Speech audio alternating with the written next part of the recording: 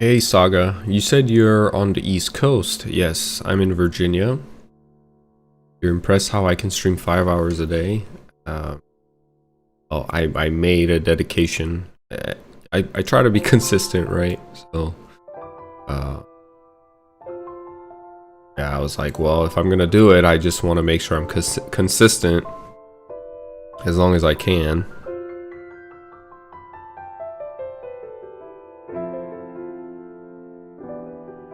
Let's see.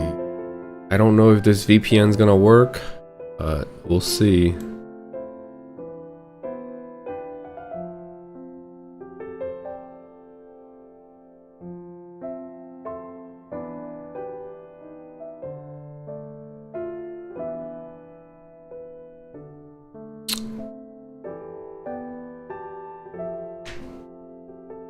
Turn the VPN on real quick.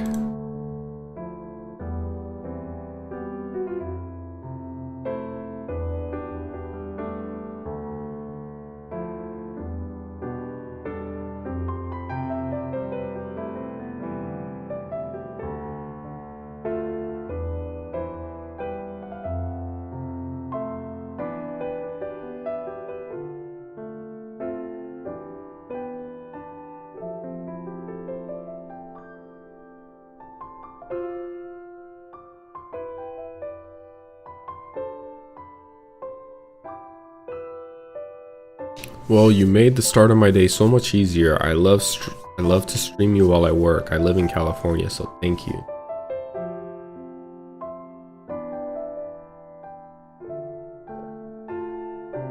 I'm glad I was able to make your morning a lot better. That makes me happy. Did I cut out, guys? I don't think I cut out, right? Is my VPN working as I stream? I think it is.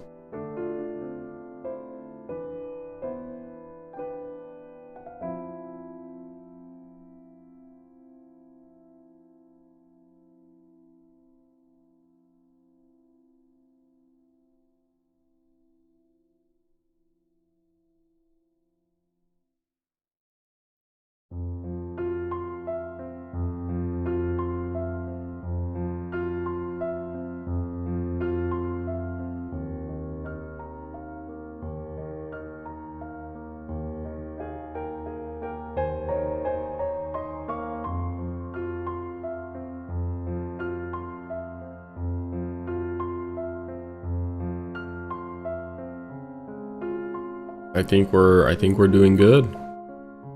I don't think I lost connection, like permanently. Does this mean I can stream? Like I can turn VPN on while I stream? That would be a huge W. Okay, I'll be right back. Give me 1 second.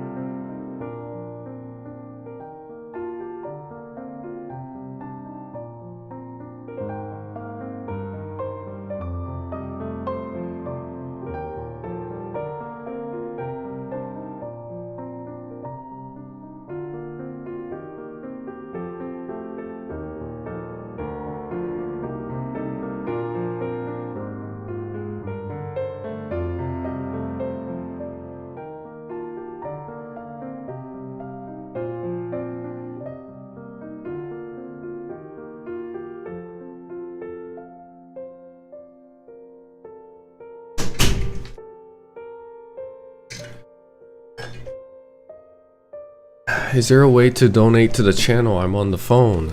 There's a support me link on in my bio that links to my Venmo. I'm not a big enough channel yet where you can send me like super chats and all that stuff.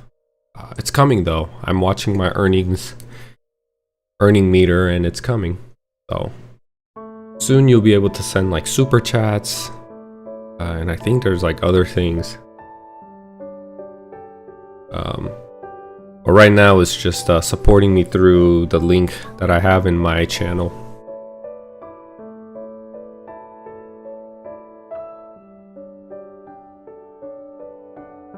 I just got me some water. I have to take care of a couple of things.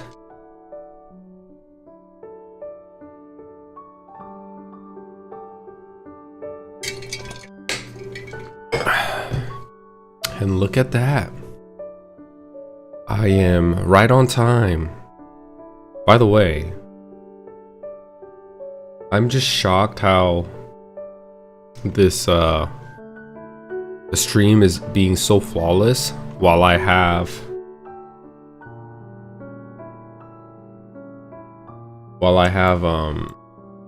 my VPN on. 새로 캠인가요? 지금 라이브 방송을 제가 어제 손을 좀 봐가지고 어젠가 그저껜가 쇼츠에서도 라이브가 나오면 채널이 발견될 확률이 높아진대요. 그래서 정말 좋은 생각이다 싶어서 쇼츠 쪽으로도 라이브 방송을 방송하고, 그리고 그냥 일반 유튜브 플랫폼에서도 방송을 하고, 그런 식으로 진행하고 있습니다.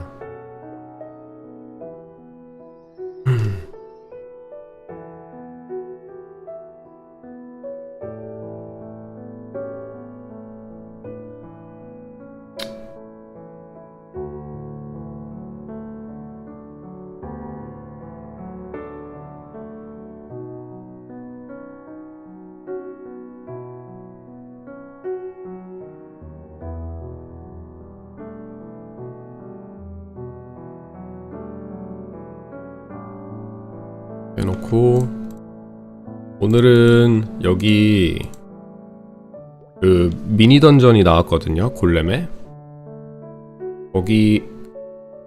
거기가 지형도 괜찮고 해가지고 오늘은 거기 가서 사냥해볼까 해요. 이런 거 다 팔아야 되거든요. 필요 없는 것.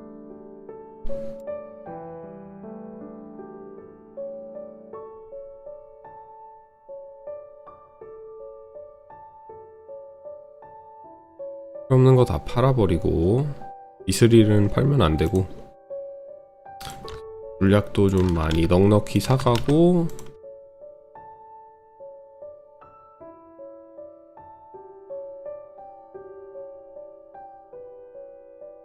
사고, VPN을 한번 써보도록 해볼게요. 어떻게 되는지.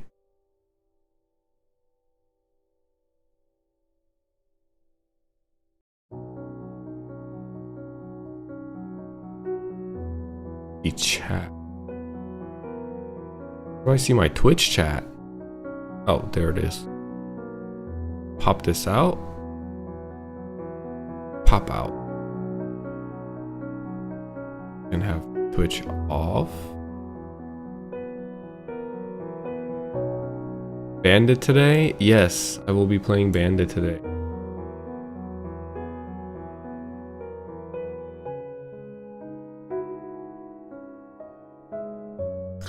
프랑크님, 아까 제가 Mr. Flingflank, I sent you a message earlier. I wanted to see if you wanted to grind with me. Hello man, this is my favorite class. I love bandits, you know.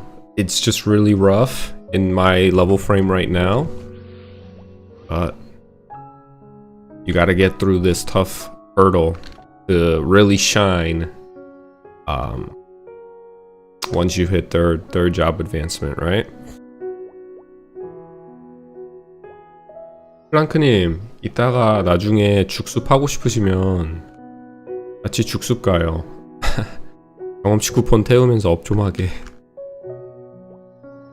그리고 지금 VPN 킨 상태로 게임을 하고 있는데 끊기지 않고 잘 되고 있거든요. 그래서 이제 VPN 문제 이슈는 고친 것 같아요. I used to not be able to change channels or go to different continents with my VPN on, but now I can. Oh, is this the Golden Forest? Oh, would you look at that? Cool. This is a cool area for archers. Oh, he's a level 70 ranger.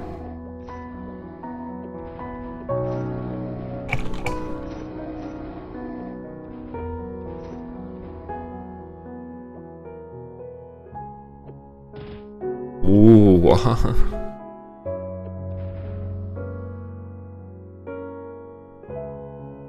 Okay, let me, my VPN's acting up.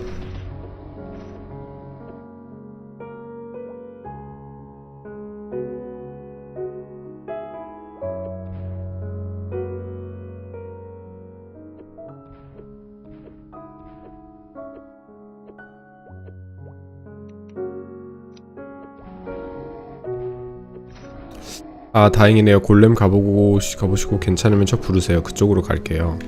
여기가 여기가 괜찮을 거예요. 아마 사냥터가. Are you going for Shadower? Oh, Saga sent me a cup of coffee. Yes, I think the channel was huge and I'm glad to be early. Thank you, Saga. Thank you so much for the support. I love coffee, so you know I will be enjoying that coffee.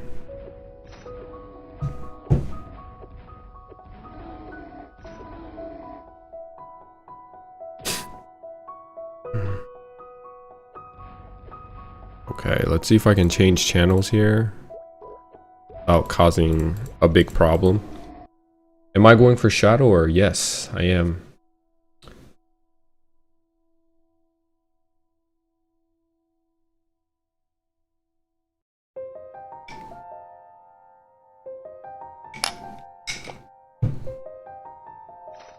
Oh my goodness. This place is popular.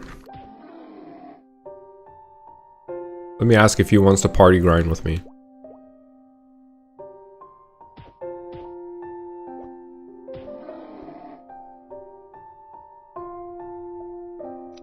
Oh yeah.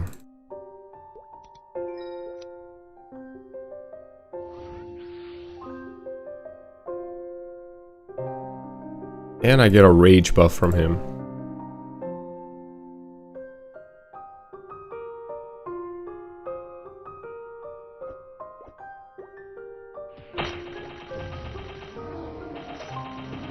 I'm surprised I'm not one-shotting these guys. Let me get my pet out.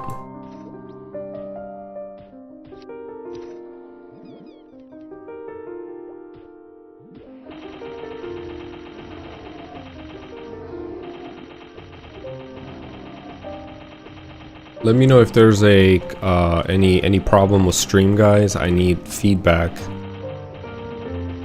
Because I don't have anyone telling me if the sound is too low, sound is too high, or if it's buffering too much. I'm turning the VPN on and off every time I switch channels or go to a different continent. And when you get a slight delay, it used to be that it would terminate my live stream altogether, but now it's not doing that. Now it's actually keeping my stream live really good.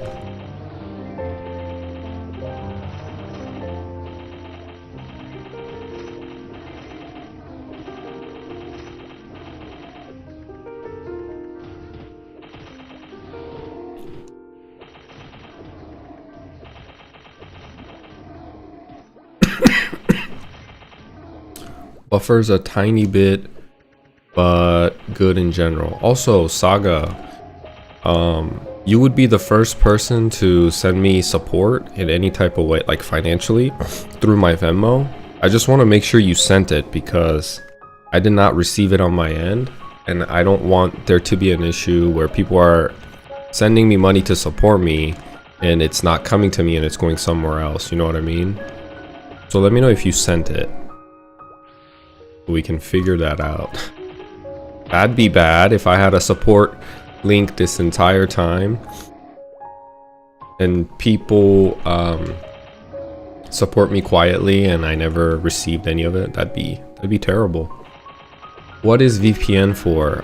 VPN, because this is a Korean server, because this is like on the Korean server side on Korean Maple Worlds, you have to have a VPN to access it. Korean I don't want to say Korean people, but Korean Nexon, is it with a plane logo on Venmo? No, it should be my face. It should be my YouTube. It should be my profile picture that's on YouTube. Oh, please don't tell me I put in a wrong link. The VPN is to connect to the Korean side Maple Worlds. So the Korean Nexon in Korea, they make it very difficult for foreigners to access their servers. Partially it's because like the Chinese botting issue that they have over there, the game's economy just gets super messed up if they don't have like stringent access requirements. Like you need to have a Korean social security number, you need to have a Korean IP address, you need to have a phone number attached to your Korean social security number. Then you have to do you know, verification through that phone number while you're logging in and register. There's just so many steps, and VPN is just one of them. So in order to play this server, I need to have all those things.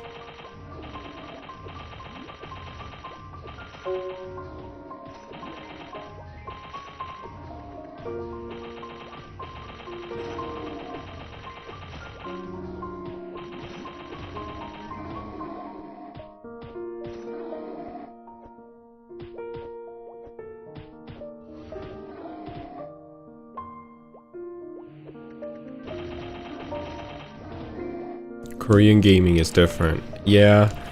And a huge issue is like they just have a, you know, they take gaming very seriously.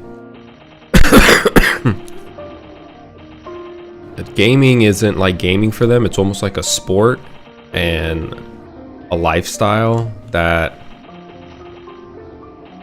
they take it very seriously, let's just say. So the Korean gaming community gets very sensitive when foreigners come, especially that don't speak Korean or that have nothing to do with the Korean identity. And mainly from what I've seen, the issue comes from like China.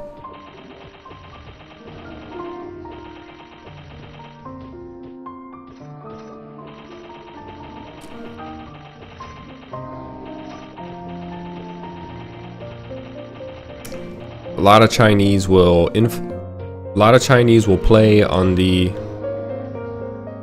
Korean server and tank their economy, and just there's so many people in China, and a lot of them are looking to, like, even the Koreans themselves are trying to make money in within the economy in the game. That's why you see a lot of priests running around collecting money.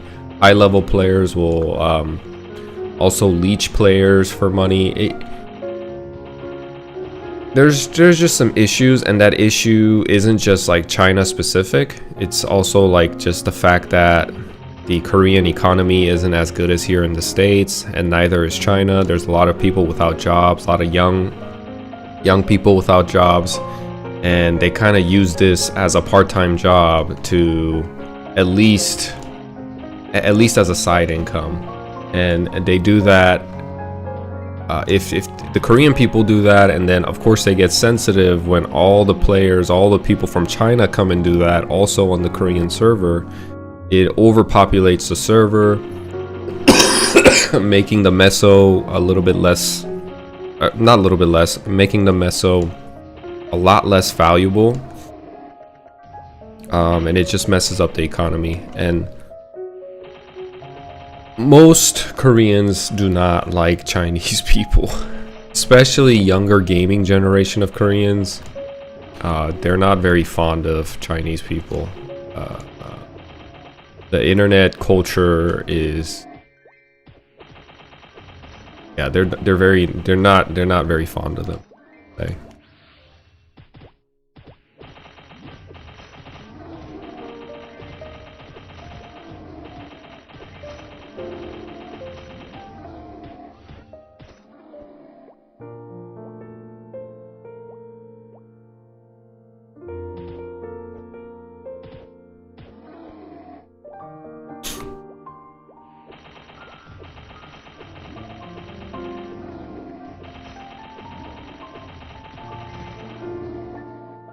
This is a lot better than solo grinding, I will tell you that. Last night, while I was running the rerun and I was editing some videos on for my YouTube video, I was solo grinding at Wolves and El Nath, Hectors and White Fangs. Man, and it was so brutal. Extremely boring. Like, it was so hard to grind alone. Because I have no multi-hitting skills, I just have Savage Blow. And although it looks cool as crap, and it's a nice skill, and I love Savage Blow, it's pretty dull after a while. Like, the tempo is the same, you know? Like, when I look at the Crusader, he's a fighter actually, below me, he has final attack, which there's like a different rhythm and tempo to his attack. There's a different flow, right? It changes up, it's dynamic. With Savage Blow, there's no final attack, so it's like da da da da da da da da da da da. It's like on this beat, and it doesn't change from that. So if every time I have to kill White Fangs or Hectors, and White Fangs took 3 hits to kill, I have to sit there and spend the same amount of time per White Fang, single hitting ability, in the same tempo and rhythm, and it was very predictable. Kind of gets boring after a while. The only thing that gets me going is just waiting till I'm 70 until I get Assaulter. That will spice up a lot. That will spice up the class a lot. It's gonna give me extra mobility. It's gonna make me more fancy. I'm also looking towards level 60, because at level 60 I'll also get a new weapon. I plan on getting the level 60 dagger, and then probably doing 100% scrolls on it. It'll be a huge boost in damage. And then I'll probably use that level 70 until probably level 60 until level 70. Do another 100% scroll on it. And then I'll try to get a really nice level 80 dagger, or try to scroll it myself. That's kind of the plan right now. I love the aesthetics of the level 80 dagger. I think it's one of the coolest daggers.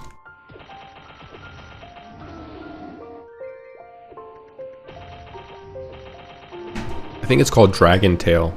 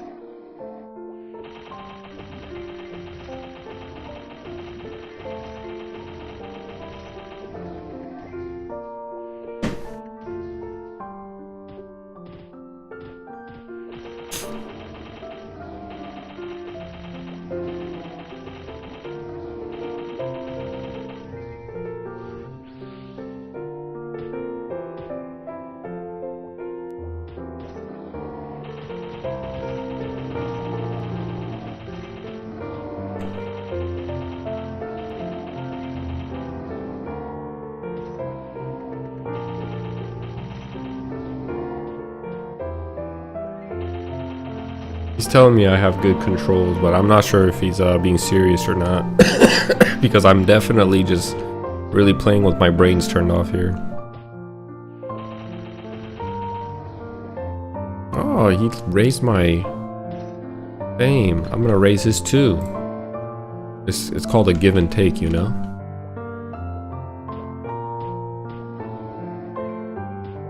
He said before midnight hits, might as well use his fame. Reach.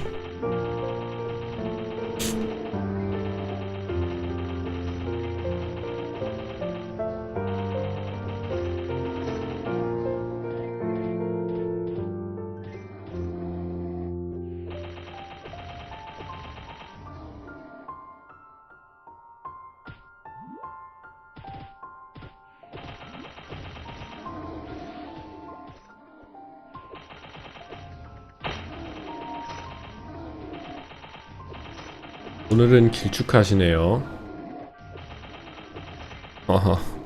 아마 쇼츠에서 라이브를 키신 것 같은데 쇼츠 말고 제 채널로 오시면 옆으로 나오는 라이브도 있어요.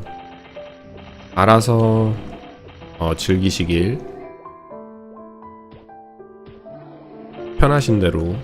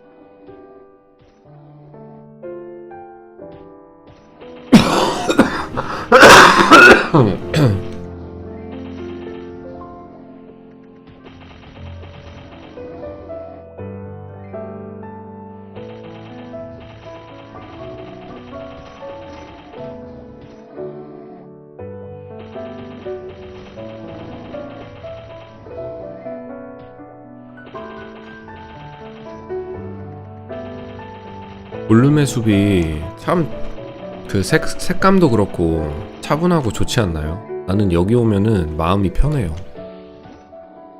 그 느릿느릿해서 그런지 몬스터가 마음이 굉장히 편합니다. 여기 오면. 어제 오르비스하고 엘라스는 뭔가 너무 밝아서 눈도 아프고 피곤한데 여기는 색감도 이제 뉴트럴한 게 너무 밝지도 않고 뭔가 뒤에 배경을 보시면 나무들이 많이 보이잖아요. 어느 나만의 공간에 숲? 어두운 숲 안에 숨어가지고 사냥하는 느낌?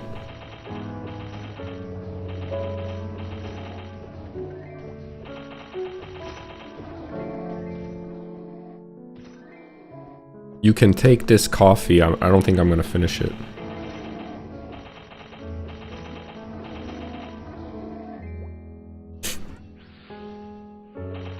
골렘 치는 맛이 메이플 고트다.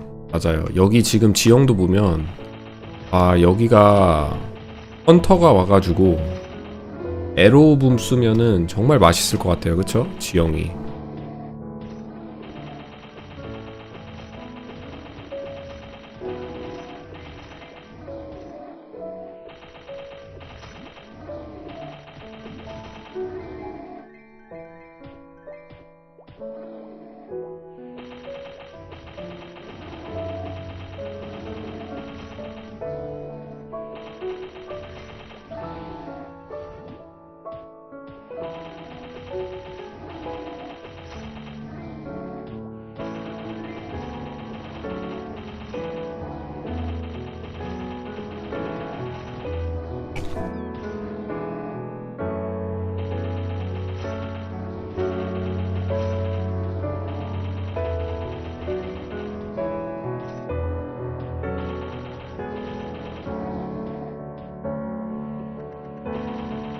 여기가 밧줄이 없어서 굉장히 좋은 것 같아요.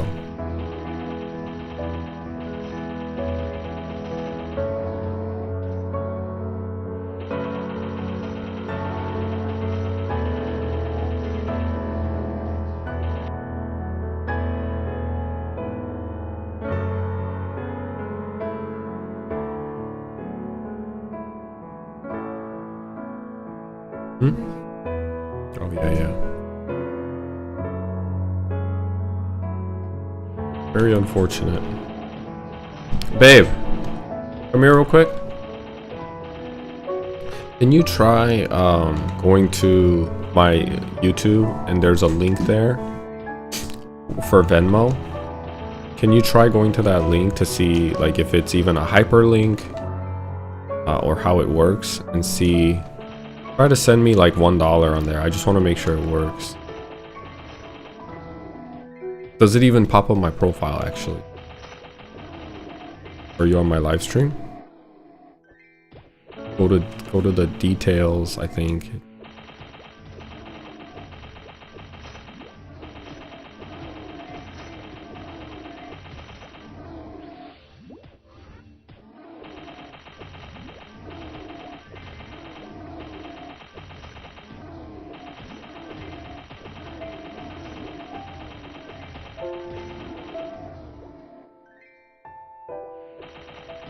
It's not a hyperlink? Oh, I gotta make it into a hyperlink. He said he sent it again. You sent it again? Okay, let me see. I wanna make sure. Oh, I did get it. Yeah, my first donation. Thank you, Wes. His name is Wes. Wes Jiang. Thank you, man. I sent it to Jonathan Hendon. Yeah, I gotta make it into a hyperlink. That's confusing as all heck.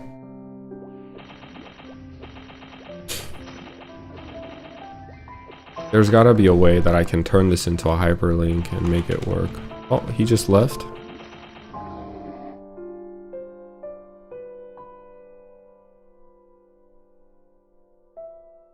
Oh, I think he DC'd. Maybe give people a heads up on spelling Jonathan. Well, my actual name is spelled like this. And when I look at the Venmo, my Venmo tag is at... This is my Venmo tag. But I don't know. It's weird. I think the best solution is to just create a hyperlink, and I have to figure that out. But I really appreciate the support, man. Thank you. Thank you so much.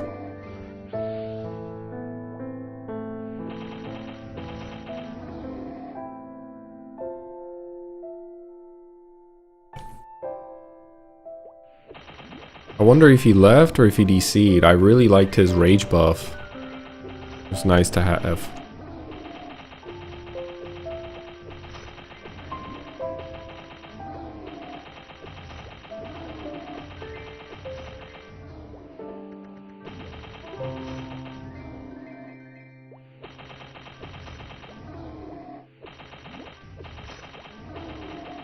Agree with the hyperlink. Yeah, it's essential. Dang, I didn't know you lived in California. I'm low-key jealous right now. What part of California do you live in? I mean, also, everywhere is really beautiful. I used to, Oh, thank you, Wes. When I was in the military, I was taking my training up in Monterey, and it was near San Francisco. It was a little south of San Francisco, the Monterey Bay, the Monterey Beach area. There's a Defense Language Institution there, DLI, and I spent a good chunk of my career there.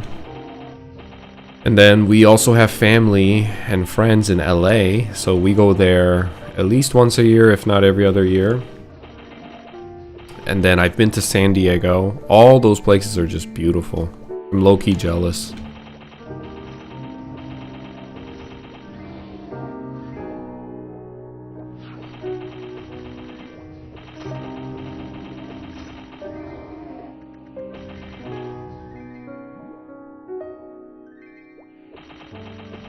Oh, he just left. I don't think he DC'd, he just left.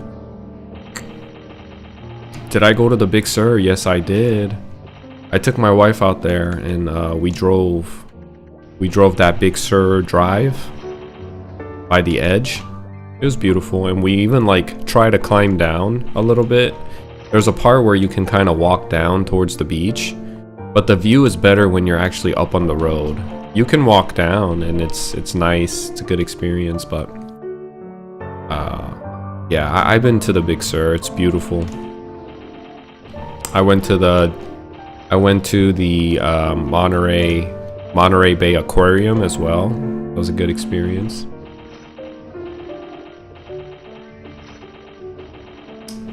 It's not as warm since it's rainy season, but it's green, and that must be beautiful.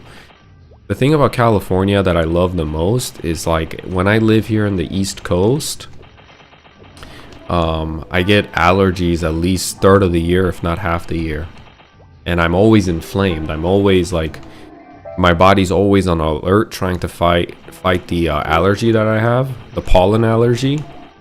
But none of that exists in California. Like when I go to California, I can actually breathe through both of my nose, and my body doesn't feel so inflamed. I think I was meant to live in California. Once I get rich, maybe I'll take my family out there. It's too expensive out there, man.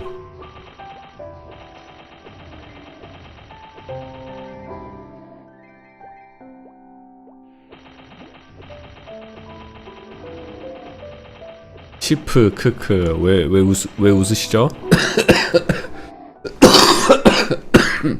아부구님도 시프 아니신가요? 후배를 보고 이제 기원을 넣어줘야지. 열심히 하라는. 웃으시면 어떡하십니까? You agree with the allergies. You're from Connecticut. Oh, you're from the East Coast too. And now it's so much better. I believe you, man. I'm very jealous of that. 웃음 나오는 직업이 있다. 아, 접으셨다. 왜 접으셨어요? 치프가 얼마나 좋은데, 재밌고. 그냥 별 생각 없이 하면 재밌어요. 좀 질리긴 하지만 3차까지는 지금이 제일 고비이긴 하지만 그냥 눈 감고 아무 생각 없이 하다 보면 금세 70 됩니다.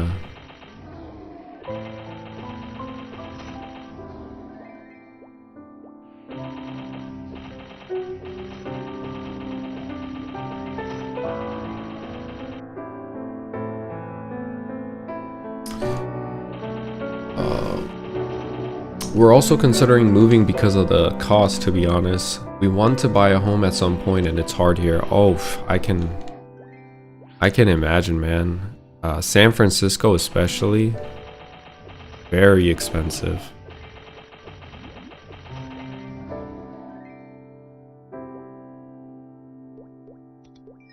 But I think Connecticut will be expensive too. I don't know how you feel about Florida. Maybe Florida's one of those states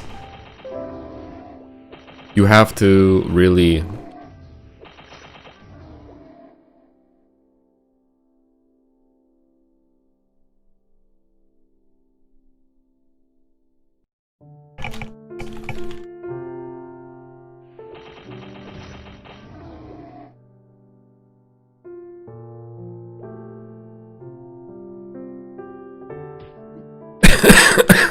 you really have to 템이라도 보내드린다고요? 진짜요? 어떤 템? 사부구님. But when it comes to Florida, as I was saying, you really have to kind of go there and live for a certain amount of time before you decide. Or, you know, I love Florida. I think Florida's great. It's like a little brother of California, although it's very humid and it can get very hot. their real estate prices are going down by a lot. There's really nice homes by Tampa, Florida, and I love Tampa. Tampa is so beautiful. Tampa and Sarasota. But there's homes not too far away from those big cities where the property prices for really nice homes are only going for like 400 to 500,000. I mean, for 400 to 500,000 in San Francisco, you're probably buying a shed. So it's just a huge upgrade if you wanted to go to Florida. I tried to take my family there, but my wife wasn't having it. We have too much family here in Virginia, and it would be. She says it's because she doesn't like the Florida weather, but I guarantee you, if I try to take her anywhere else, she'll have second thoughts too and come up with a different reason. I've only been to Miami. It's nice, very culture. But maybe not Miami because I felt flashy and pretty humid.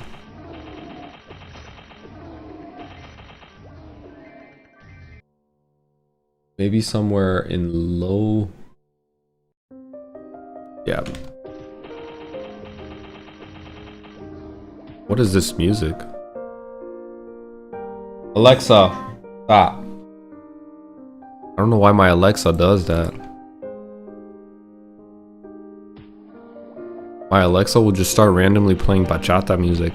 I don't want to dance right now.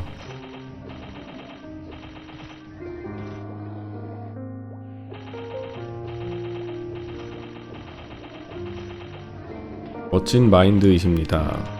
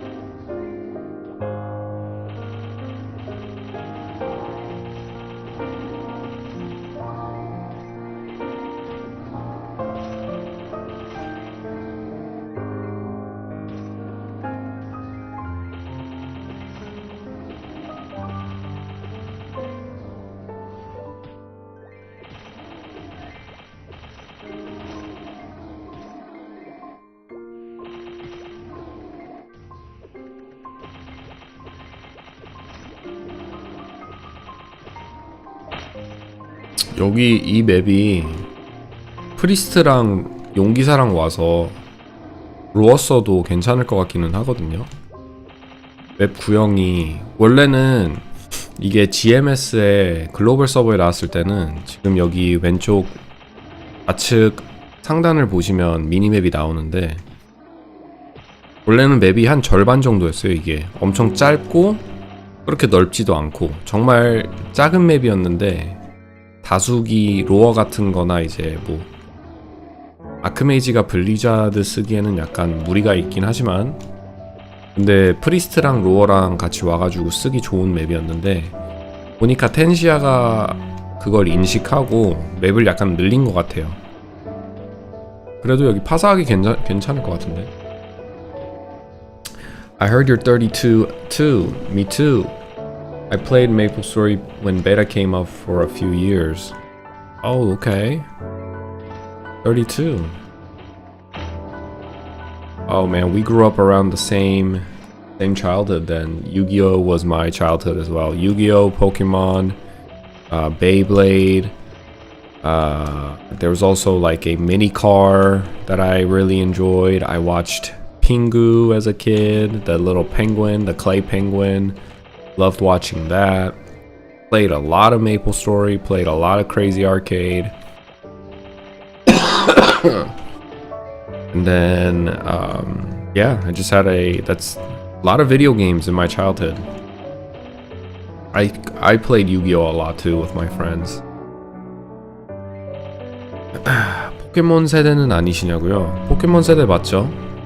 포켓몬도 엄청 많이 했죠. 게임보이에서 포켓몬도 많이 하고. I used to like have a Game Boy Advanced and I would play Pokemon. Pokemon Yellow, Pokemon. The biggest one that I really played a lot was Pokemon Sapphire. There was Pokemon Ruby and Pokemon Sapphire, and all of my friends, majority of them would get Ruby, but I always got this. I got the Pokemon Sapphire. I was always like choosing things I was, I don't know, like off meta. And I'm pretty sure there was more people that got Pokemon Ruby than Sapphire. And I beat that game so many times.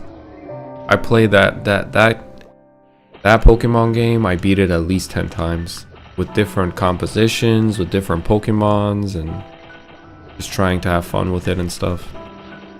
I still remember.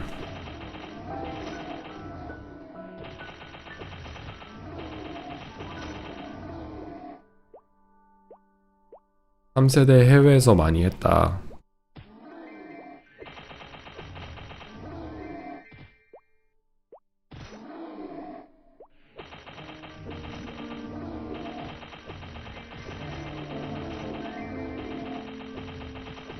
Can I reach? Oh, I can't reach. I'm too short.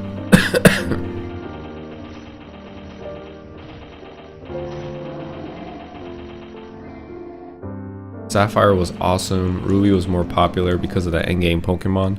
I think so. I think people liked what's his name? I know the Sapphire Pokemon, the whale, was Kyogre, I believe, and then Ryudon. I think the red salamander looking thing was Rhydon or something like that. But a lot of my friends went with the red because it just looked cooler, and the blue kind of felt feminine, I guess. And a lot of my friends just wanted to be like, oh yeah, he's so cool, he has big claws and a mean face. And Kyogre was kind of like pretty for a Pokemon. He just looks like a big rayfish. Are you one of those with $1 million Pokemon card collection? Oh heck no.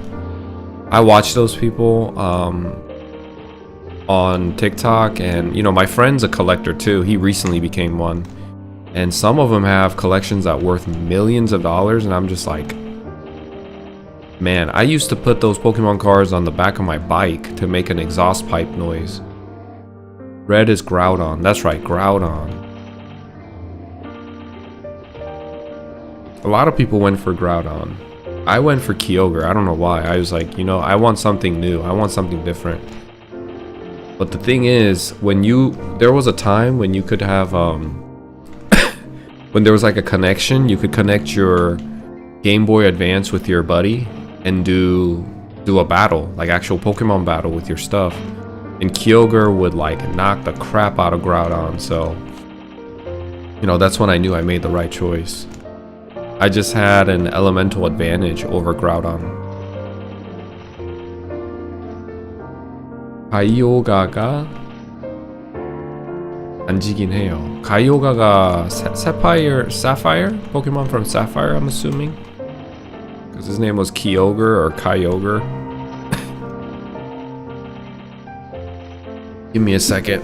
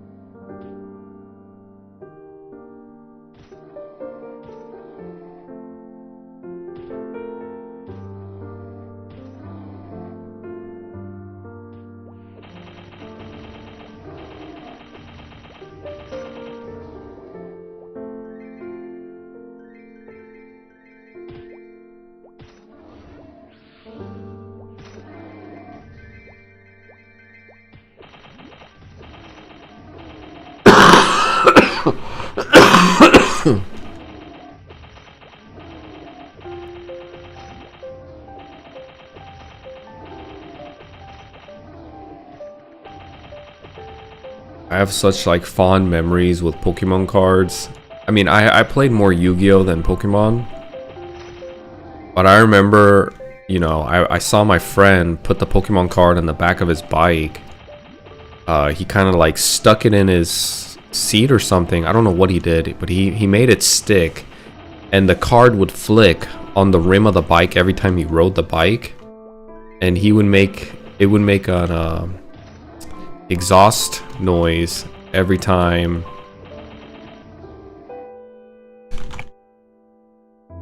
It would make an exhaust noise every time he would speed up. I wish I could show that video. It was so funny.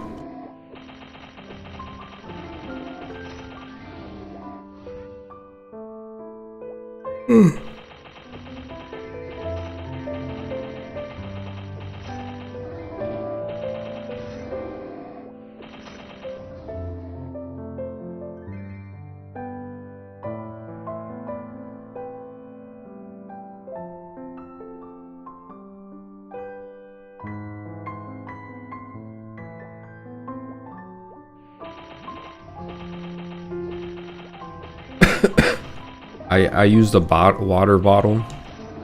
Yeah, people use different things. Kids use different things to make that noise, and it sounds like you had a super loud exhaust on your bike.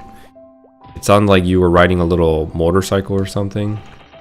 You don't remember? Oh man, someone's got to show Saga. It was so funny. It was so funny to, like, looking back, it was so funny, but at the time I thought it was so cool, so I would try to copy that. And for some reason, mine wouldn't be as loud as like these other kids. I don't know how they did it. Maybe they did it with like a fresh card, but after a while your card kind of gets worn out and it starts being flappy and it doesn't make a lot of noise. But it's super impressive when you do it the first time, and it actually sounds like a loud ass exhaust, and it's obnoxious as all hell. Little kids driving around or riding around in the neighborhood thinking they got like a like a motorcycle or something.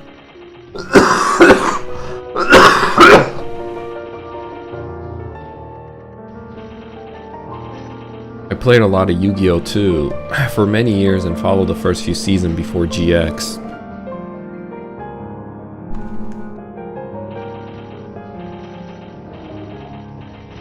I played Yu-Gi-Oh for a while as well. Yu-Gi-Oh was... Pokemon was just kind of collecting. I don't think me and my buddies, we ever played with Pokemon cards. But we did play with like Yu-Gi-Oh cards, I remember. Good memories, man. Like, good memories. Those are memories that are just super fun. Super fun to have and think about.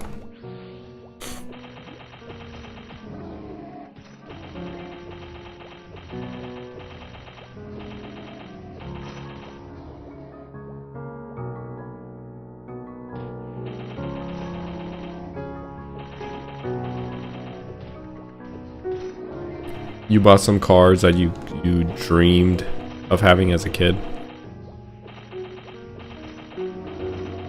I don't know too much about TGC, trading card games, but I know there's a huge interest and economy surrounding it. Like, I know some people, like it's gone to a point, they said, in the last 5 years or so, that it's gone so bad that kids can't even find a pack of Pokemon cards in anywhere, because as soon as they release, you have like, they're called scalpers, scalping up everything for an investment value.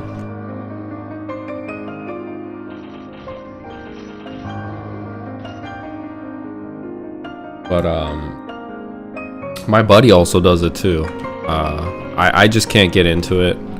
I tried. When League of Legends cards first came out, I was like, okay, maybe I can try those. Maybe there's some, you know, just like how it was for Charizard and all the OG cards.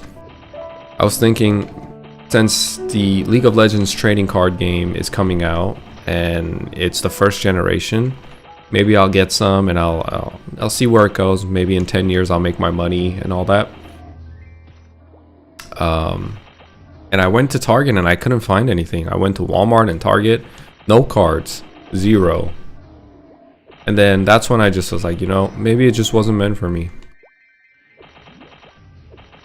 I still remember the starter boxes with red eyes, blue eyes, and dark magician. Oh yeah, dude. I would always go for the dark magician.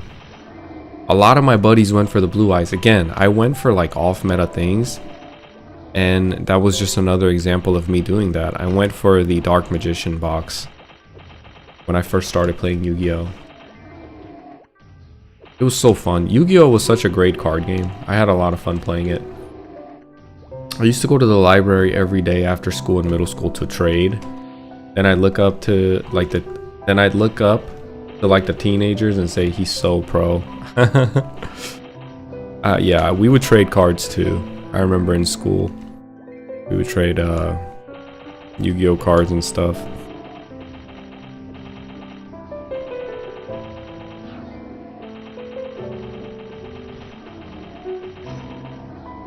You know, those are the memories that I have in the States. But in Korea, you know what we did in Korea? We traded little pieces of papers. It's called 종이학, I believe. And it's just literally just piece of paper, like a 2x2, very small, like a small square paper. And you would stack them up, and you would use your hands to clap to send out an air wave and to flip it over, and you would take your opponent's papers. It was just literally paper. There was nothing special about it. But you would have a stack of fat papers, and you would just come to school, and you would battle your buddies and see who can take the most paper. There was that. There was also like these molded jelly type of figurines of Pokemons. Some of them were shiny, some of them, you know, I remember I had a shiny Pikachu. It was like glitter in the there was like glitter in the jelly or the mold, and and you would like smack each other's molds, and if you can flip it over, essentially you would win it. And I remember I cried one time because my cousin and I were playing, and he flipped over one of my favorite Pokemons, and he took it, and I started crying. I told my mom what happened, and I forgot what happened, what the resolution came to be. I don't think I got that back, but that's another fun memory that I have in my childhood. What's another fun thing we did in Korea? When I went to Korean elementary school, we also there's other things that the kids would collect. And it was just so silly. Can't really think of anything else, but I'm sure there was more. We had these like $10 mini cars.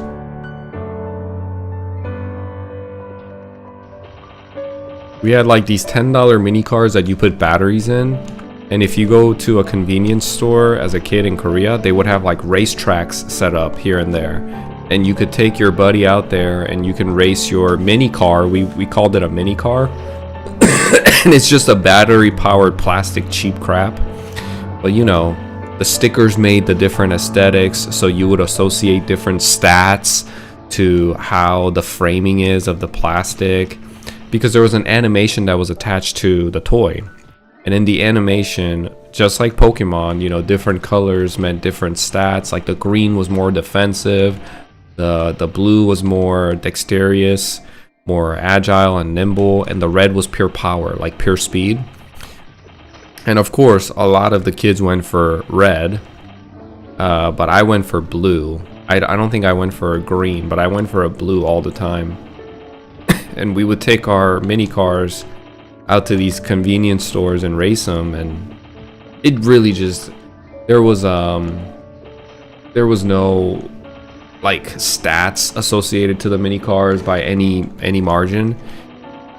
Some tracks, it really was up to the track and how much battery you had left in your battery. If you had a fresh set of batteries in your mini car, that thing was gonna rip and it was gonna go super fast. Now if you had like maybe a battery that was only 50% charged, it's not gonna rip as hard. So that was always fun. And the tracks, you know, some tracks were like all rigid and broken, so Depending on what track you put your mini car in, you're gonna win or lose. Beyblades, another thing, right? Beyblades was the same thing. 3 different colors, 3 different main attributes. And a lot of kids played with Beyblades. I played with Beyblades too. Well, it wasn't an RC car, because RC car is a remote control car. These cars just had a button, like a little switch that you would turn on, and the wheels would start like ripping really fast. And it was just powered by like 2 or 4 AA batteries. And you just put that in and you carry that around everywhere, and you know, all it does is go forward, so you have to put it in a track or else it's just gonna hit the wall or something. But late at night when we can't go outside, what we would do is we would just race it from one end of the room to the other end. So that's how we would also play with it too.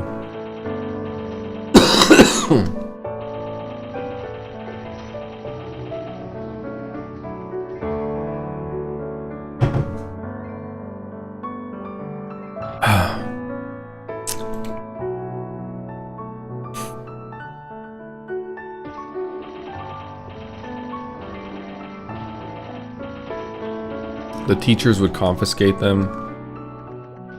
Yeah, they did not like when you bring toys to school. There's so many silly things that as children we attached value to, and I'm sure there's more in the back of my memory somewhere, but I'm trying to dig it up, but I can't remember.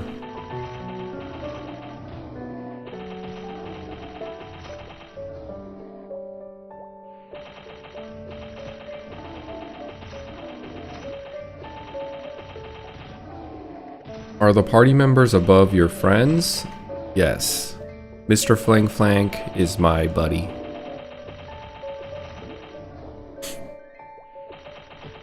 RD카는 나스카에 가깝고 미니카는 F1에 가까움. 맞아요. 미니카는 약간 트랙에서 그냥 빙글빙글 도는? 근데 어떤 트랙은 정말 잘 돼 있는 곳은 막 이렇게 돌아가는 것도 있어요. 한 바퀴 뺑글 도는 거. 근데 그런 건 약간 위험의 요소가 있죠. 라이추님 안녕하세요. 오랜만이에요. 10% 환생하셨네요. 부캐 키우고 있습니다. 심심해서. 용기사는 아직 하고 있고, 용기사가 아마 라이추님 마지막에 보셨을 때 100대 초반이었을 것 같은데 벌써 113, 114 정도 돼가고 있어요. 근데 심심할 때마다 조니파더 10% 와가지고 그냥 방송하면서 하고 있습니다. 시간 때우는 겸.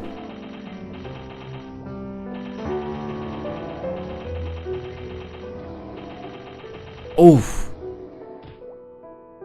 my hip flexor's been hurting lately. I don't know what I did to my hip flexors, but every time I lift my leg up, it's like it like strains. Like little things with my body that aches that I've never experienced before in my life as I'm getting older. What's up? Yo, Johnny TV, what's up? Any idea when Classic Maple will come out? I think Classic Maple will come out either the spring or summer of this year. I know that's very vague, but I don't have, you know, I don't have much information that's new. One of my viewers did say they anticipate it coming out during the anniversary, which is May 11th. And I think it would make a lot of sense for it to come out on that day, because it's right around summer break for kids to enjoy. But if they want to release it sooner, maybe during summer break, or sorry, spring break. Keep new sub, keep us posted. Thank you for the subscribe, and thank you for the kind words.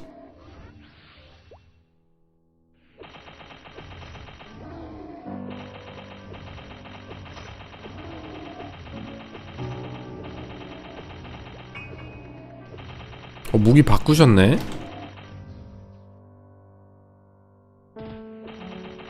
백 찍으셨나?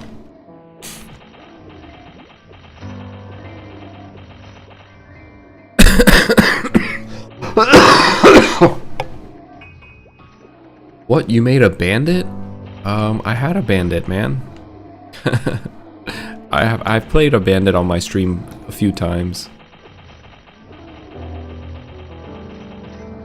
근데 이 프리스트의 무기를 보면 프리스트랑 어울리지 않게, 뭐 프리스트의 무기는 아니고 마법사의 무기인데, 프리스트가 해골 위주로 무기를 끼니까 뭔가 어울리지가 않네요. 그쵸? 프리스트 하면 약간 힐러? 서포터식인데, 서포터의 그 이미지인데, 플랑크님은 레이든 스태프부터 시작해서 케이그, 이제는 다이몬드의 완드까지 다 해골 위주로 코디를 하셨네요. Savage Blow is just the coolest sounding skill in the game. I have to agree. 어둠의 힐러. So I was telling my buddy here, Fling Flank, that, you know, it's not, as a cleric, he's wearing a lot of like dark themed clothing, but also all his weapons since I've known him has always been like skull related. He wore I remember when Flank wore Raiden staff, a level 75 staff, which has a huge skull on it. And then he wore Kage or Kaige, I don't know how to pronounce it in English. But that's another staff with a giant bone head, like a skull on the top of the staff. And now he's wearing a diamond wand, which has another skull on the wand. Kind of funny. As a cleric, you would think he would wear like something more, like less resembling death. It looks like a fire poison mage.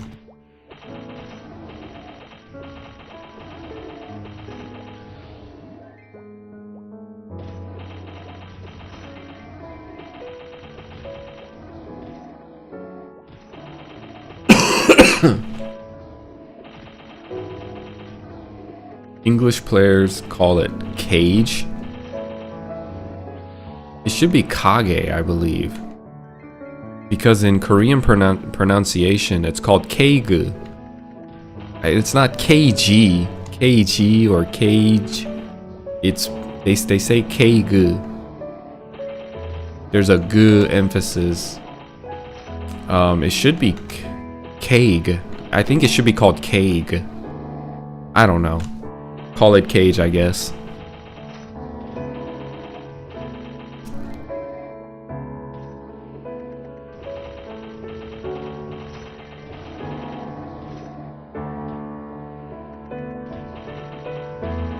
Taro spears dropped them like crazy back in the day, did they? I think you're talking beyond my times. I don't remember farming at Taro spears. That sounds terrible, actually. Unless you had to. You know, they're actually terrible with the HP to EXP ratio. Wow, you're live streaming in 2 different ways. That's neat. Yeah, I figured it out. I just kind of looked into it and someone told me that, or I watched a short clip saying that it's beneficial to stream both on the shorts feed and on the regular YouTube feed. And I looked into it yesterday, I studied a little bit, and now I'm able to stream both ways. While I'm also streaming to Twitch, mind you. I'm doing 3-way stream now.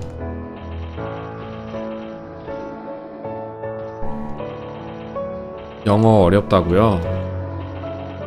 한국말로 대화를 거시면 제가 한국말로 답변을 드립니다. 근데 영어는 너무 쉬우면 배우는 게 없으니까 좀 어려워야 배울 수 있겠죠? 귀에 익잖아요? 영어를 계속 들으다 보면은 도움이 되는 게, 귀에 익으면 익을수록 그게 내가 모르는 사이, 그러니까 나는 그 순간 느끼지 못해도 시간이 지날수록 계속 영어를 듣게 되면은 언어들도 귀에 더 익고 더 잘 들리고 그럴 거예요 아마. Why would they ban for that weapon? That seems excessive. And they threatened to ban players who abused it. I farmed just one for my mage and thankfully they didn't ban. That does seem pretty excessive. I don't remember this this time.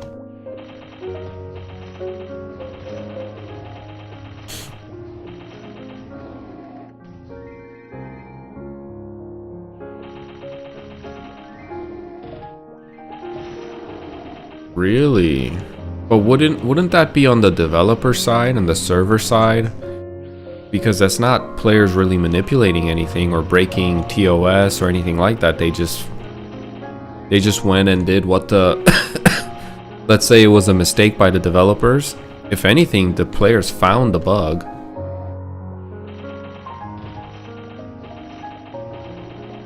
That's weird.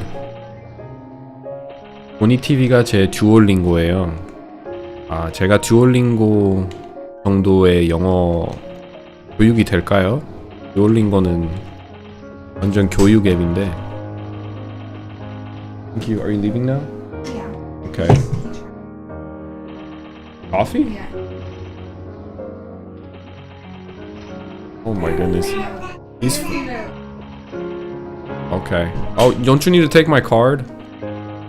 Don't you need to take my card?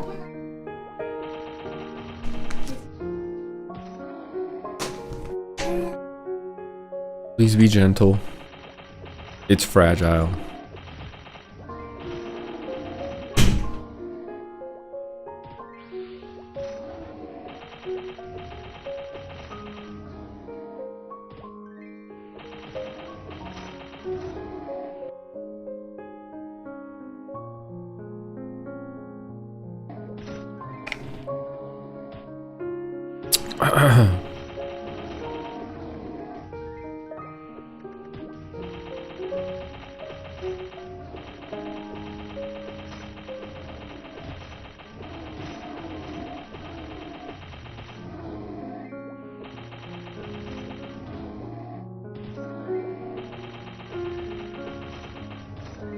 That's a pretty I did not know about that bug, but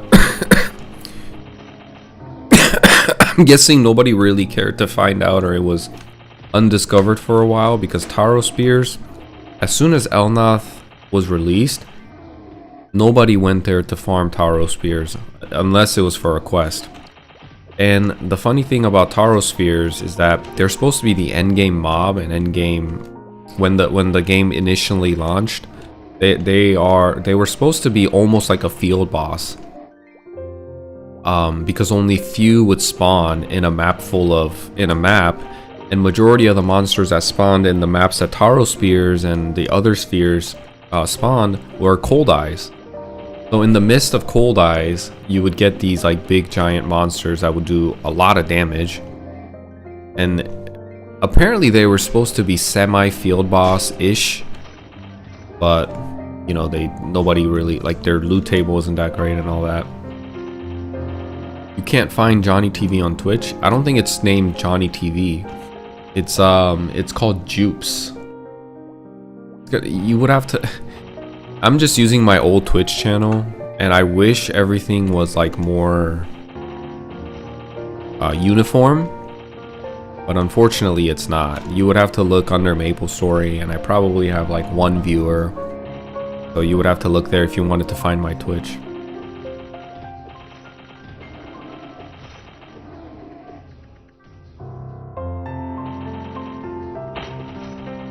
Yeah, people went to Drake's. I remember people went to Drake's to farm. They killed a lot of like those Drakes, and what else did they killed a lot of cargos too. I remember cargos and cold eyes. But Taro Spheres, not really. Not much. And as soon as Elnath released, you know, it was done for. Nobody went to that area unless they're farming for Junior Balrog. It's the only time.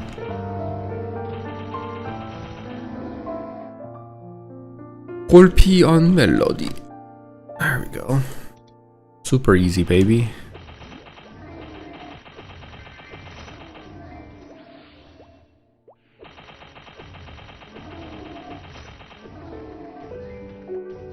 Yeah, they were. They were so overtuned, having a range ability that does tons of damage and absurd speed.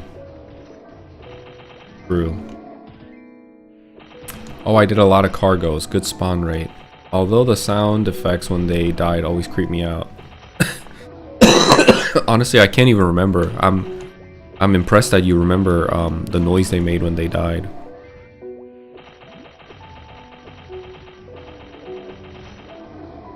I love sliding through El Nath and farming Yetis, and moving up and getting to meet the new scary mobs. Oh, like the Lycans, like the white werewolves and the werewolves and stuff.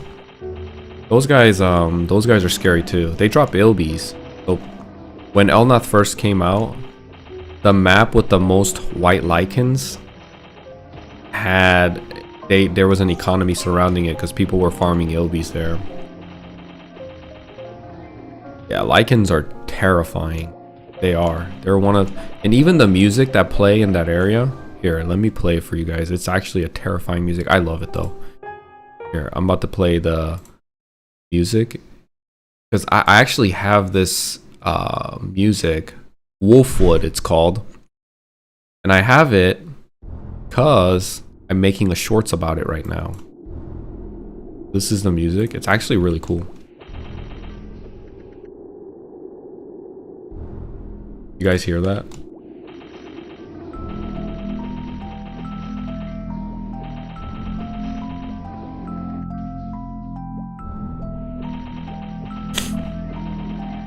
You add some cool bass to this. Douche, douche, douche, douche, douche, douche, douche, douche, douche, douche, douche, douche. It would be a hard ass EDM music. Like you go to a rave, people like, let's say there's like an EDM styled rave or whatever, and they played like all these Maplestory background musics with some nice like, solid beat in the background with nice bass. That would be dope. My voice probably cover the entire music, but I get hyped listening to this. Like the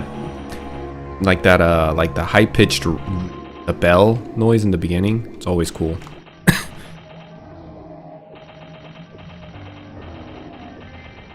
It's really scary background music though, like terrifying.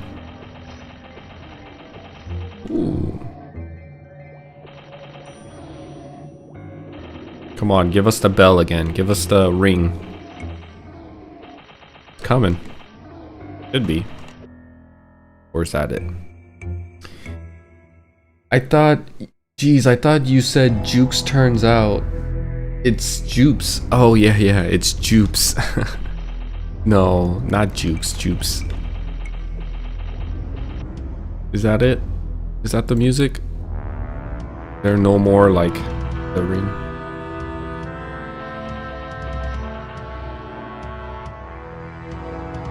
It's really cool that they put in like a wolf howl into the beat. That's always cool too, right? Like it's a cool integration.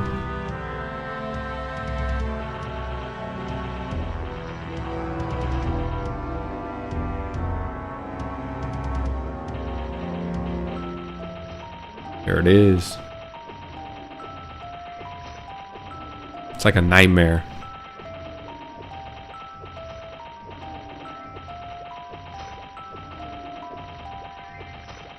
Tell me why it just fits pretty well with Savage Blow sound effect as well. That was cool. I like listening to that. That was really cool. I vividly remember my first time trying to go through that area. My buddy was a fighter, so he could get past him easily. While I was like, hold up, bro. Their range attacks could hit through invis, right? Yes, it can.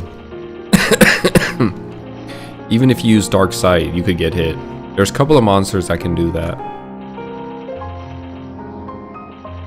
As long as you don't aggro them, you're fine. But if your buddy that's a fighter hit them and now he's mad and he's trying to hit the fighter, you can get the second hit blow, like second effect of your buddy's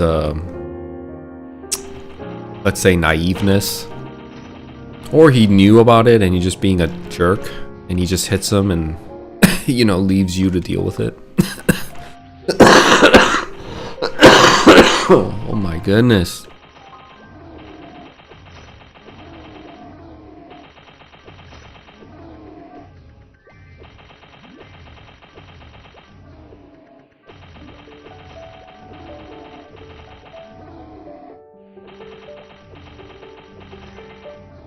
You don't blame him, it was your first time. Of course not. I would find that extremely funny.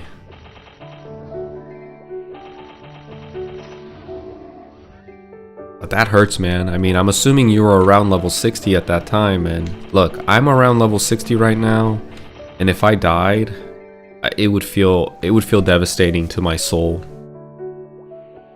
I just feel like between level 50 to 70, GMS got by through this level bandwidth through Llama's party quest, but outside of that, you know, people usually solo grind. But here in KMS, we don't have Llama's party quest, and it's especially hard from 50 to 60 if you're playing a melee character. Nobody wants you in a party because, you know, they'd rather take an assassin or a bowman that can mob a lot faster than you. But once I hit about 60, I think I shouldn't have any issues finding parties. But right now, even if I applied, like if I apply to 10 parties saying, hey, I'm a level 56 bandit, can I join? People are just gonna ignore me. So it's just better for me to spend my time here and grind until 60, then try to look for a party while I'm broadcasting. Especially while I'm broadcasting, I don't want to sit there and look for a party for 30-40 minutes doing absolutely nothing.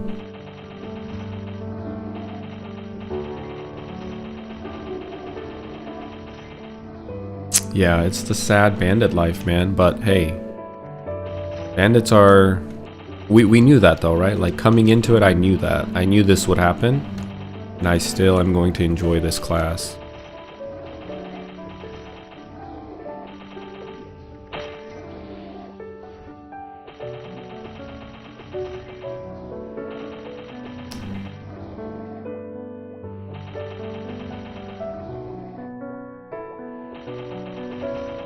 But this training ground is really nice.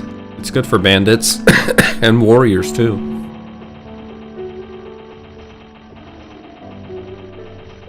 Makes the training a little bit more bearable.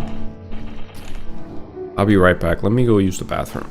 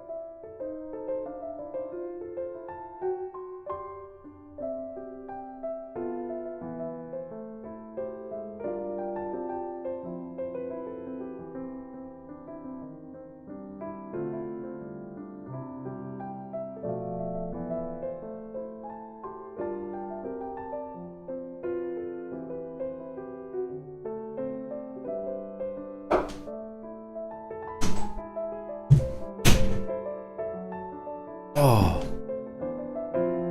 I might play Bandit when Classic comes out. It will be very good, no doubt. Bandits, most people play Bandits looking forward to being a shadower. I don't think I could have played Bandit if I was looking forward to enjoying the class when I reach Shadower. That's too long of a wait for me, and I don't know if I would have made it.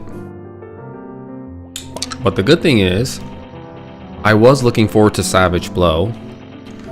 And Savage Blow was really fun for about 10 levels. So when I hit around 50 and I mastered Savage Blow and the damage just kind of capped out, it kind of started to get boring. But initially when I started playing Bandit, I was looking forward to learning Assaulter the most. I'm a huge Assaulter fanboy. I think the skill is so cool. And there's a lot of ways you can manipulate Assaulter into your gameplay that isn't just about like stunning enemies and getting behind them. It's also a great mobility skill too. Assaulter doesn't get the acknowledgement that it deserves.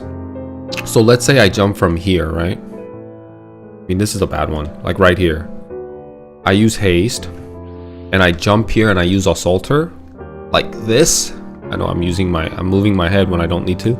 But I jump and use Assaulter from like right there in the perfect time. It's like very similar to Assassins in a way that you can manipulate in-game physics to arrive at where you want. So if I would have jumped here and used Assaulter at the right time, it would actually land me in this platform up here. And things like that, you can really, I think it's a great way to highlight the class identity. No other class has skills like that where you can essentially teleport above multiple platforms. You have the mages, but they're very structured, right? Like you can't use teleport diagonally. You can only use teleport up, down, left, and right. It's like essentially a cross on the X and Y axis. But with Assaulter, it's more of like you have the X axis with the Assaulter, and then you have it more like it's like a curve, like it's like a bell curve in line with the game physics that allows you to kind of use it diagonally. So I could jump from like I said, I could jump from here, and as long as I time my Assaulter right, depending on when I use Assaulter in my mid jump, just like the bell curve that I talked about, it would either land me up here or land me down here. And once you learn that in-game physics and the manipulation of that in-game physics and how Assaulter works, it gets really fun. So I'm looking forward to Assaulter because it's gonna make me more nimble. It's gonna be more flashy. I'm not just using Savage Blow the entire time. And it's gonna allow me to like really manipulate that game. It's gonna open up the gameplay of manipulating the physics, where it will open up, it will broaden my enjoyability for the character. 마인탕님 어서오세요. 블루 아이번이요. 오늘은 블루 아이번을 가고 싶기는 한데 언제쯤 갈까요, 마인탕님? 가고 싶기는 한데 일단 레벨업을 하고 싶기는 하거든요, 시프. Very cool. I love that AoE ability Shadower has too. The sound it makes and the animation and everything. No clue about the damage if it's good or not. There were some unique spots, I think, thanks to having Assaulter, where they could train well. Yep.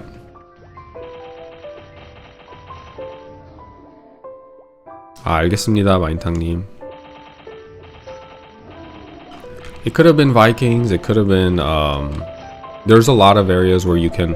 Here in KMS, there's party training spots as a bandit, as a chief master.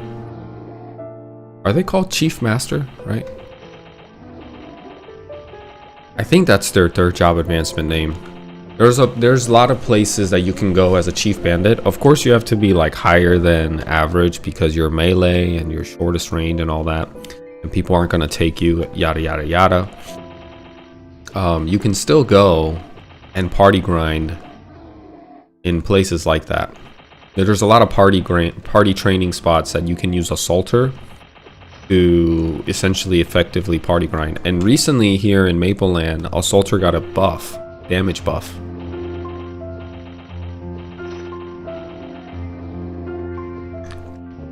글로벌 메이플은 밴딧이구나. 글로벌 메이플 시프가 밴딧입니다.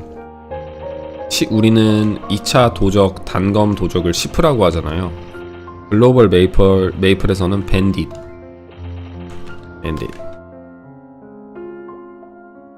How do you think the current Maplestory strayed away? I guess I'm asking, why don't you play current MS?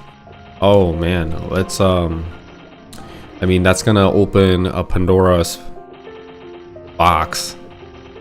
Actually, not a Pandora's box, a jukebox of me talking about why I don't like the current Maplestory. Well, you know, let's start first with, there's many things, but I guess the most important thing is that it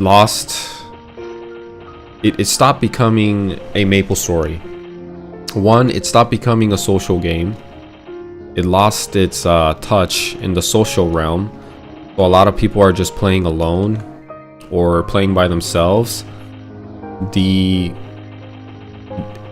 feels, the world feels very small and instance-based because you can teleport everywhere, and it takes away that feeling of a grand open world like old school Maplestory had, where you had to take its like continental ships and wait 10 to 15 minutes to get across to a different continent.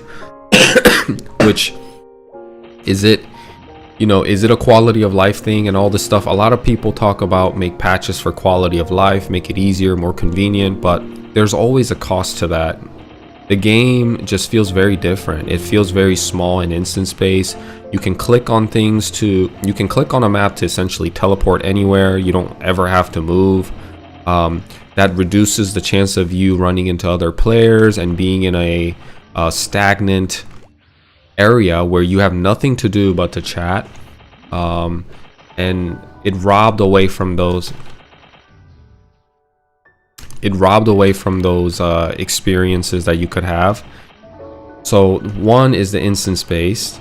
Two is the identity crisis, where all classes just feel very similar and the same. Everybody can do like everything. They just have different graphic designs, but everybody's doing basically the game has gone to a point where it has incentivized solo and single play, that if they try to make any class distinguishable or into a support class, they're just not going to play that class, because people just play solo Maplestory, right? People don't party up and go into raids, or people don't look for other party members and party compositions to make up each other's weaknesses and differences. It's essentially you just play a character that can do everything. And why have a party buff like Rage from a Crusader when you have an Onyx apple that gives 10 times more the attack speed? And if a Crusader comes and use Rages as a party buff, it's gonna wipe out the Onyx apple, right? So that's another issue. There's a huge identity crisis with the game, and everybody being able to do everything. The game is way too flashy.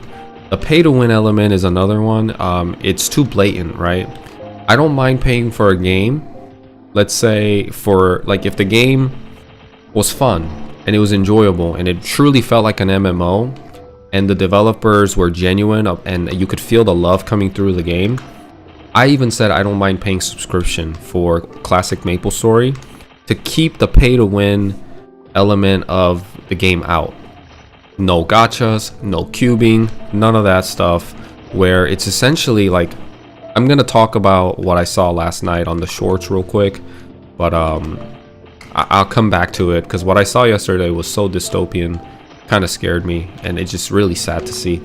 But keeping the pay to win element out, the current Maplestory, the pay to win element is so big and so blatant that I almost feel insulted by Nexon when I play retail Maplestory. You're telling me you want me to spend hundreds of dollars essentially gambling for a good stat or for a best item? There's no grind element. The metric to progression has stopped being investment in time, and it has strictly become like investment of your wallet. And some people may not understand that and see that, and clearly they do, or they don't care. But for me, and I think a lot of people that reminisce about old school Maplestory and the classic Maplestory, they don't like the idea of you coming blatantly for my wallet. We enjoyed the the innocence of old school Maplestory and the socializing aspect of old school Maplestory, and the flaws that the game had, that the community came together and made up using party compositions or whatever. But another, so that's two, right? It's like or that's three maybe, the blatant pay to win element that they don't hide it anymore. The fourth would be I had it. The fourth reason why I don't like current Maplestory is that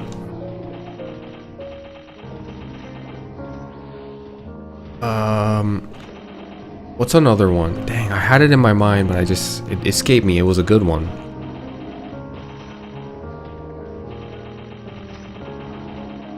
Oh, the game has become a chore. So when I log into Mapleland right now, or old school Maplestory, there was nothing in the game telling you to look here, look here. You need to pay attention here because this is an important daily. You need to complete your weekly. You need to complete your daily. Oh yeah, and this is the boss that you need to do like twice a day. Make sure to get the best, I don't know, crafting material or whatever it is. It just became a chore. What if I don't want to do that? What if I just want to log into a game and I want to chat with my friends, or I just want to go to a training ground like this and mindlessly grind? Why are they giving us like unnecessary things to do in the game when it didn't have to be? Like, I know the answer to that. They just want, you know, it's all about money to them, and they want you to log in and they want you to feel the urgency and the need, and they want you to feel FOMO, fear of missing out. And they want you to continue to log back in every day, even if it's just for a chore, because they want to create that feeling of missing out. And honestly, it feels like a chore every time I log in. There's so many dailies, there's so many crafting materials, there's so many things to worry about, and the game is just so convoluted with extra things that I don't care about. Another thing is I log into, you know, you're just gonna get me going when you have me speak about current Maplestory on and why it's essentially a different game and why I don't enjoy that game. And another thing is that when you log into current Maplestory now, give me a second. Hello?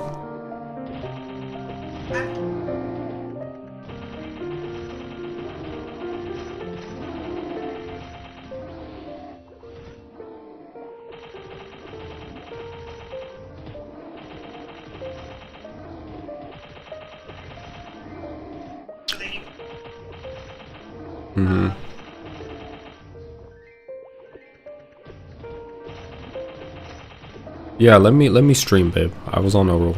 Okay. Love you. You can send me a picture. I'll look at it later.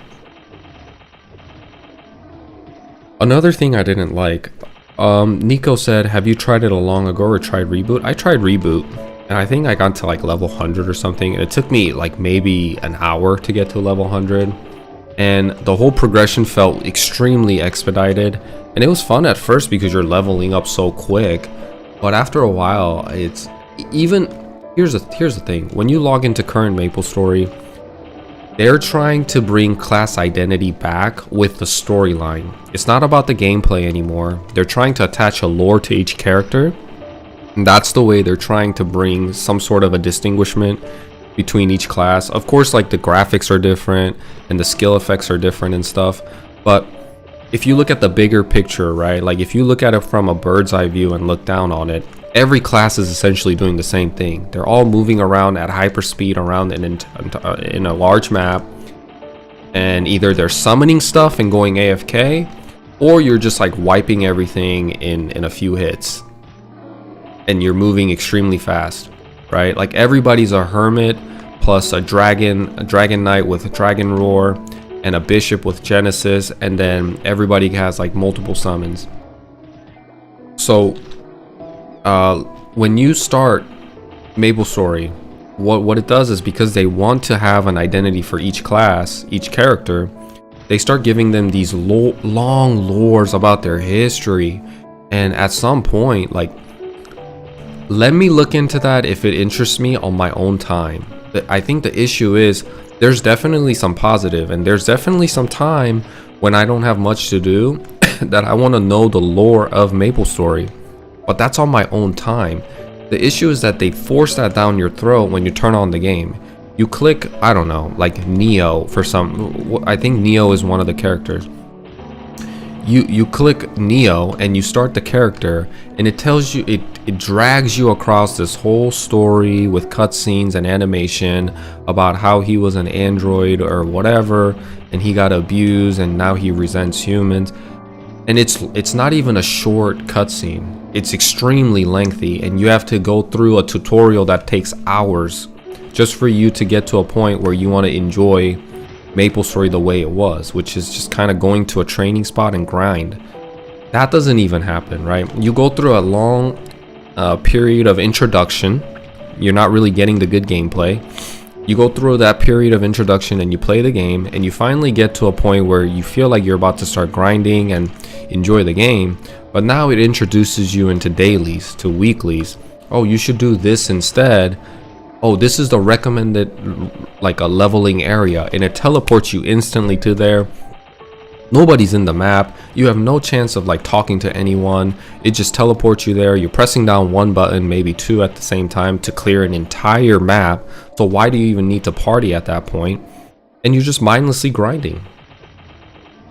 And it was extremely, you know, I have this feeling when I play current Maplestory, like, why am I playing this game? A lot of times I get that feeling a lot. Whereas compared to old school Maplestory, sure, you can get that feeling here and there, but it's minimized because it's a video game. At the end of the day, your subconscious is always going to tell you, oh, you could be doing something more, you could be doing something better with your time, whatever. And that's like subjective experience to the individual, but I'm sure some people think about that more than others. But the thing about old school Maplestory, why it was somewhat bearable when you had those thoughts, is it's a socializing game. So the core of old school Maplestory and its existence and identity is that you log into a game and you socialize first. They prioritize socializing, then came the grinding aspect and the gameplay afterwards. There's so many people that played Maplestory back in the day just for the pure reason of socializing. The reason why you guys are coming into my chat right now and chatting with me is because you want to experience that aspect of humanity, of talking to a stranger that's playing a game that you like and getting to know them and talking to them. And if the game was active right now, classic Maplestory, you guys would be in the game and doing exactly what you guys are doing right now with me. Why is Mr. Flank here at level 99 helping me grind? It's because we don't really recognize it at the face value. It's something that we really have to sit down and analyze.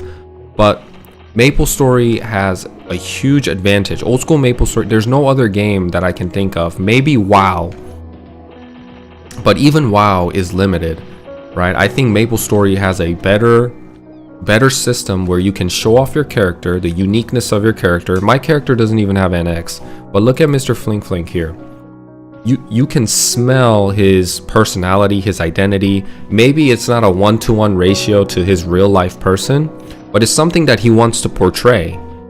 And Maplestory has a huge platform. It's a huge platform where you can customize your character the way you want to. You can be a funny troll, you can be a really cool looking guy, whatever you want to be, and then you take that identity and you get it. The game has a platform, an opportunity, and lots of space where you can meet with strangers and start talking with strangers and becoming friends with strangers. You can't do that in current Maplestory. You're dressing up your character for what? For your own personal enjoyment, so you can look at your character.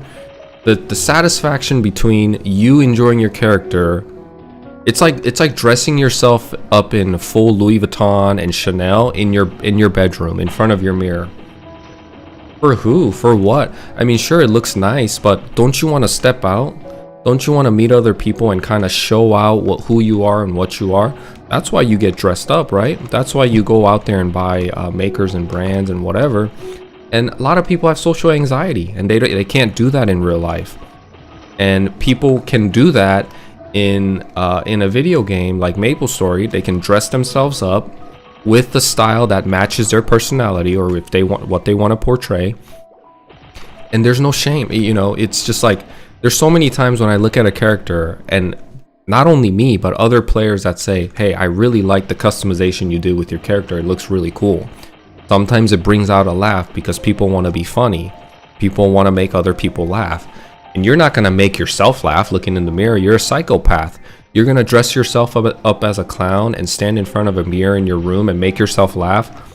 That's what current Maplestory is. There's no social aspect. There's nothing about it that just has this like a sense of humanity to it. It honestly feels a lot like a blatant game design and a system that's going for the player's wallet, and they don't care about the player experience and the socializing aspect of the game. They just want to make sure you're spending, even if the player base drops and shrinks, they want to hyper focus on the whales that have nothing to do but to spend money in a video game. And you know, I guess they don't do like deep thoughts like we do, and they just don't care. They want to spend money in a video game, and they want to become the strongest. They want to look the coolest for themselves. And I think that's what's going on with current Maplestory, is like they're hyper focusing and trying to narrow down the player base that spends a lot of money, and making sure the contents are released based around them. And in a business, from a business standpoint, I understand why they're doing it, but from a Maplestory fanboy standpoint, you know, there's nothing about that's Maplestory.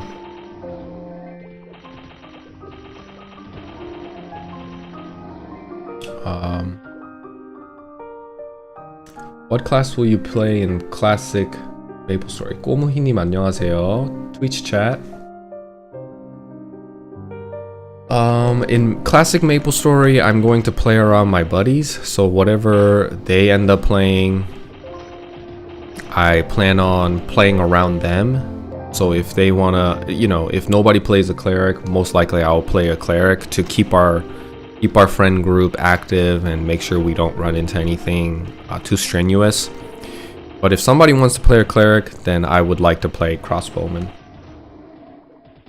I started playing on Maple Worlds Old School, and it's super fun. Love how kind the community is. Already a level 32 cleric, super happy. Modern Maple, I tried playing it, but it's so overwhelming. Exactly, I had to read a 40-page Google Docs guide on how to build a bishop. Gremlin, hey, what's up, Gremlin? That's what I'm saying. And especially for people that are new, right, that are just joining Maplestory, if you push them towards modern Maplestory, a lot of them are just going to get super overwhelmed. Me, as a Maplestory veteran that stepped away from that plays modern Maplestory here and there just to see what things have changed, maybe every couple of years, even for me it's super overwhelming. That game needs a huge overhaul, in my opinion. It's just, you're really just, they have gotten to a point where they're hyper focusing on the small player base that's been playing the game for years, and they have nothing to do but to spend money because, I don't know, they're rich in real life or whatever, and that's their prerogative. And they hyper focused on them, and the game has become the way it is now. Do you think players from Scania 15 years ago were cooler than Windia players? I have no idea.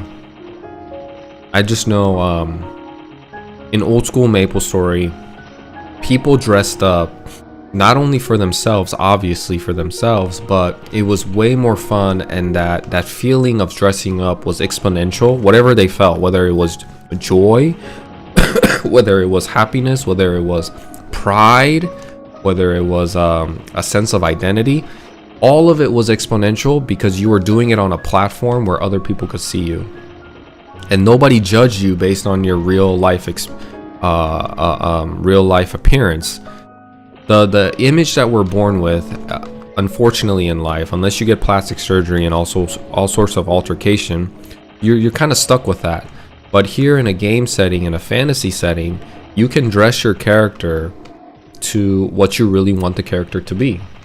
And And that feeling, it's like almost having a new identity, and the social anxiety kind of goes away, and you're able to socialize with other people like real life humans, talking about simple things, right?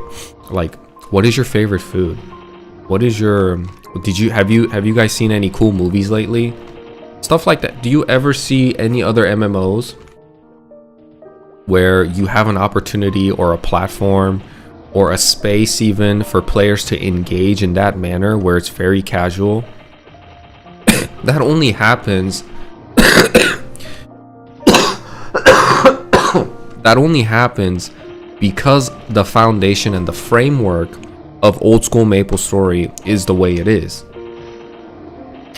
You can't have that when, you know, when back in 2000s, mid 2000s, when old school Maplestory was first released, you had the loud minority, and we as a community who were new to the gaming industry, like when the gaming industry was pretty new, we thought we wanted things, but we didn't know how bad it would be for us. A lot of people complained about, just make the traveling, make the make everything instantaneous travel. Why do we have to wait for a ship? Why do we have to party grind? Just give us consumables. How come archers can't attack, jump and attack? How come bishops don't have flash jump? How come warriors are so slow? We started complaining and making a lot of noise about that stuff without understanding, that's very one-dimensional way of thinking. And I think a lot of people maybe did understand, but it was always a small minority that was always the loudest in the community, complaining about the game, talking about how the game isn't fair for warriors, it's so hard to grind for warriors. Then don't play a warrior, right? Like, if you're seeking for a gameplay that's more fast and nimble and agile, I recommend you play a hermit. Warrior's identity was never meant to be super flashy, fast, hyper jumping everywhere and clearing an entire mob. That was never their identity, but unfortunately the game, current Maplestory, ended up where it's at because partially it's the community's fault and the developers trying to develop the game, meeting the player base's demand and their wants, also trying to make money out of the game. So I think Big Bang was the good last patch when they introduced Horse Job. I think cubes is what killed it. Cubes were terrible. Everyone had to wear Stormcaster gloves and face stompers. So toxic. I definitely noticed a huge change in personalities of people. Also, the white scrolls ruined it too. White scrolls were, for me, I like how it is now. 10%, 60%, 100%. Keep it simple. Why don't you play Idle? It's fun. I quit on Big Bang Patch. I was furious. Idle? I think Idle's worse than current Maplestory. I don't know if you play Idle. I don't mean to offend you, but it's very blatant that Idle Maplestory that released on mobile is going straight for your wallet. Like, you can't progress in the game, or you can't progress in the game unless you spend hundreds of hours farming at the same spot just to go to the next level, or you can spend $10 in the video game and you're instantaneously on the next few levels. Like, it's flawlessly, like, you can just beat it immediately, like, very easily. I don't like that game design. I don't like that philosophy.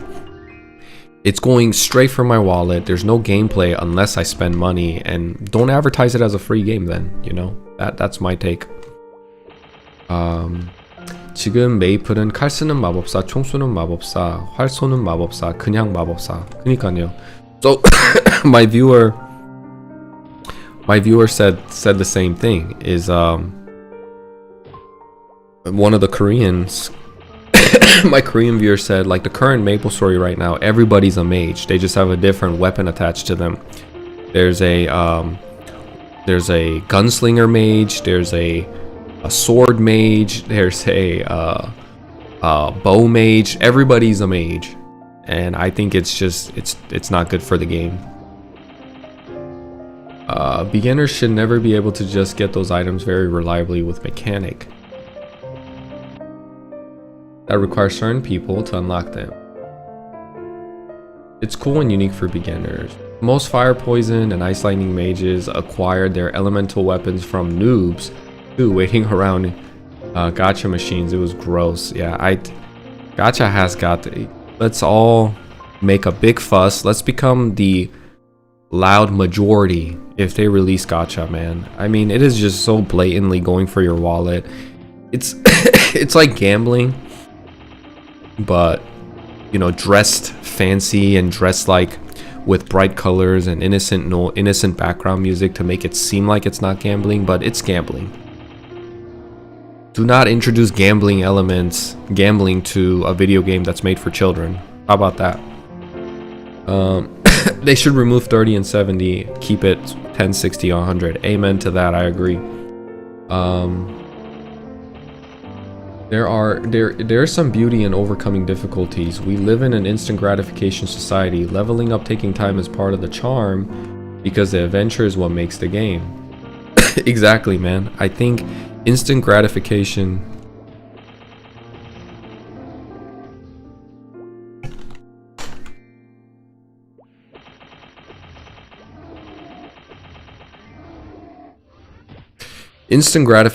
just takes away.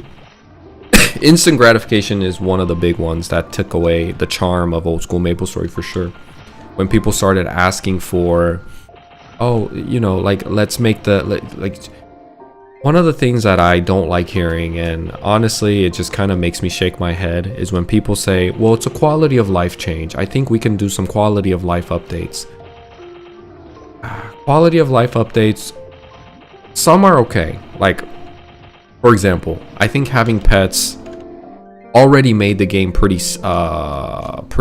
passive, but I think it's a good thing to have pets that pick up items for you and eat your potions for you. So because the game does require you to grind for hours on end just to level up, and to take away the need for you to be actively stressed or actively focusing on making sure you're not dying and picking up items, I think that was a good quality of life change. Now, instant teleportation around maps, I don't like that quality of life. I think it's better to go around the world that the developers and the illustrators and the artists created, so you can get the full experience of the game. And not only that, when you don't have teleportation, you have chance and opportunity to run into other people.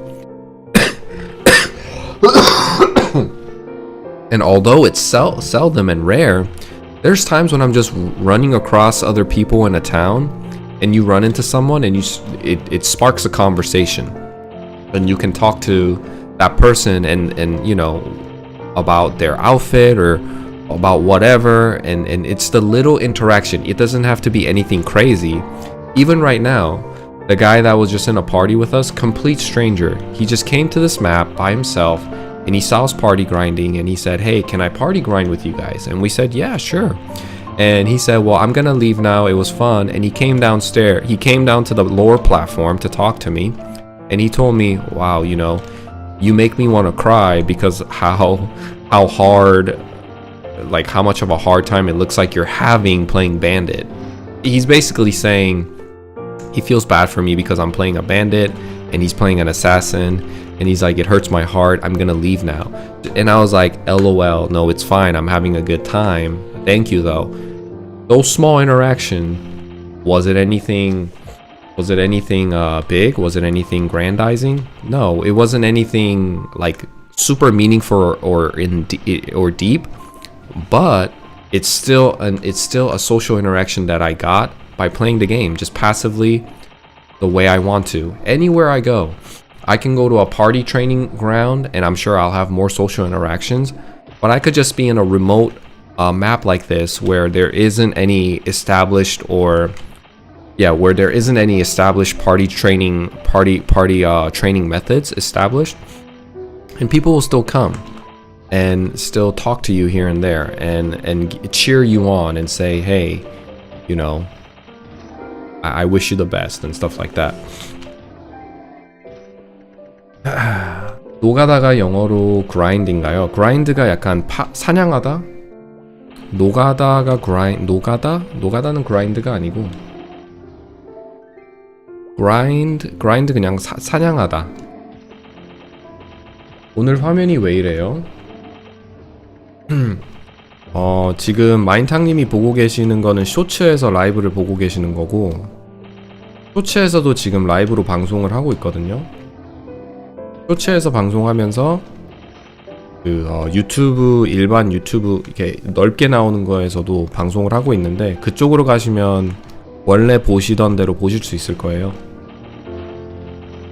Hey, I missed what you said. What class will you play in Classic Maplestory? In Classic Maplestory, I will play, I'm gonna play with a bunch of friends, like maybe 10 people or so, hopefully more. And I want to play around, because these guys are gonna be new to Maplestory. I want to make sure that they have a good time, and I want to play that part. I want to play that role of making sure, like if nobody plays a cleric, then I'll play a cleric for us. And having a cleric, if you remember, in the early stages of the game, Looty Party Quest, and even just training and having Holy Symbol later on in the game, having a cleric makes or breaks the game, especially in your friend group. If everybody's playing a bowman, assassin, bandit, warrior, and you don't have a cleric, you can get by, and maybe we can find a cleric in the game, or other players, maybe a viewer will be a cleric. But I wanna play something that elevates the experience of my friends, because I'm gonna get the secondhand joy watching my friends have fun, and the longer they play the game, the better for me, because for me the game's gonna be, pretty much the same, except for the differences obviously Classic Maplestory is gonna bring. Everything's gonna be pretty mundane and the same, but I'm gonna enjoy the game through my friends, watching them enjoy the game that I love, and watching them fall in love with the game that I love. That's what's fun. So if nobody plays a cleric, then I will unfortunately have to play a cleric. If I get the choice, if I see that nobody's playing a crossbowman and somebody else is playing a cleric too, then I really want to try out the crossbowman. I always found it so weird when people had that class elitism in game. Like, bro, you can't be this disconnected. I hope Nexon does it right to bring the nostalgia childhood game back. Me too.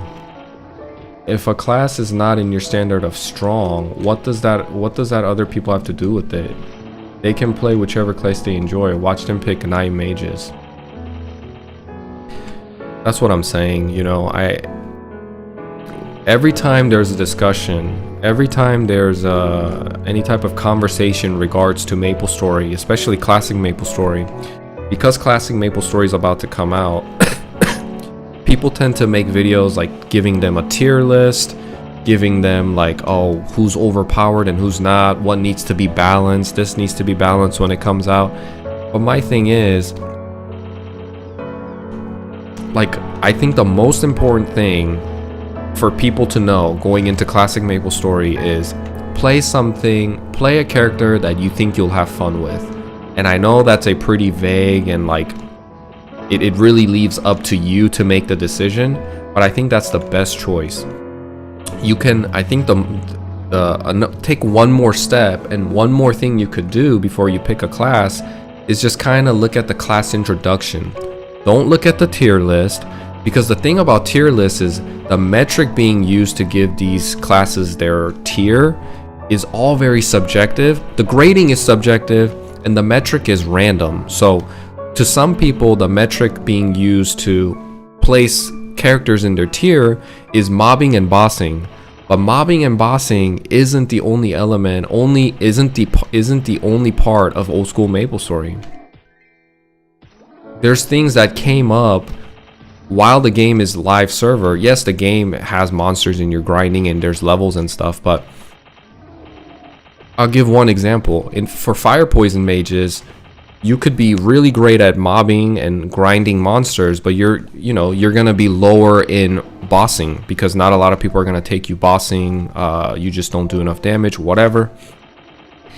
But one of the things that in the metric that people leave out is the PvP element.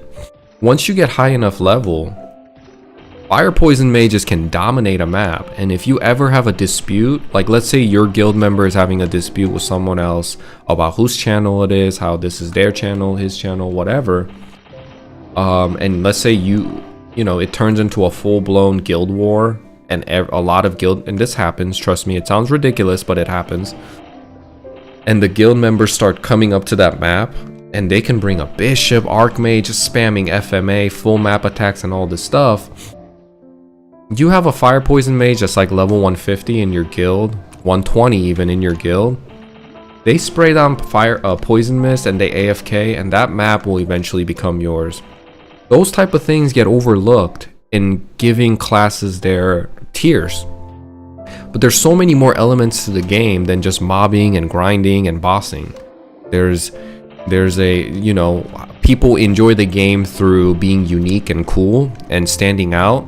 And if that was a metric being used, bandits and fire poison mages should be at S tier, because not a lot of people play those classes.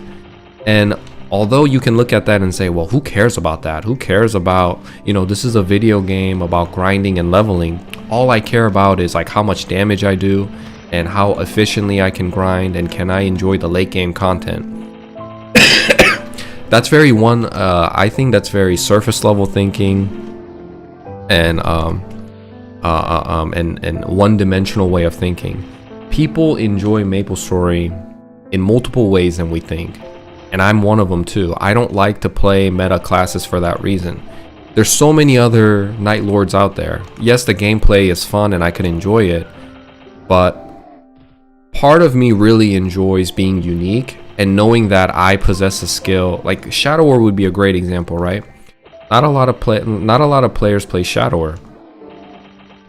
So there's that. I would be a unique shadower, maybe one, like even if I don't have my guild on here, but on my Dragon Knight I do. In my Dragon Knight, I can see when I look at my guild, there's like 10 Night Lords, 10 Bowmasters, 5 Bishops, but there's not a lot of shadowers. I think there's one in our guild, and I would be the second. So there's one that's an element that makes me feel that makes me enjoy Shadower, knowing that I'm unique, and that if it comes to it, that I could go on a raid and provide one of the best utilities in the game, smokescreen, for my party, for my guild. Or like, let's say, you know, like my guild hasn't tried Horntail yet, but they want to go to Horntail, right? And they want to learn, they want to have a learning trial and error type of phase. Nothing better than taking a shadower, putting smokescreen down as an insurance policy. It's just like a bishop's resurrection. You have an insurance plan. Now, when everything's more set and there's structure and things have been grinded out, so things like we know the patterns and it becomes a routine, then maybe you won't need a shadower as much. But for those moments, it's nice to take a shadower, to take a quick break during the raid, and kind of talk about where they messed up or what they need to do better. So, you know, in that sense, I think if that was considered in the metric of grading, giving classes their tiers, Shadowers obviously are going to be S, Paladins are going to be an S, Fire Poison Mages are going to be an S, and all these cool things. But I just, the things that I noticed with YouTube content creators and people talking about classic Maplestory is they look at the game very one dimension, like in a single dimension. I want to get a friend to play with me that when it releases, and he wants to pick Paladin. Any clue on how they play so I can help him? Paladins use a lot of elemental damage, so if your friend wants to play a Paladin, you know, he would have to he would be solo grinding a lot. So if he's okay with that and kind of understanding that, you know, I don't really know how it's gonna play out in classic Maplestory.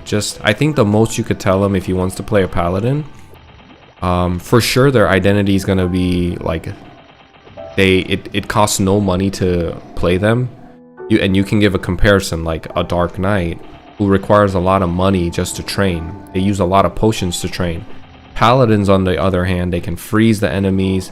They have elemental charges to them, so you can find elemental affinities in a monster that's more beneficial to you and go grind there, do more damage. You can potentially go to a higher level monster than your fellow other warriors like Dark Knight and heroes, because your elemental affinity gives you like 2x the damage boost, and it can take you to a grinding area that your fellow warriors can't. So that's something that you can tell them about the identity of a paladin, that I know for sure is going to be static and it's not going to change with the changes coming in classic. They're also, yeah, I think that's about it. You know, they're very well equipped to mitigate damage. They're also very well equipped to not take hits while they're grinding. So as long as you don't try to over-explain it, like if you guys have friends that are gonna play Maplestory, I know you're gonna want to like steer people in a direction and tell them, hey, you should play this, you should play that. I recommend you not to do that, because if you want your friend to play the game for a long time, let them kind of figure out and look into what characters they want to play. That's probably going to be your best bet for longevity. If you want to play with your friends for a long time, instead of telling them, hey, play a Night Lord because it's the most OP and they do the most damage and they do this and that, don't even try to like don't even put that type of thought in their brain. Just tell them, because you're already like influencing them one way or another to make a decision that should honestly just purely come from their I guess interest, just by doing a quick search or quick gameplay of each class. And I would tell, you know, people that are new that are going to play Maplestory, I would tell them to not look at a guide, don't look at a tier list, but look at a gameplay. Look at the gameplay of each character, at least in the 3rd job advancement. Because most of the new players that come to the game, I mean, it's going to be an achievement for them to even get to level 70, let's be honest. And we like to hyper focus and talk about late game. 90% of the players that play the game for the first time most likely will not make it to 3rd job advancement. So the best thing you could do for new players that are coming is to show them the 3rd job advancement skill sets and play style, because I think 2nd job is kind of underwhelming. 2nd job, it just doesn't seem as flashy, and I think the class identity really solidifies and cements itself in the 3rd job advancements. You look at hermits with flash jump, you look at rangers with strafe, you look at bandits with assaulter and meso explosion, you look at crusaders with combo attack, you look at dragon knights with spearbuster. All these are very iconic and very like, there's a lot of, I think it really cements the identity of that class. So tell them to look at the gameplay and let them make their own judgment and decision, and go from there. And once they fall in love with the game, then they'll take it upon themselves to learn about the end game. And maybe they'll learn if they're playing, like, let's say a bandit, and they realize after playing the game for a while they really love the bandit, but they're conflicted because they found out that they don't have much viability and playability in the late game. And if it matters that much to them, then they'll switch over to an assassin. And you know what? They'll fall in love with the assassin, because it obviously, if it was enough for him to switch over to an assassin, it mattered a great deal that he's going to be he cares a lot about doing the most damage and being viable in boss and raid content as one of the most essential members. He doesn't really care about like standing out or being unique, or the gameplay of bandit didn't really resonate with him too much. Then he'll switch and he'll fall in love with the assassin, because assassin's gameplay is just as fun. And if it aligns with you not caring as much that like more than 50% of the population are playing assassin, you don't care about that. You don't care about the fact that, you know, you don't care about the fact that you're very common and there's no rarity to you or uniqueness to you, and you're just one of the many Night Lords running around, and you think that's fun, then you're going to enjoy an assassin, right? And people, the most important thing that needs to happen to new players that are coming to the game is to introduce them a game where it's social, so there's a strong social element in the game, and they need to enjoy the gameplay. Those two things will make people fall in love with the game, and they'll become a long-time player like me. That's my opinion. I think that's the two crucial thing, is social element, making people play together and in a party, and even with strangers in a random setting. Like right now, this guy just came and he joined our party. Let's go say hi. Let's go say hi to him. He's wearing a dress. I said, I'm delivering my haste. He said, LOL, thank you. You know, these type of little short interactions, they matter. As a newcomer, level 30 is an achievement. Exactly. You guys understand. And in today's gaming industry, right, especially in today's MMO, and you compare it to a modern Maplestory, how it is now, reaching level 30 takes like 2 minutes, right? But in old school Maplestory, it's a grind. There's a huge grind, and that's part of the charm. And once people understand that that's part of the charm, that each level feels satisfying, fulfilling, meaningful, the progression just feels much more meaningful, they'll fall in love with the game. I think it's hard to not fall in love with a game like Maplestory. Maybe that's just me though.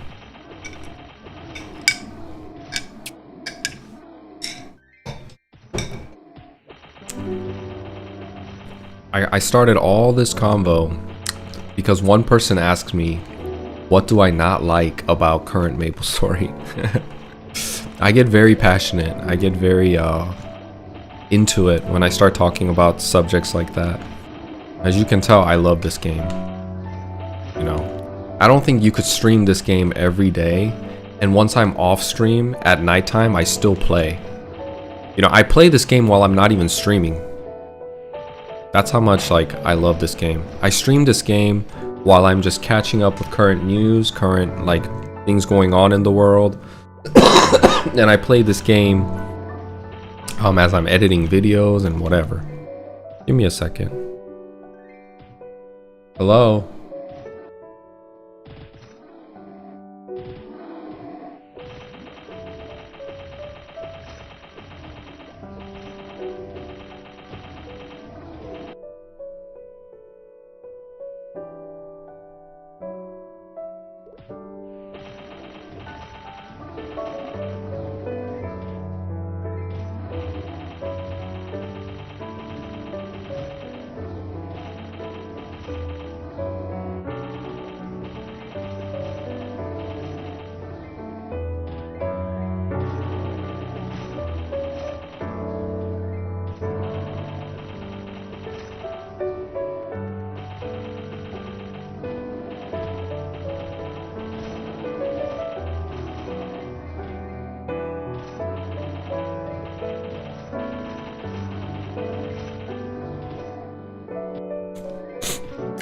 Oh, and then I forgot one thing. I forgot to mention one thing about why I don't enjoy current Maplestory. There is no sense of like, you're not expecting anything when you're grinding, right? You're just kind of sitting there. All the loot, all the drop means it's like absolutely meaningless. You're really there just grinding for pure XP, and nothing is more boring than that. While I'm grinding here, yes, I'm getting EXP, but there's this anticipation. There's this anticipation that something expensive might drop, like a nice scroll will drop, and that that anticipation does not exist. That type of huge spike of dopamine that gets released when a scroll drops does not exist in classic Maplestory.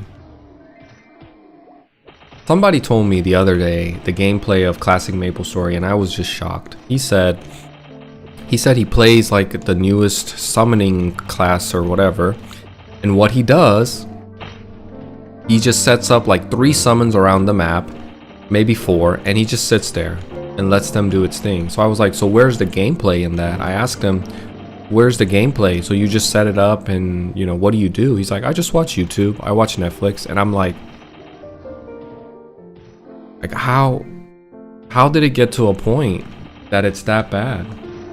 You set up summons and you just watch the gameplay itself. So it's kind of weird because current Maplestory made a full circle. It used to be a passive game like it is now. I would say this is pretty passive, right? The monkey is using potions for me, picking up items for me. There's like intervals of every 2 minutes where it requires my attention to give my party members buffs. And then also, like, if I really wanted to, I could watch Netflix and do this. But you could talk to other people. It's like a socializing. It's kind of like sitting in a table and socializing with your friends, and every 2 to 3 minutes you guys just take a shot of a beer or whatever, like trade buffs. I think that's a good way to, like, that's a good metaphor to use. And it's not as passive as current Maplestory, but it's passive enough that you can socialize and enjoy the game.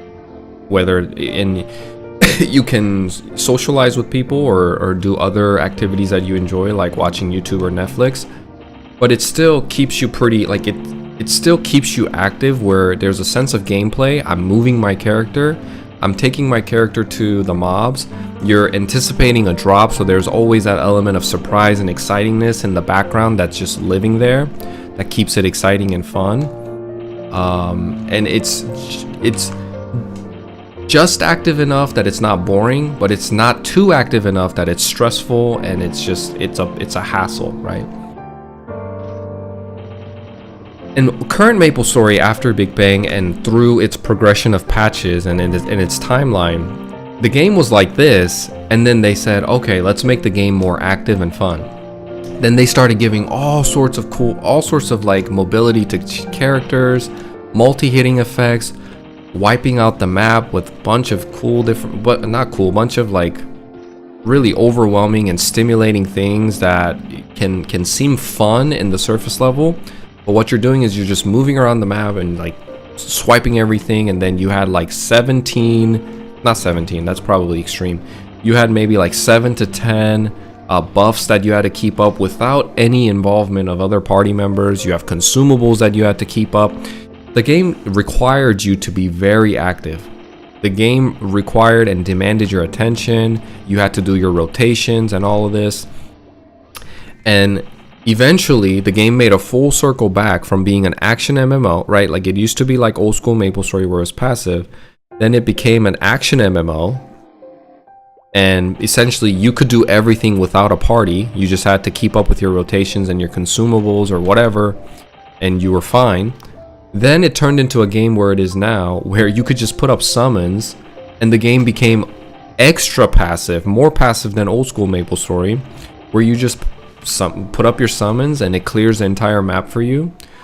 And yeah, so it just made a full circle, but it just became a worse version of old school Maplestory, because there's no anticipation of any items that are dropping. Anything that's valuable that drops in current Maplestory all comes from boss and raids in the end game content. And there's no social aspect of it. There's no anticipating of anything valuable to drop while you're grinding, so you just leave it on. It's almost like, it's essentially just like idle Maplestory that came out on mobile. Ooh, are we talking about how Master in Modern having a summon Hurricane? Yeah. Sub Execution Exotic Tuna. I don't know why I read that as Execution. Exotic Tuna, what's up, man? Yeah, we're talking about current Maplestory and its flaws and how really they botched the game, in my opinion.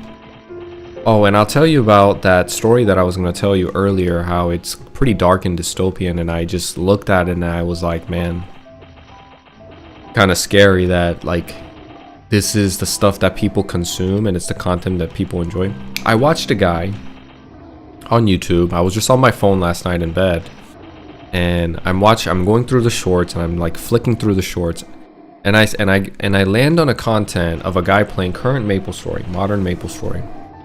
And apparently, like, he takes money from people to cube other people's weapons or items, and he takes hundreds, if not thousands of dollars and mass purchases cubes just to get the best stat. And his whole content is he's just talking about other things while he's literally like rolling the cube, right? That's his content. He has his face right there, the items below him, and he's like refreshing the cube. And every time you refresh that cube, I don't know how much it costs, but I know it's not cheap, I'll say that. And he's just like basically refreshing every time, just spending money. And it really, you know, I hate to say this and I don't want to put people in their head, but it looked like a guy just sitting there on a slot machine and just wasting money gambling. There were so many similarities and like resemblance of a slot machine gambling stream that it just made me so sad that that's the state of current Maplestory now, is that people make content and what people enjoy about that game is essentially the gambling aspect of the game. That video had at least 100,000 if not a million views and 21,000 likes, because ultimately at the end he lands a 3-line cube stat that he was looking for. I don't even know what it means. It's apparently, I guess it's good because he started screaming at the top of his lungs, but that's the stuff that people consume. That's the aspect that people find Maplestory to be enjoyable. And it's just we're in a two totally different universe at that point, where people that enjoy classic Maplestory or old school Maplestory, and then people that enjoy the modern Maplestory. Completely different game. And of course people are gonna have disagreements and arguments, because the fun element, they just, at the fundamental level of what Maplestory is and how to enjoy the game, it's misaligned. Even though they're playing the same game with the same name and pretty much like the same aesthetics, it's a completely different game. So they need to keep the cubes and gacha away. It is such an insult to people's intelligence that it's just, it makes me upset, honestly, that they would do that. This is 눈이 없는 무덤. This is making sure like I'm not botting or using hacks to farm. It's like the server side's anti-hack measures.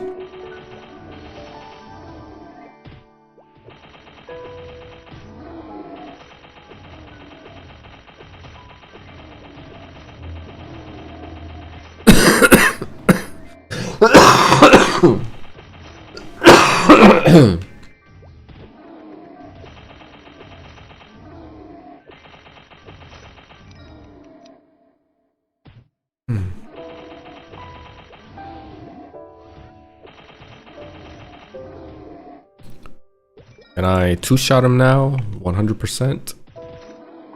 That would be nice. Okay, let's level up dagger booster because we need to master that.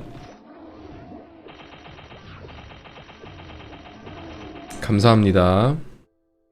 You have quests in modern Maple that last 30 minutes of cutscene and you have to press the action button non-stop just to keep playing. Exactly. 30 minutes of cutscene is insane. 30 minutes of cutscene about, you know, like, it's something it's different if the lore is there and it's optional for me to dig in. There's gonna be times when I want to, on my own time, look into the lore of the character that I'm playing, or why there's mixed golems in Sleepywood, or why the coolie zombies turned into zombies. Like, why are there zombies in El Nath, and why are there lichens, the lore about Zakum and all of that. If it's there in the background, something that I can access through maybe quest or something, that'd be cool. But the issue is with current Maplestory is like it forces it down your throat. Who enjoys that? That's a genuine question. Who enjoys watching a cutscene for 30 minutes about how this class was betrayed and came in an alien ship? No, you know, I'm just going off the wall here, but that's what it seems like. That's how irrelevant to me it is about the lore of characters that I want to play. I don't want to be force-fed a narrative and a lore. That's not what makes classes unique and gives them identity. It should be the gameplay that gives them uniqueness and identity. But whatever. Something I don't like, the new stats they added on weapons over the years. Crit, damage plus reduction, stat plus stats, yeah. And that all comes from cubing, you know? That all comes from cubing. And I'm not a fan of cubing at all. It's essentially gambling. Let's call it for what it is. It's gambling. And if you are, you know, if you have a gambling addiction, or, you know, if you're a person that likes to gamble, you're going to enjoy the game. And I think most people don't want to admit that and kind of cope with it and say, oh, it's not gambling, it's a video game, it's this, that. It's pretty much gambling. You're spending money for a random stat, and you're continuously clicking that button for a random slot to open, or random stat to appear, and you're waiting for a big hit. How is that not like gambling, you know?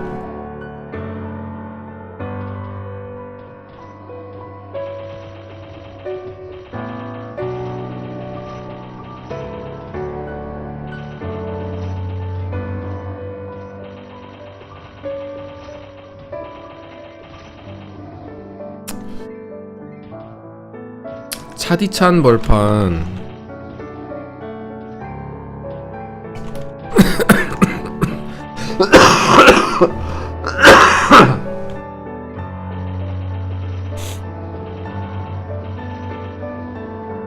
I remember another Korean game named Gunbound had the same problem. If you wanted better stats for your clothes, you had to gamble for the stats.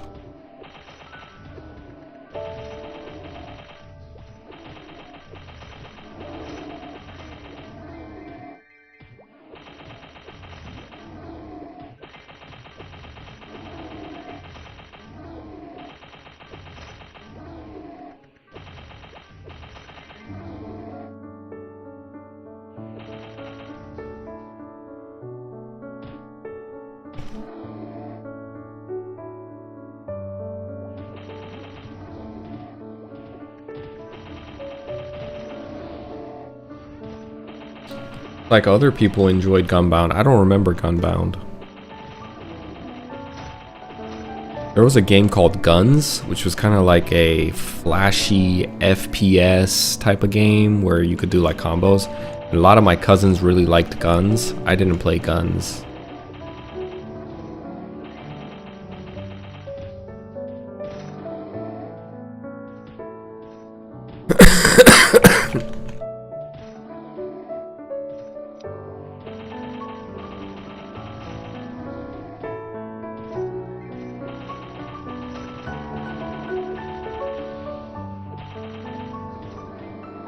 I remember Gunbound and Guns.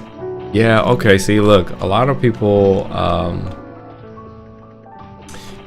lot of people remember Guns. I guess I'm the odd one out. I thought that game was pretty, niche, and not a lot of people would know that game. But man, people loved playing Guns. Like, I would watch my cousins playing Guns, and they almost broke their wrists playing that game. So it was always fun back in the day. You would play games like Guns and Sudden Attack, and then you would come play Maplestory when your just like brain is fried from all the high intensity. And then you play Maplestory for about an hour, maybe 30 minutes to an hour, do a couple of party quests, monster carnivals. You're like, man, I want to play Guns again. I want to play Sudden Attack again. It's like back and forth. It was perfect. It was just like a good balancing, right? Like you come on Maplestory to kind of chill and have a lax time, like it was meant to be. It was like the perfect balance and a relationship between Guns, Sudden Attack, League of Legends, and then League of Legends probably wasn't out back then, but we also had Get Amped. There was a lot of like fast-paced, high-intensity games that you would play, and then you'd come and play Maplestory if you wanted to feel a sense of progression, a grind, more lax setting. Yeah, I switch between games a lot too. Those games came out first before Maple on US. Oh really? I did not know that. Never was interested in it. Was too busy playing Maple. I was kind of like that too.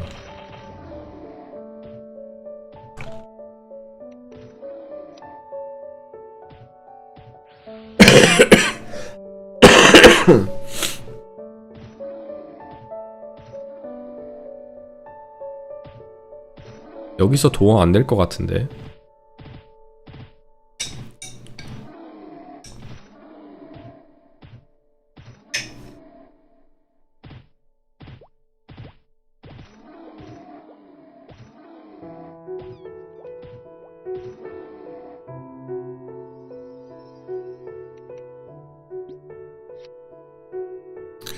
Do I still play League of Legends? 아직도 롤 하세요? 최근 들어 롤 한지가 좀 되긴 했는데 예전에는 진짜 많이 했어요. 좋아하고. I guess I'm not the only one. Yep.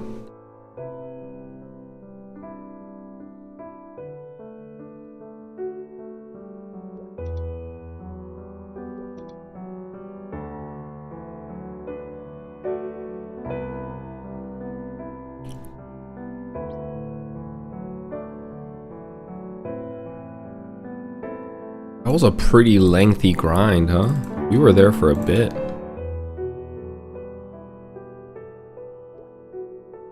Did I get any items? Oh, I did. Oh my goodness. I didn't even see I got this. 160,000 wand. Crystal wand. I got some shoes, it looks like. An overall. These are all NPC.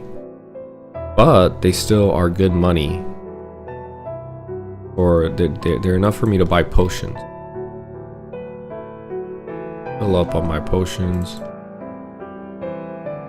I use a lot of mana elixirs. Bandits use a lot of mana elixirs.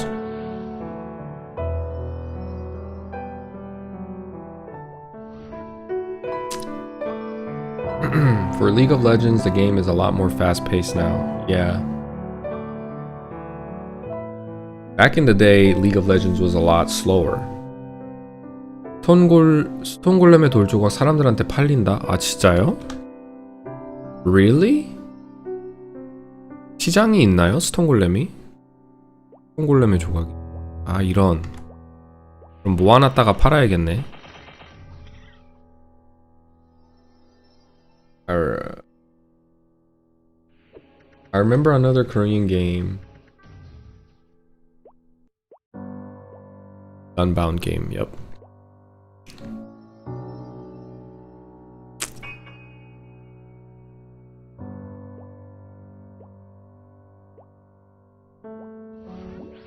아 도어 타라고요. 못 봤네요.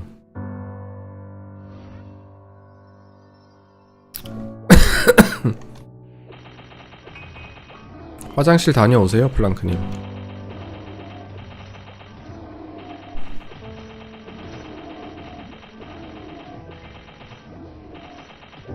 God, I hate Sleepy Woods. Still can remember being stranded in that VIP taxi area with 0 return scroll. Oh my, yep. That and like when you go down in Ludiburium, when you go down the tower, you know, that's another pain in the butt, right? Like when you get down to, because you're doing a quest. You're doing a quest and you go down to like floor 40 and then you use a town scroll. And you know, you're a noob, you don't know anything about that area and you just kind of get stuck there. I hear a lot of stories of people just getting trapped down in that area. I forgot what the town is called. It's like the defensive force of Earth, something like that. I'm sure you guys remember. Sleepywood is one, that place is one, there's a lot of other places. And then people trying to get to Coolie Zombies, or people venturing out in Elnath. You know, trying to figure out Elnath, and then they kind of get stuck too, or they die and they can never get past the lichens, or people wanted to go see Zakum and the Zakum lair, and they died to the bulldogs, they died to the lichens, they died to the, you know, all the dangerous mobs along the way, the yetis, dark yetis. They hit very hard.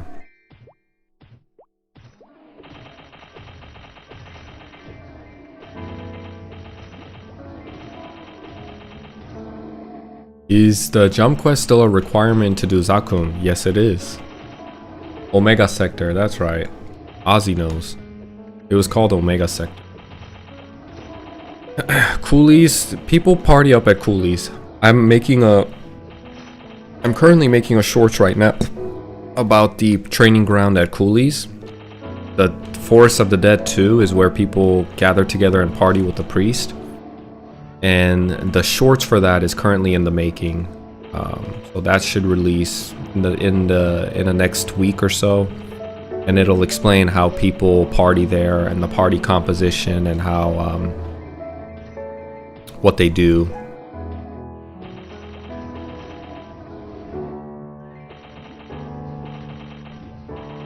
I did it recently on the server I'm playing on, so much back and forth, and I had to go through those towers. Those towers are a pain, man.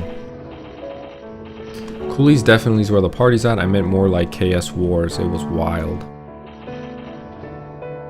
And that's when you need a fire poison mage to come and help you out. Spray the poison all throughout the map, and you and your buddy can be in a party and just go sip coffee or, like, you know, talk about life. And the people eventually grinding in that map, they're not gonna last. Let's be honest.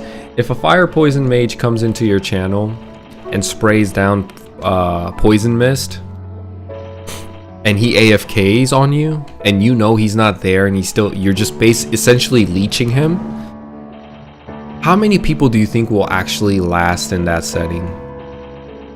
I want to say it's going to be really mentally draining to win that PvP. If you have a fire poison mage, I mean, just befriend them.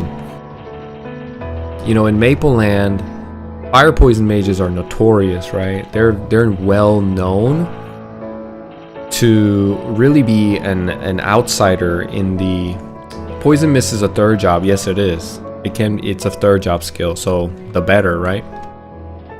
It's a third job skill.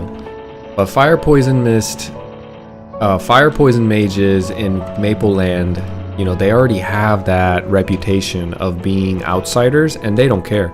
People play fire poison mage, and they already have this persona and the personality attached to them in game, and you can tell by the names that they come up with on these fire poison mages. I'm telling you, like, at least 8 out of 10 fire poisons mages that I meet, I already can tell that they have a certain personality, or they have a certain type of persona they want to portray into the world. And what's funny about these guys is that it's their secondary character. The first character that they have is like a Night Lord or a Bowman or whatever other character, and maybe they just got fed up and they wanted to have a PvP character as their secondary character, and you can tell that they're just done. They don't care about anything about like social element of the game and being respectful or none of that, because their name literally says mess with me and you'll find out, or, you know, I'm here to steal, or steal number 1, something like, what did you just look at me? That is their names. So that's why I make the argument when I talk about fire poison mages and how most people know playing fire poison mages that they're gonna be the outsiders. They're gonna be the ostracized emo kid that's leaning on the locker room, and they have a lot of power. It might be this emo kid and they just want to not socialize with you, and they're like, just like, mess with me and you'll find out type of vibe. But it's true, you mess with them, you will find out. And a lot of times those fire poison mages, once they level up and get to high level, they'll go to an end game content map and they'll just terrorize the map, and they'll have like negative fame. They don't care. They'll dress the character in like a ghost or a clown outfit, make it look super scary like a demon, and they'll just spray poison mist in the entire map and demand high level players pay them so they leave. And that's what happens. So, and that's why I say, like, this is a simulation of a real life experience, real life social experience in a video game. Because those people have, even the trolls and the assholes have a spot in this game where they can be an asshole and a bully. They don't care about their social reputation. They don't care that they're gonna grind in a party together or go to a raid. All they care about is being bullies. It's like the same, it's on the opposite spectrum. It's on the same spectrum, but on the opposite side of people that hang out in FMs and want to be all buddy, and they don't care about grinding, they don't care about leveling. They just want to socialize with their guild members and have a good time and talk about, like, you know, what's their favorite type of apples and where do they like to travel, and talk about like drama and pop culture and whatever they want to talk about. It's the same people, but on the opposite spectrum, opposite side of the spectrum. They don't care about party grinding. They don't really care about bossing. They just want to be assholes to people. And that persona and that gameplay already comes out when you're doing looty party quest or when you're just meeting them in the earlier levels. These guys are so aggressive with their chatting. They're so blunt. There's no sense of like respect or mutual respect. They're like, it's either my way or the highway. If you know, like, they're very disrespectful essentially, and they don't care because they know the class that they're playing. They don't need to uphold any type of social status.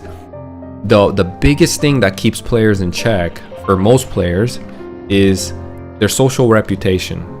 When I get to higher level and I get this, my reputation is tainted, nobody's gonna want to party with you, and you have to solo grind. And that's the only reason why people don't, like, people stay in line and adhere to customs and cultures within the game. But if you already aren't part of that, if you already can't participate in that type of thing, then then there's no need for you to be respectful to a stranger online. And it perfectly is a one-to-one emulation and a relation between the assholes and the bullies and the emo kids in real life. You just want to stay on their good side. You don't want to make them mad. You know, let them exist. And whatever you do, it's just best for you to befriend them. And it's always nice to have bullies on your side. Have a bully on your side, so if there's any trouble and issue, you already know how he is. He's more brazen, he's more aggressive, he's more outspoken. If you and another bully get in a fight and you have a friend that's bully in your class or whatever, let them deal with it. You're not gonna deal with that stuff.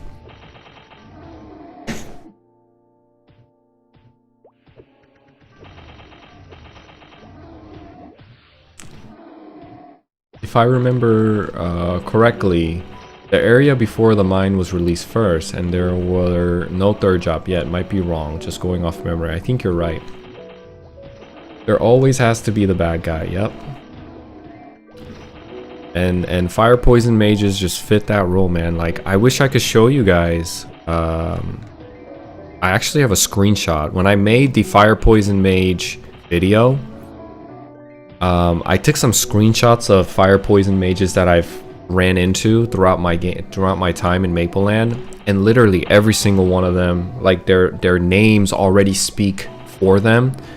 And if you say anything that they don't find, like, if they find offense, I don't know, maybe they just don't like what you said, and what they do is they just do this. They don't even say what's wrong, how are you. They just put a question mark, and their name, right? Mine says Jonnyfather in Korean.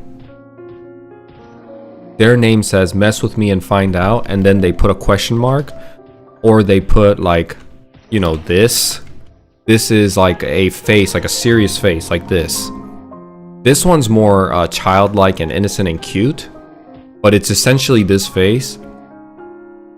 And take away the innocence and the like the cuteness out of it. This face right here is like, I'm mad.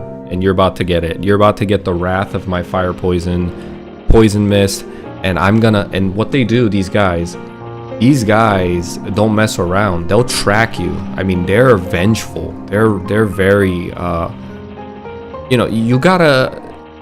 there's something deep within them. and I can really expand on this and talk about the Eastern culture, because you have to conform and you have to like adhere to the customs and cultures here in the East a lot more than the West. Think of Japan and Korea, right? These countries, because they're so tiny and conform and compact, they conform to customs and cultures a lot more than we do here in the West. So they have a lot of resentment down below that they can't really portray out to the real world. So they come into the online video game space and they just let that out. You know, they don't care, and they have a lot of hate. As funny as it is, it's kind of scary because they do harbor a lot of hate and resentment.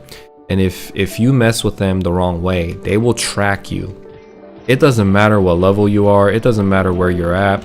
Once you've been stamped by these guys as, hey, I'm gonna make this guy's life miserable because how dare he talk to a fire poison mage the way he does and challenge me. I'm gonna show him what like nightmare is, what hell is.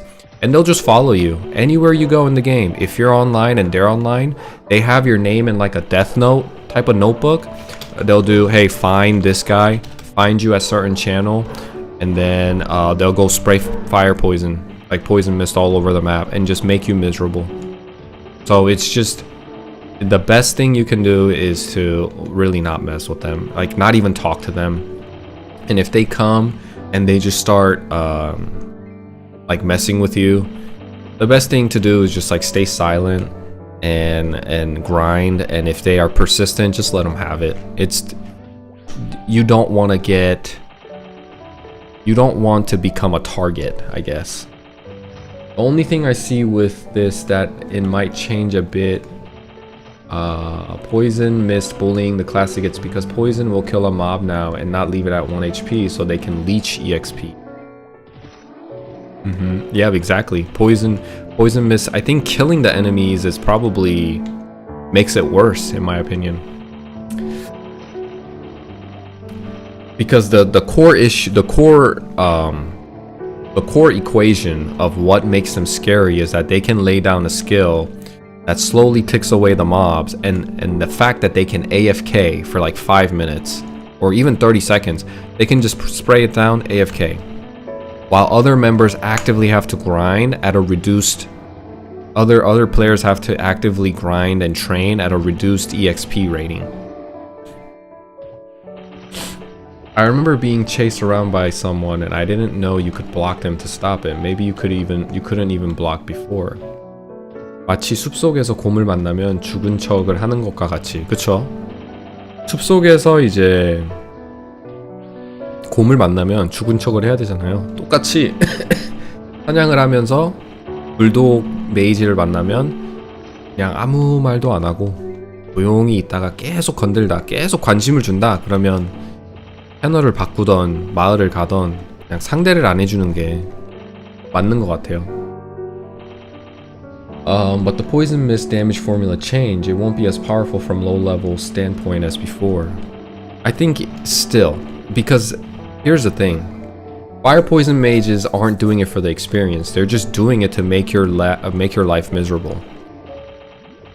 If a fire poison mage really wanted to, you know, like let's say he's level 90, he could come here and make my life absolute hell just by spraying poison mist, and he could just go AFK, and I have to grind in a map now effectively in a reduced EXP rating map while he's AFK and he's getting some sort of EXP. He doesn't care, and he's just gonna AFK and sit there and laugh at me, and I have to grind here essentially what I was doing before, but now at a reduced EXP rate, which can take a mental toll after about an hour. Even if you make it to an hour, you're just gonna want to leave and change channel.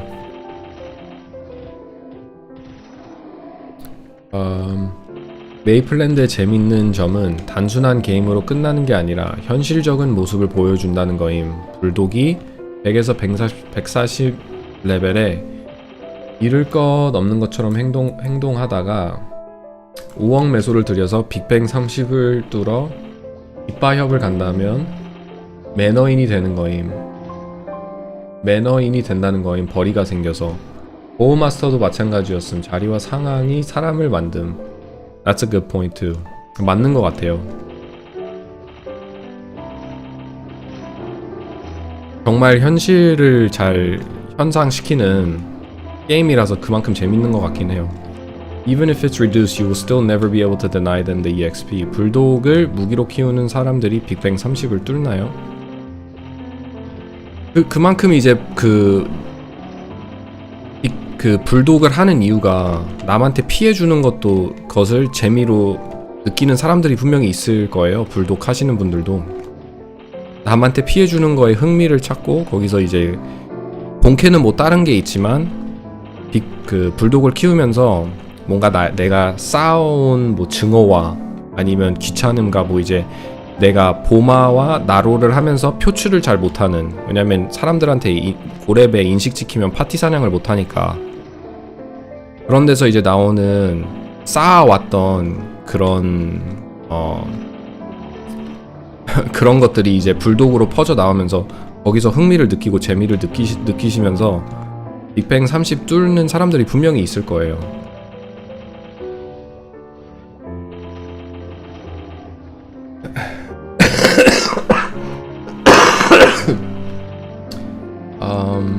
Yes, but they would need to be in level range of a mob they want to bully instead of before they could start doing it at level 70ish for high level mobs.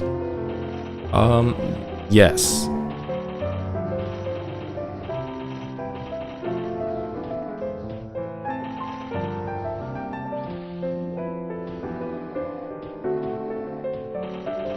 It's definitely going to be a little different, but I think the idea will still stand. But we'll see, because now Fire and Poison mages have become a little bit more viable. They got an update in their kit with Fire Arrow hitting multi-targets, so they have a little bit of a spot in society, in the in-game society, in the party society. They could go to Elnath and kill Hectors and White Fangs. But you know, still they're pretty notorious for being just villains and the bad guys. No, poison can't miss.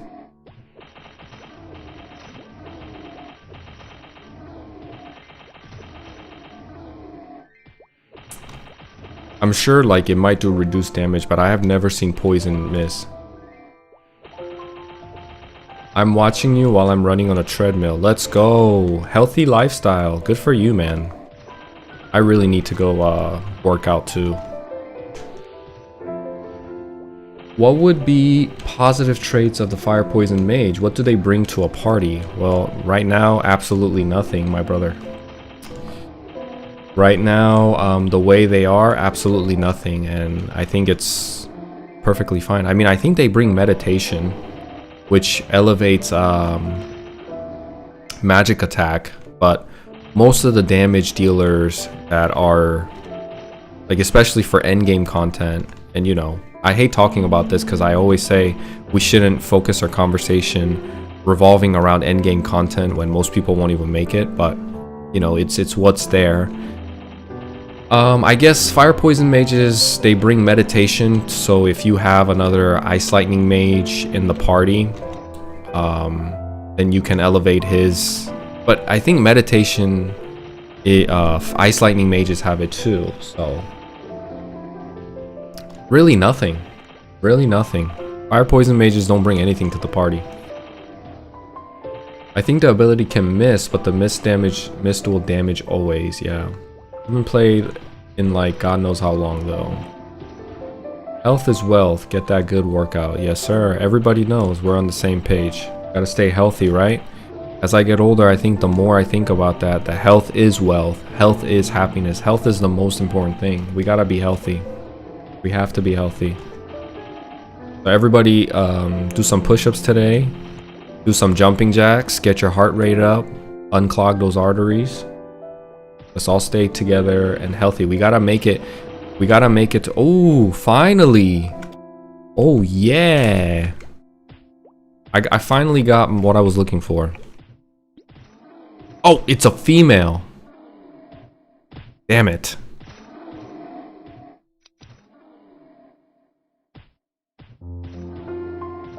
Damn, man. It would have been so cool if this was a male. I was actually waiting for that.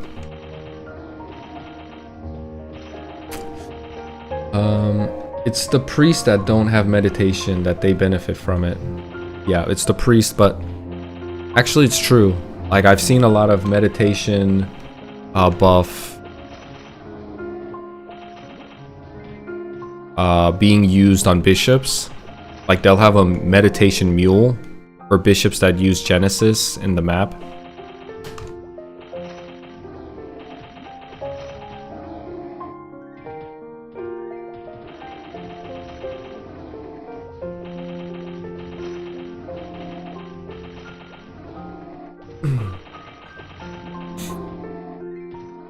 Oh, my monkey's hungry.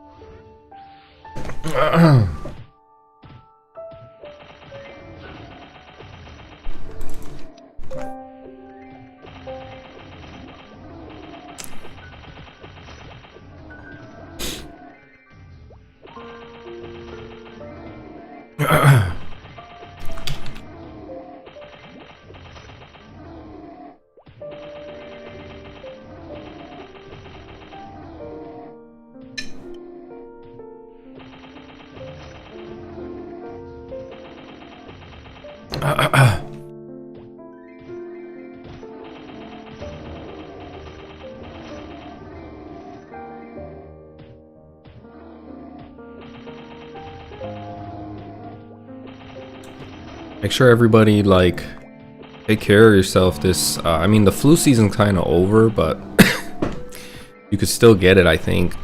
I know my mother-in-law just got something similar to the flu, and it's bad this year, man. Make sure everybody stay healthy and hydrated, because this flu is bad this year. My whole family got it, and I'm still coughing after like 2 weeks.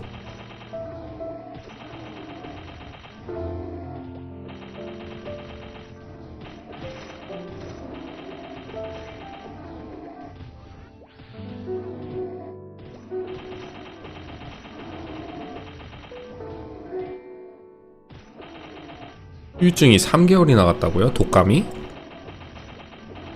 진짜 오래 갔네요. 요즘 독감이 굉장히 심한 것 같아요. 그 증세가.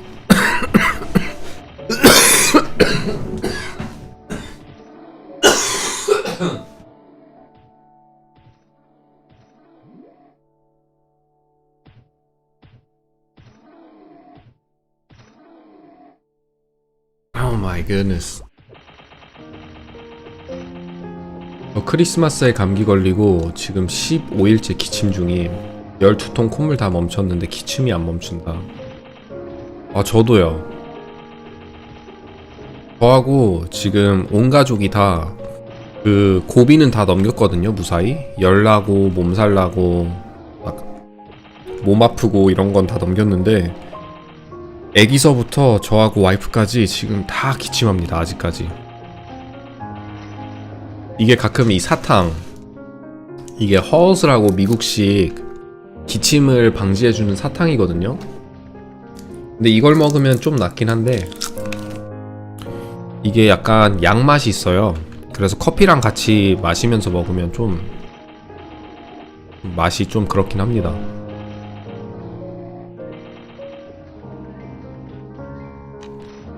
I had a cold a bit before and around Christmas. That's when I got it too.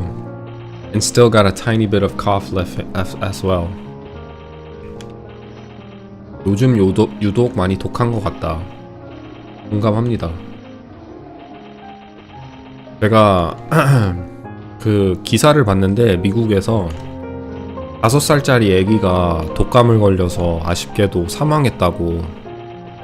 그러면서 그 아버지가 기독교 목사님인데 되게 마음이 아프더라고요. 같은 한 아들의 아버지로서, 아빠로서 그게 정말 상상도 못할 만큼 정말 힘들 것 같은데, 제 애기도, 제 아들도 굉장히 힘들어했거든요. 막 열도 엄청 올라가고 39도 40도 이렇게 더 올라가기도 했고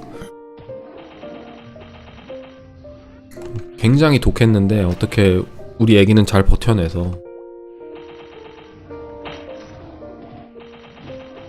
조심해야 되는 것 같아요. 이제는 감기나 독감이 걸리면, 그리고 애기가 워낙 애기이기 때문에 애기들은 한 7, 8, 9살 되면은 면역력이 그나마 괜찮아서 괜찮은데 제 애기는 1살 전이었거든요. 딱 1살 미만. 11개월 갓 된 애기인데 독감을 잘 이겨낸 게 기특하기도 하고. 맞아, 평소에 면역력을 키워놔야 해요. 그래서 맨날 집에 있는 것보다 데리고 나가서 다른 애기들도 많이 만나고 놀이터도 많이 가서 이제 더러운 것도 좀 많이 노출을 시켜야 면역력이 커지거든요. 그런 걸 많이 해야 되는데 그게 한 인생을 봤을 때 모든 게 이제 적당히 밸런스를 맞춰야 되잖아요. 그 밸런스 맞추는 게 여기에서도 나타나는 게, 애기가 감기나 독감 걸릴까봐 무서워가지고 집 밖으로 데려나가지 않고 또 마스크를 씌우고 이러면은 애기가 그만큼 노출되는, 물론 이제 감기나 독감이 안 걸린다고 해도 그 면역력을 키울 수 있는 기회가 그만큼 없어지는 거잖아요. 그렇기 때문에 애기를 위해서라도 데리고 나가서 다른 애기들도 만나고 더러운 막 놀이터 이런 데도 데려가서 뒹굴게 냅두고 이래야 애기의 면역력이 올라가는데, 그게 그만큼 또 리스크가 있죠. 무섭고. 거기서 괜히 갔다가 독감 걸리거나 감기 걸리면은 그것만큼 무서운 게 없으니까. 나는 어느 정도, 그리고 애기들은 또 다른 게, 특히 제 애기는 이제 나이가 하도 어리기 때문에 약 같은 것도 조심히 줘야 돼요. 약 같은 것도 이게 골라가가지고 분리를 한 다음에 어느 것은 애기한테 줘도 되고 어느 것은 안 되고 이런 식으로 참 관리하고 신경을 많이 써야 되는데, 어른들은 몸 아프면 그냥 약 먹으면 되잖아요. 우리 성인들은. 근데 애기는 그렇지 않기 때문에.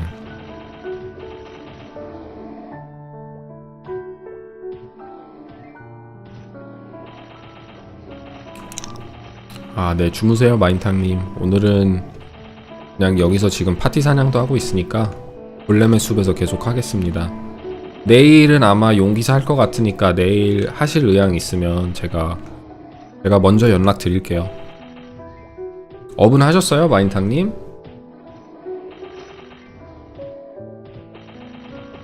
아, 내일 일요일이구나. 맞다, 내일 방송 안 하는구나. 아, 저 내일 방송 쉽니다, 여러분. 일요일 날은 방송을 안 해요.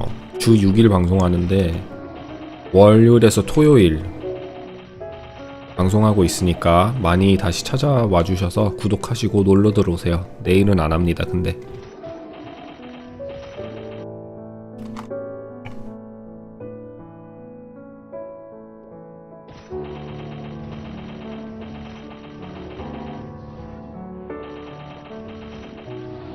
뭔가 3.4% 남기고 못했습니다. 아이고, 진짜 안 오르시네. 와, 아까 6% 남았다고 하지 않으셨나요? 그러면 2.6% 올리신 거네요. 중간에 졸다가 죽을 뻔해서 그냥 포기. 이게 바로 160 히어로의 위에 주문서.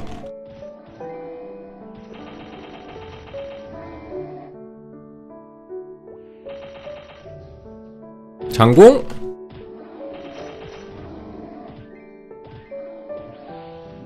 아, 석공. 아. I thought he got glove for attack 60% because scroll dropped, and he said he got crossbow attack 60%, which is a lot cheaper. It's probably like 500k at most. Glove attack 60% would have been 3 mil. Unlucky. So this is what I mean. When you play, you know, classic Maplestory, you have these moments where you're like, oh shoot, a scroll drop. There's an anticipation. And there's a value to that anticipation. In modern Maplestory, do you really have any training grounds like that, guys? I haven't played in a while, and I don't want to speak preemptively without knowing everything, but from what I've seen and to the extent of my knowledge, you don't have any training grounds where things pop up that makes you go, oh, alert for a second, you know what I mean? Or you're not anticipating anything.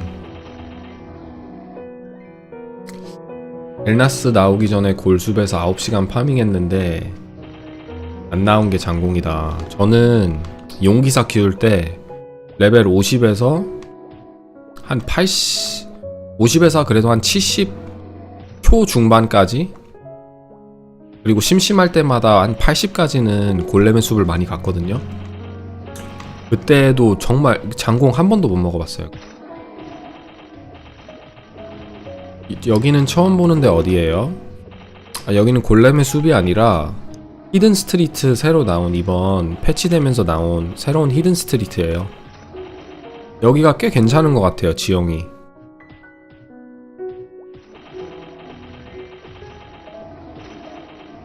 여기 지형이 이제 근거리한테도 꽤 괜찮고, 아무래도 골렘이 몬스터 체형이 크다 보니까 헤이가 있으면 전사한테도 좋고 단검 도적한테도 좋고. There are some better drops, but those come from all mobs, not from specific one. Like one rare drop every 2 hours, etc. I agree.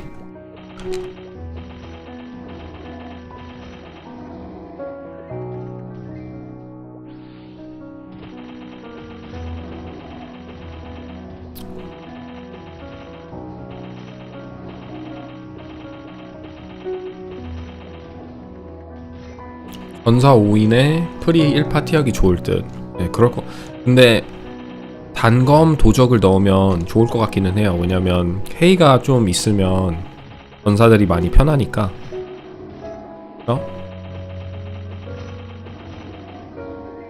저는 이제 헤이 마스터라서 아주 행복합니다. 뭔가 내가 필요하다라고 느껴지는 그 느낌이 굉장히 좋아요. 만족하고. 이렇게 이제 내려오실 거예요. 헤이 받으러 분명히. 아직 안 오시는데 이제 조금 있으면 내려오십니다, 저분이. 근데 저는 친절하니까 제가 먼저 가서 드릴게요. Why? Because I'm kind. Because I'm a team player. I'm a party player. 근데 원래는 전사분이 내려오셔서 받아야 되는 게 맞아요. 나는 해마니까. I feel a great sense of pride and identity in the fact that I've mastered my haste. Although I'm a like a bandit who's worthless and melee, short range, and a lot of people just kind of shove me away.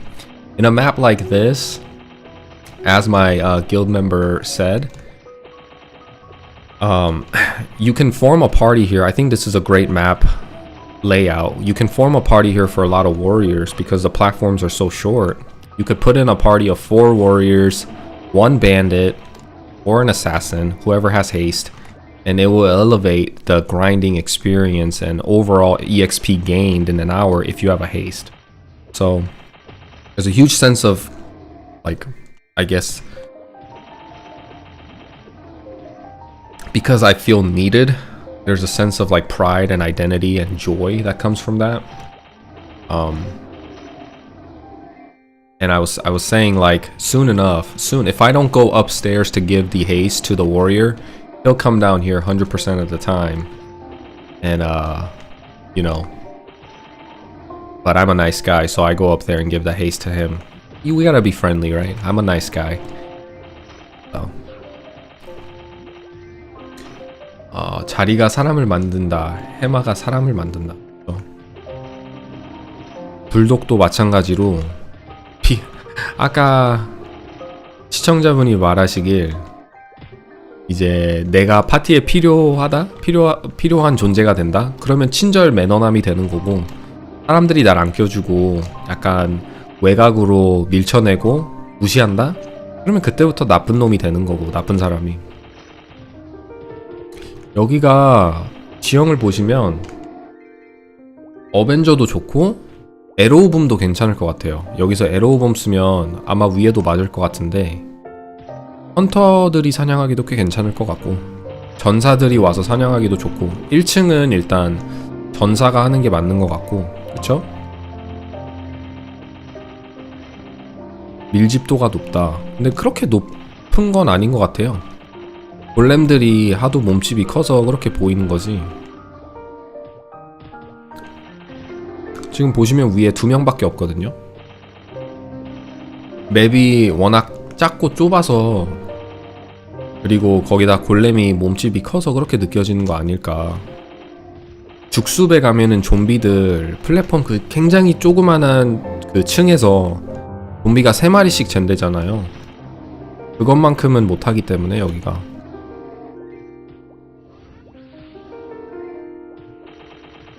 그래도 굉장히 할만하다. 여기가 장공도 뜨고 장비템도 잘 떨어지고 하니까 좋은 것 같아요.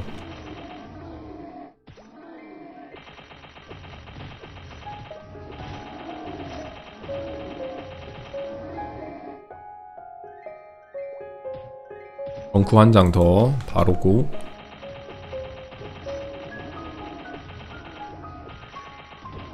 (1층에) 사수 넣고 2층에 단도랑 전사, 3층에 전사들 넣으면 될 것 같다.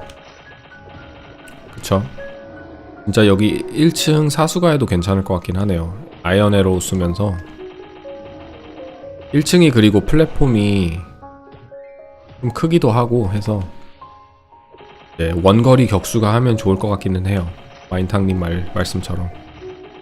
Like this map, guys, just came out not too long, like literally yesterday in Mapleland and KMS.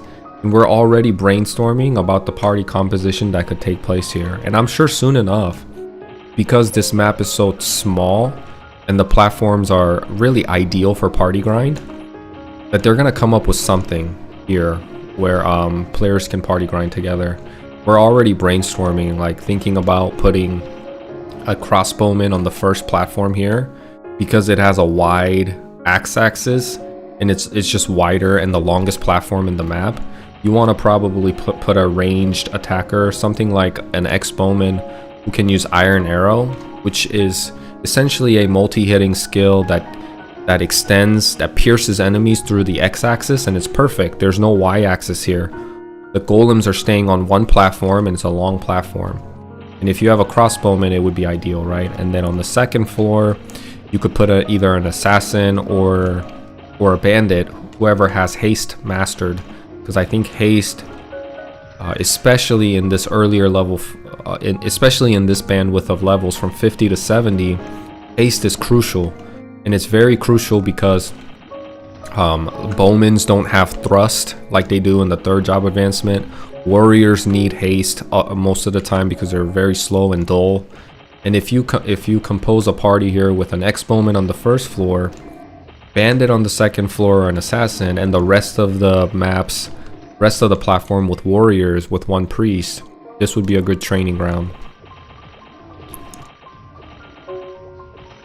신맵 나오면 유저들끼리 모여서 파티 연구하는 것도 귀엽긴 하다. 크림슨 우드 뒷맵도 한창이던데. 맞아요. 크림슨 우드도 많이들 연구하고 계시죠 지금? 거기도 그 파티 구성 같은 게 좀 개발이 잘 돼서 고래분들이 거기 가셔서 사냥하셨으면 참 좋을 것 같다고 생각이 들어요. 리플에만 한쪽에서 가면 질리고 루즈할 수가 있잖아요. 근데 고랩들한테 다른 파티 사냥터를 제공을 해주고 이제 커뮤니티가 모여가지고 사냥 방식이나 어떻게 사냥을 할지 개발을 하면 참 좋을 것 같아요. 제가 볼 땐. 효율이 뭐 조금 뒤떨어진다고 해도 저는 그 다른 곳에서 파티 사냥하는 게 그 게임을 즐기는데도 많이 좋다고 생각하거든요. 크림슨 우드는 좀 빡센 게 물약값이 감당이 안 돼요. 아, 히어로가 물약값이 감당이 안 되면 다크나이트는 아예 못 가겠네요. Does the damage cap limit classes like marksman? Eventually it will, but right now it doesn't. Damage cap really doesn't affect the marksman too much because let's talk about marksman for a second. Great question. When snipe was on a 15-second cooldown at master level 30, alright, let's talk about marksman at the 4th job. Because we're talking about damage cap, we have to talk about in the high level, right? You could have a level 30 snipe on a 15-second cooldown and the damage cap would be 99,000. Essentially 100k was the damage cap. 99,999. And you could use that skill every 15 seconds. Now it felt a little underwhelming because 15 seconds, although it doesn't seem like a long time, it actually is a long time in the mix of while you're grinding. And to use one of the iconic skills that kind of puts you at par, or is supposed to put you at par with your counterpart, the Bowmaster, the snipe skill hitting max damage every 15 seconds just wasn't enough. Because Bowmasters are way too strong and they're doing more than that maybe in less than 10 seconds. So while you're using your strafe, the 4-arrow shot, or piercing arrow, depending on like what circumstance you're in while you're grinding, if you can shoot one snipe at a max damage every 15 seconds, it is a little bit underwhelming, and it does limit the class, it does limit the marksman quite a bit. But they recently gave an update that marksman snipes at level 30 is reduced to the cooldown, is reduced to, I believe, 10 seconds. And in the future, they're talking about reducing it to 5 seconds. And once that happens, you're essentially shooting maybe like 4 or 5 strafes, maybe even 6 strafes, and then you're intermingling, you're intermittently every 5 to 10 seconds shooting a 99,999 damage, a max damage cap damage. And I think from there, the Bowmasters might still do a little bit more damage, but it's not gonna feel too far off as a marksman. Like, you're still gonna be very viable as a damage dealer. 드랍에서 기가 막힌 게 발견되면 어차피 꾸역꾸역 만들어가기 마련임. 그건 맞는 것 같아요. 드랍이 좋으면 그 말도 맞는 게 사람들이 어떻게든 파티 방식을 찾아내고 뭐 솔프를 하던 하겠죠. 그 170렙, 180렙 되면 40시간씩 사냥해야 1업인데 아마 정말 고래분들은 설령 효율이 안 나와도 맵 배경이 바뀌는 거에 기꺼이 지불할 사람들도 있을 거다. 저도 그럴 거라 생각하거든요. 한 곳에서 사냥하면 저도 솔직히 여기 오기 전에 엘나스에서 사냥하고 있었는데 엘나스에서 한 하루 정도 사냥하니까 좀 바뀌는 걸 추구하게 되더라고요. 약간 환경도 바뀌고 몬스터 잡는 것도 바뀌고. 맞아요. 지금 심연의 방에서 1당나 2히어로 숍 구성으로 하는데 뒤질 것 같다. 시간당 700만 매소 쓰는 것 같다. 와, 심각한데요? 시간당 700만이요? 그렇게 아픈가? 그럼 그냥 그럴 거면 다크나이트하고 비숍하고 1대1 하는 게 나을 것 같은데, 그쵸? 1케어 받으면서. 아니면 어떻게 맵을 잘 요리를 해가지고 비숍이 최대한 힐케어를 해줄 수 있을 그 구성 있도록 파티 플레이 구성을 짜는 게 좋을 것 같긴 한데, 사람들이 과연 이 메이플랜드 텐시아가 내놓은 사냥터에 어떻게 그 커뮤니티만의 색깔을 칠해서 페인트 칠을 해가지고 어떤 작품을 만들지 좀 기대가 되긴 합니다. Do you think Classic World will keep the Do you think the Classic World will keep the cap at 99k or increase it to 200k like some private servers have done? Pretty doable for a couple of classes to hit 99k in an endgame damage.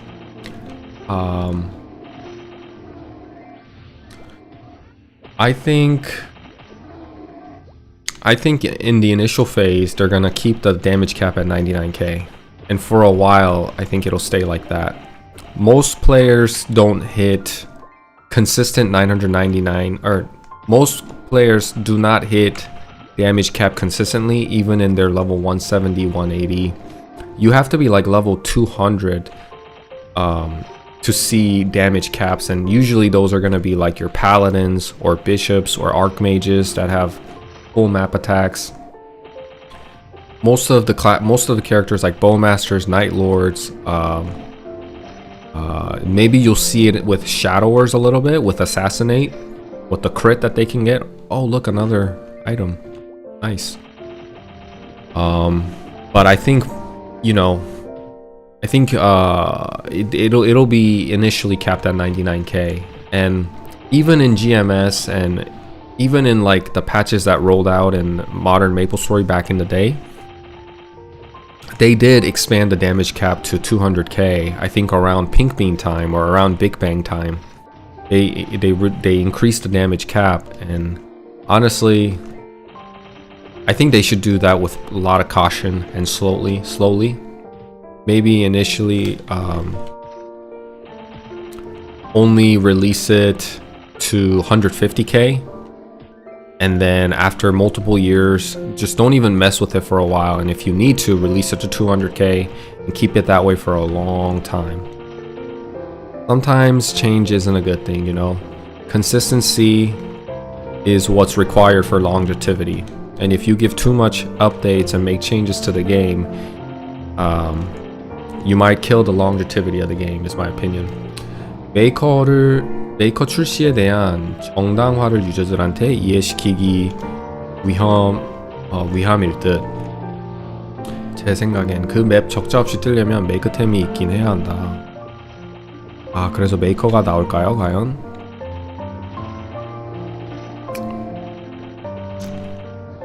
제가 기억하기론 메이커는 처음에 그렇게 나쁘진 않았거든요. 근데 잘 모르겠네요. 메이커가 나오면 분명히 게임에 영향을 끼칠 텐데, 그거를 얼마나 텐시아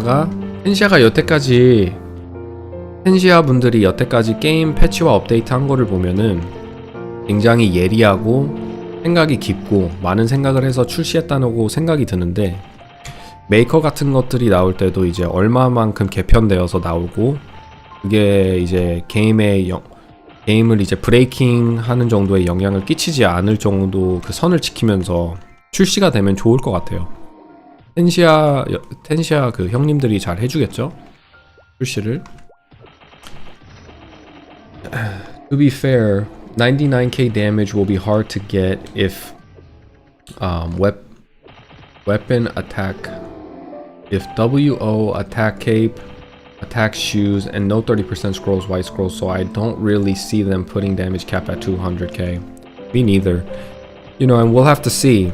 GMS was notorious for releasing scrolls that did not match the KMS server, like shield attack, shoes attack, earring for attack, all these like attack scrolls that I thought it was a little too much. But we'll see how they release it. If they release a lot of scrolls like that with 30% white scrolls and chaos scrolls, then yeah, it'll be that much easier to hit damage cap. But initially, I don't think they're gonna do all that. Hopefully they take it slow and gauge the community and really take the community feedback seriously. And only update and release things that seems, I don't know, I hope they can do it right. And make sure they don't stray too far away from the classic Maplestory vibe. I mean, it's in the name, classic Maplestory. 개인적인 생각으로 저는 비숍 유저인데 전사는 데미지를 올려줘야 된다. 전사의 고질적인 문제는 데미지를 올려주면 대부분 해결이 된다고 생각한다.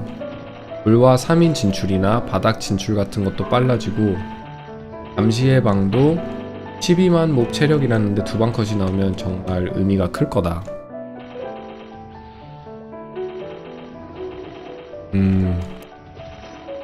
근데 지금 전사분들이 보면은 대부분 근데 한 170, 180, 160 이분들은 거의 다 드래곤 무기를 끼고 있겠죠? 근데 여기서 정말 그 밸런스를 어떻게 맞추냐. 전사한테 데미지를 올려주면은 제가 생각할 때 이슈가 뭐가 되냐면, 그러면 나로 하시는 분들이나 보마 하시는 분들이, 특히 나로 분들이 존재감이 많이 죽을 것 같아요. 지금도 전사가 히어로 160대 히어로가 파티를 구성해서 작품을 갔는데 그 같은 또래의 나로보다 데미지를 더 많이 해서 작품에 흰경을 먹는 경우가 전 본 적이 있고 들은 적도 있거든요. 그리고 160 이제 히어로가 되면은 어드밴스 콤보 마스터하고 브랜디시 마스터하고 그리고 뭐 인레이지로 해서 뭐 다른 버프들 들어오면은 나로랑 데미지가 많이 맞먹는다고 들었어요. 근데 거기서 히어로를 더 펌핑을 해주면 그 후반대에 특히 데미지를 더 내라고 펌핑을 해주면 나로분들은 그냥 이제 그 자부심이 약간 있잖아요. 나로들은 자존감, 그 존재감. 나는 우리 공대 메인 딜러고 나로를 하니까 딜러다. 그만큼 또 돈을 투자하시는 분들도 많고, 뭐 일비 풀 세팅을 맞추시던가 아니면 돈이 엄청 많으신 분들은 화비 같은 거 찾아가지고 화비 끼시는 분들도 있고, 그만큼 돈이 많이 소모돼서 존재성을 부각시켜주는 직업인데 나로가 여기서 전사들 좋으라고 데미지 전사들 상향시켜주면 약간 나로분들이 많이 허무하실 것 같고 존재감을 잃을 것 같아요. 그래서 저는 많이 얘기하는 게 나로들의 존재성과 나로들이 존재하는 이유, 그거를 공존이 존중을 해주며 여기서 다른 방향으로 패치를 하는 게 맞는 것 같다. 뭐 이제 이 사냥터 어디라고 했죠? 무슨 심연의 방, 심연의 방 가서 이제 뭐 파티 사냥을 수월하게 하고 싶다면 글쎄요, 이 문제는 그냥 바로 말하기는, 아무 생각 없이 말하기는 좀 더 많은 생각이 필요할 것 같다라는 생각이 들어요. 잠시만요.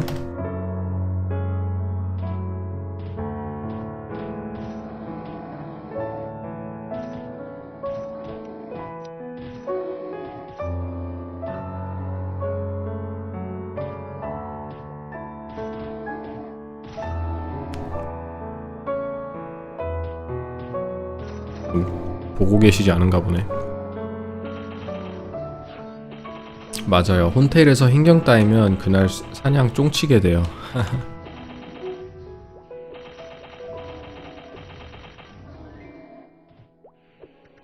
그러니까 그 히어로는 후반에 격수를 자리로 잡는 게 참 좋은 것 같기는 해요. 제가 볼 때는 그 히어로가 160이 돼서, 히어로가 160 정도가 돼서 나로와 보마와 뭐 데미지가 비슷하게 뜨거나 조금 낮거나 조금 높은 건 전 좋다고 봐요. 히어로의 이제 느낌이 확실히 다크나이트도 그런데 다크나이트는 솔직히 존재성이 엄청 강하잖아요. 뻥 하나만으로도 하이퍼바디 하나만으로도 파티에 많이 껴주고 하는데 히어로는 뭐 분노 하나? 근데 분노만큼 좋은 스킬이 없어서 껴주긴 하더라도 분노 없이도 뻥은 이제 하이퍼바디는 레이드나 뭐 혼텔이나 핑크빈을 격파하려면 나중에 나오는 핑크빈을 격파하려면 무조건 필요로 하는 스킬인데 분노는 그런 느낌이 아니다? 뭔가 격수 느낌이 더 난다 후반은 가면 갈수록.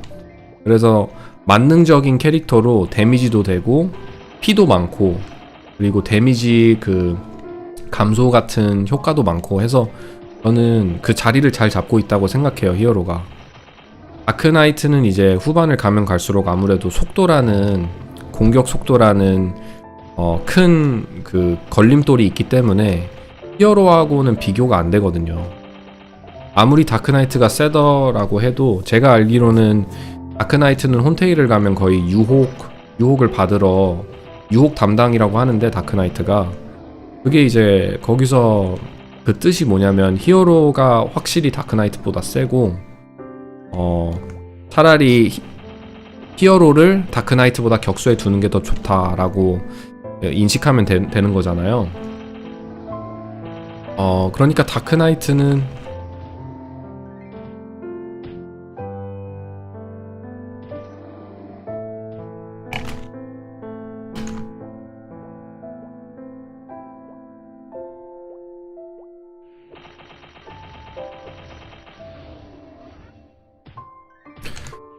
다크나이트도 데미지 많이 세고 좋긴 한데 뭐 팔라딘도 굉장히 세고 직업이. 근데 이제 그 후반을 가면 갈수록 그곳에서 사냥하고 싶다면 그쵸? 그 새로 나온 대륙이나 새로 나온 몬스터들을 사냥하고 싶다. 그럼 거기서 이제 어떻게 그걸 레벨 160 히어로가 그쵸? 700만원씩 써가면서 1시간에 사냥하는 게 맞는지 아니면 파티 구성도나 파티 이제 우리가 좀 더 효율적이고 돈을 절약할 수 있는 방법을 찾아봐야 하는 게 맞는 건지. 근데 이제 어제 출시된 맵이라 조금 지켜보고 두고 봐야 할 필요가 있는 것 같기는 해요. 바로 효율적인 사냥터를 찾고 활용을 한다? 그래도 일주일 정도의 시간은 필요하지 않나 라고 생각합니다. 저는 어떤 분이 기발한 아이디어를 생각해내가지고 잘 파티 사냥 플레이가 수월하게 잘 연구해줬으면 좋겠네요. 해주길 바랍니다. 또 Johnny, which class in Classic would you go for? I'm going to play when Classic Maplestory comes out. I'm going to play with my friends, and it's gonna be a semi-decently large group, and a lot of them are gonna be playing the game for the first time. So I tell people when they ask me this question that I'm going to play around my friends because I want to elevate their experience and make sure they enjoy the game and fall in love with the game that I fell in love with. And their longevity is probably for my best interest because I get the second-hand effect of their joy and the pleasure that they get from playing the game that I love.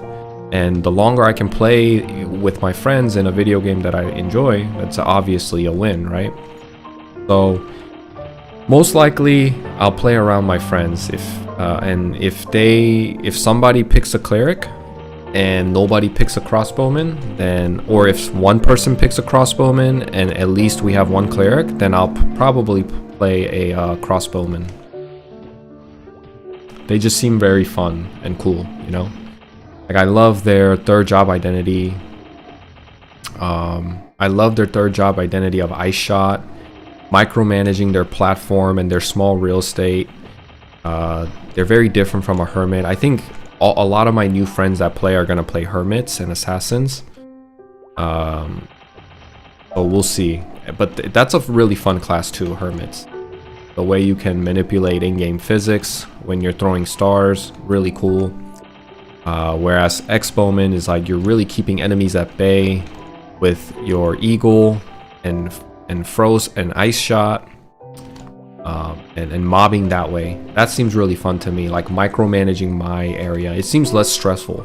Whereas like if you're playing a hermit, you have to like flash jump out of the way and move away from the enemies, and it seems fun, but I feel like it would get tiring after a while. Like I don't think I could grind as long as I could if I was playing a marksman.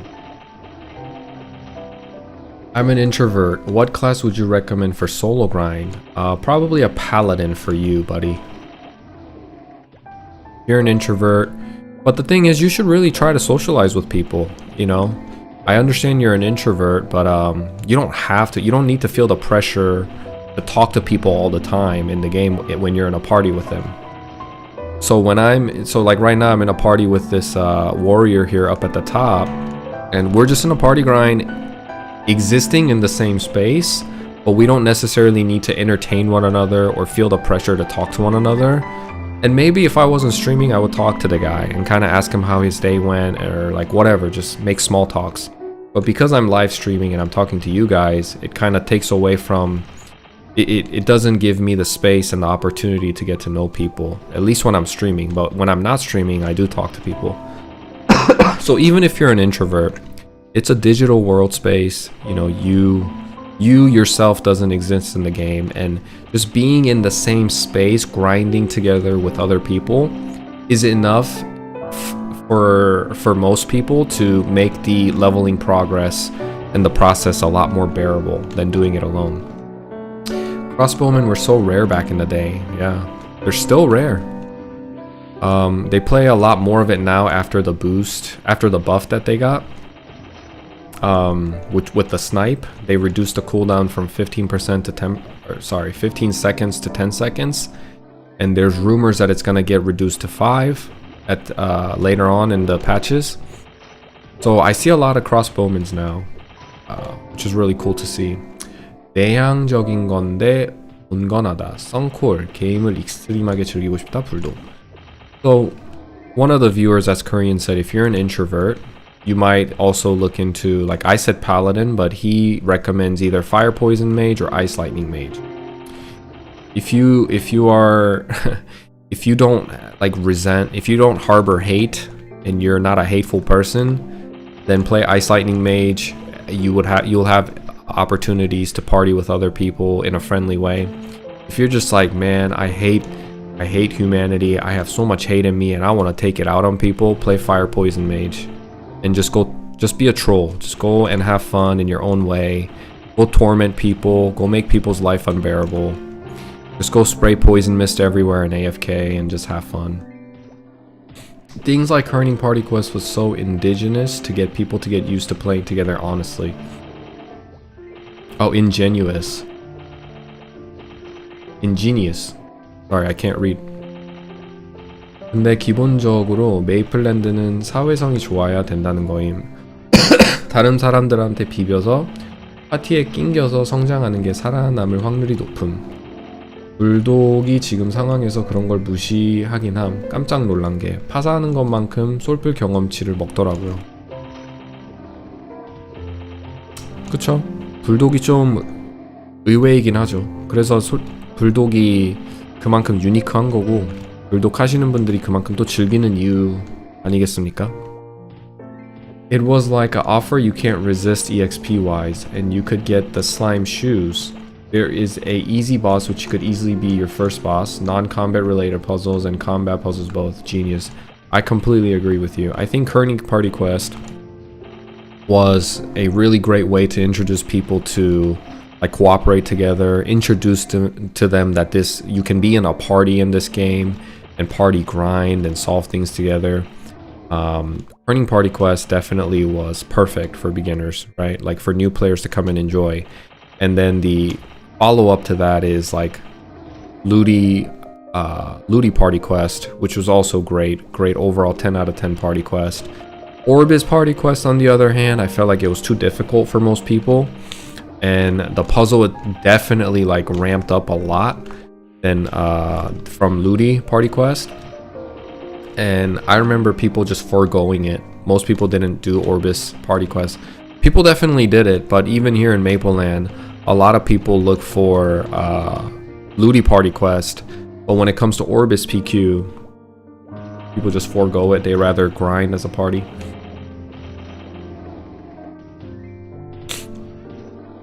Yeah, I hope Classic will have more PQ like Herning and Ludi.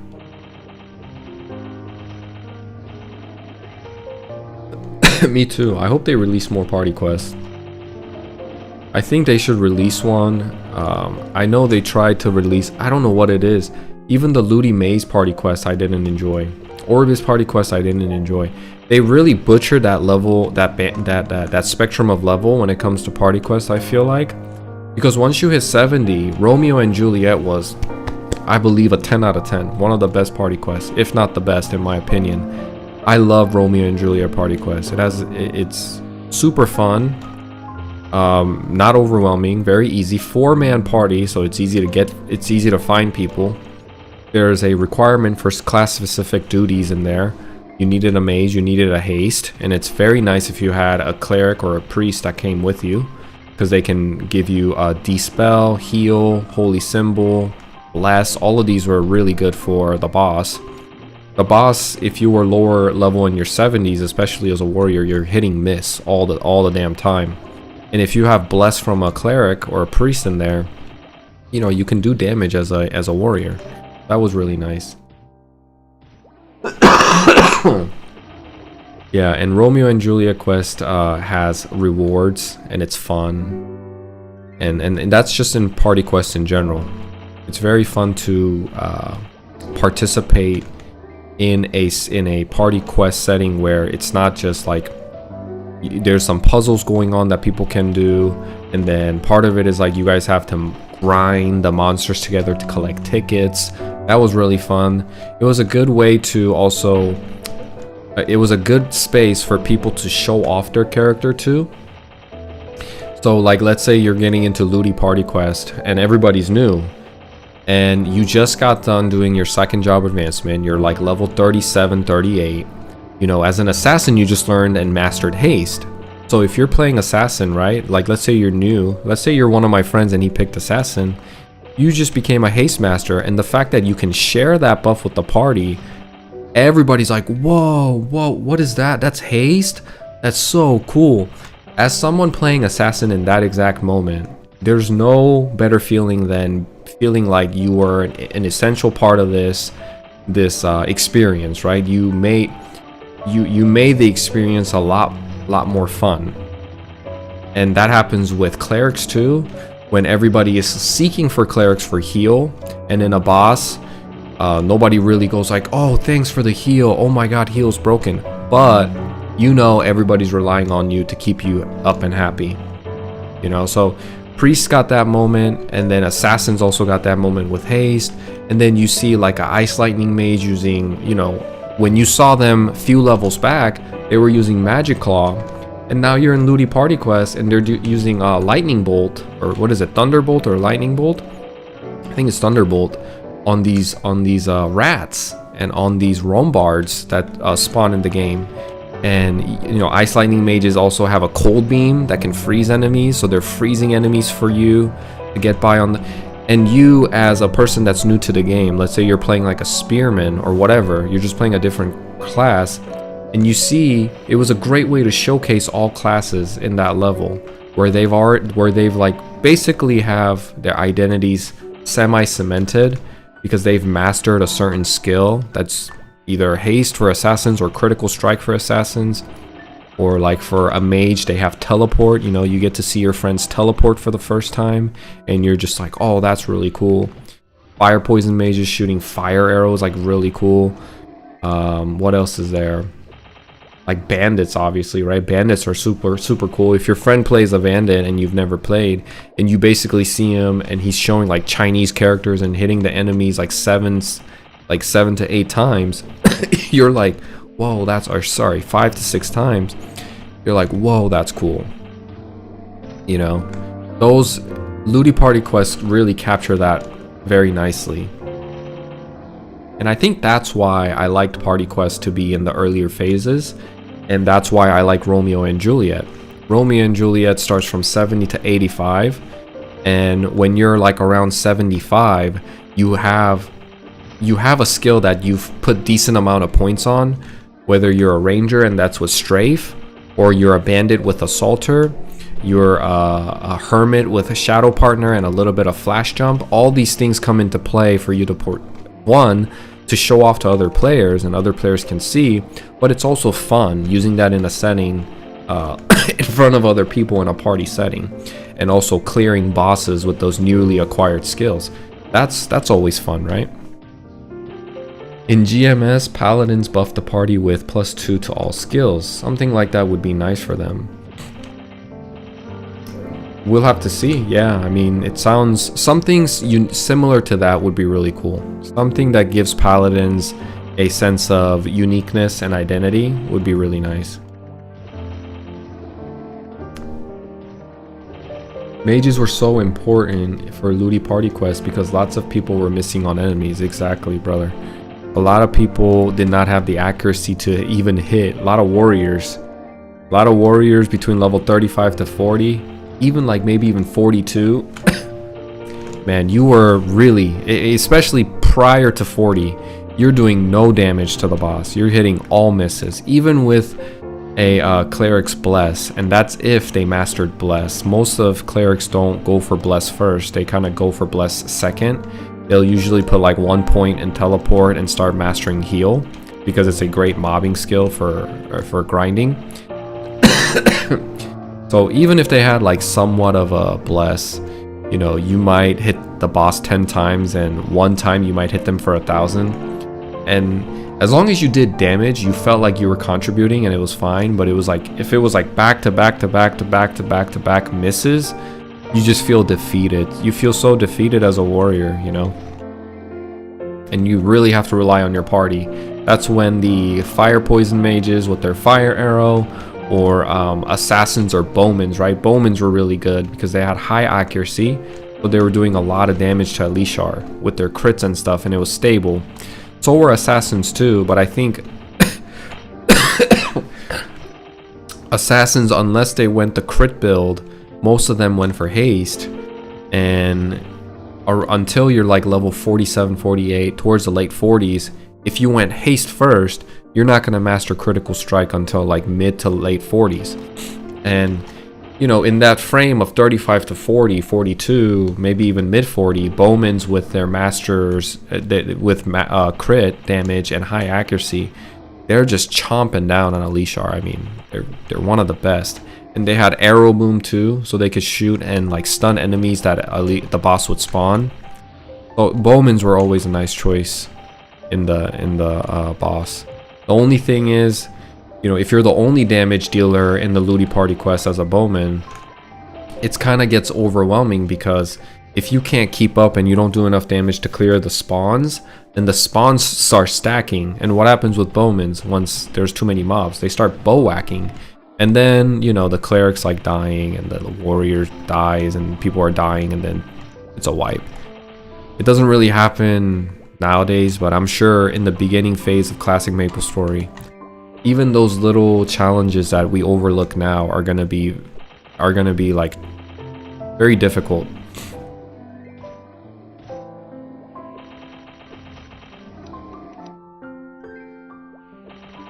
It's gonna be fun.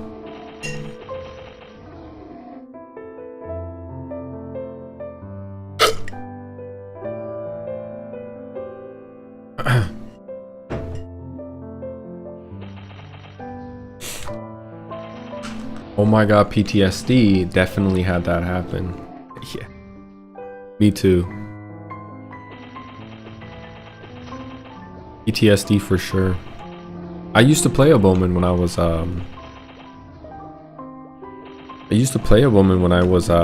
younger, and I played in KMS. Got it to like level 60 or something.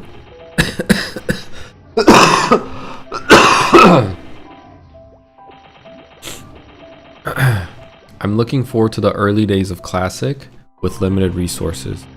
I think it's gonna be the most fun the first year.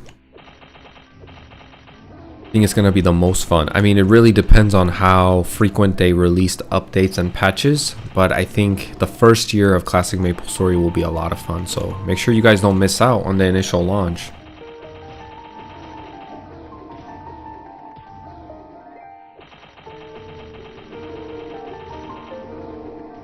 Are statless builds still viable, i.e. dexless warriors and etc.? Here in Mapleland, if you have the money, you can do it. But in Classic, I'm assuming you're asking about Classic Maplestory. I'm not sure. I'm not sure if like dexless sins and dexless warriors are going to be viable, or strengthless bowmans, or luckless mages. I think luckless mages will still exist, especially for priest. Especially if their whole identity is to just kind of be a support. Well, actually, I don't know, because that's a cultural thing. In KMS, a lot of priests go luckless, and they try to make money playing priest, giving out holy symbols to lower level players. So they just try to maximize damage by going luckless and mob enemies that much quicker with Shining Ray or heal. And they just wear a lot of weapons and wands that don't require luck. My best friend played Bowman. I still remember his name. Only knew him in game though.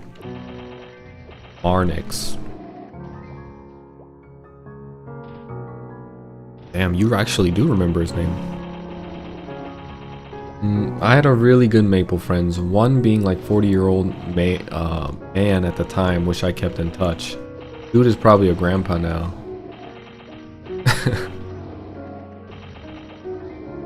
What do you guys think is gonna be like the average age of people playing Classic gonna be? I think it's gonna be pretty high. Like, I think it's gonna be higher than we think. It's gonna be like 30 to 50.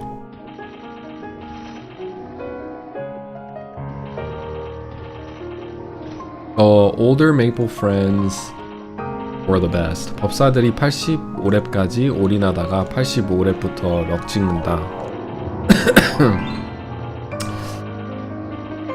Look at us now, we're in our 30s going into 40s. Yep, that's us. So I gotta ask the question again. Are we just getting old and we can't enjoy Classic Maplestory? Is it us? Maybe it's us, we just can't keep up, guys. It was us all along. Maybe some late 20s, yeah. Maybe some late 20s.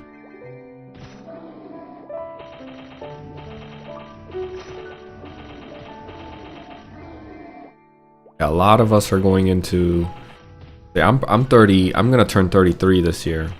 And I think I might be in the lower range of the spectrum of people that play this game.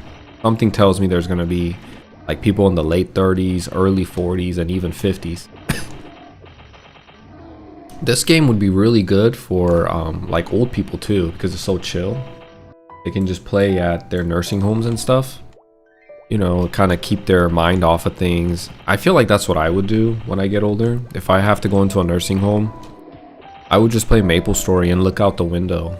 I would go to a nice state like California where the weather is always beautiful, you know, or Florida by the beach and watch the storm and just play on my laptop, play some Maplestory as I chill.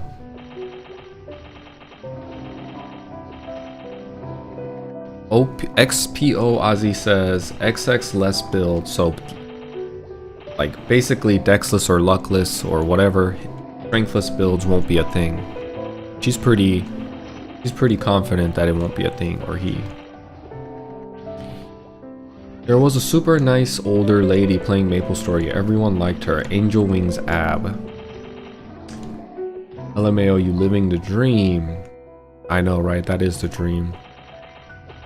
It would be nice. It would be nice to be like go into retirement and eventually like at an old age going to a decent, I don't need anything fancy, just going to a nursing home and tell people to leave me alone, that I'm fighting my Alzheimer's by doing pattern repetition and continuously grind and keep my sanity that way. Just plugged in, baby, into Maplestory, and it's like the only thing that keeps me sane. You'd be surprised, there was a lot of older people. I mean, actually, you guys probably agree. There were a lot of older folks that played Maplestory even when I was a kid. Higher level people, back in the day especially, a lot of them were older folks. They were very quiet to themselves. You know, and they were very nice also. But a lot of older folks back in the day that were higher level were old folks. I remember one in particular that my cousin played with, not me. My cousin played with this guy all the time. And he was this old gentleman, and my cousin said he played with him because he was so nice, and he would just give him free leech all the time. So he just played with him because he just got free leech from him. He would go like AFK. And the old man would keep him in the party and continuously grind at like level 160, you know, where like even solo grinding alone took you forever, the level, but he did it with my cousin in the party, just leeching off him, talking about whatever. And also before things get like, before you guys think weird things, he was like 18 at the time, or 19. Maybe that's still weird. I don't know. Maybe he was some weird guy. I don't know. But, you know, after that, they didn't really talk much, so it didn't really go anywhere inappropriate. Maplestory definitely keeping me sane. I'm thankful for it. It's relaxing, unlike any other game I played. I agree with you. I played a lot of VR poker, and there were a good amount of old retired folks. VR poker? You're telling me there's old folks wearing VR headsets playing poker online right now? Dang, can you guys imagine like old people in nursing homes with VR goggles? That might be us, actually. We might be the future. We might be the generation where like we go into a nursing home and it's not laptops anymore. It's like actually VR headsets or VR goggles or whatever. We're just plugged in. Fangblade and Tiger are pushing 50 now, probably. Yeah, probably. Those guys are legends too, right?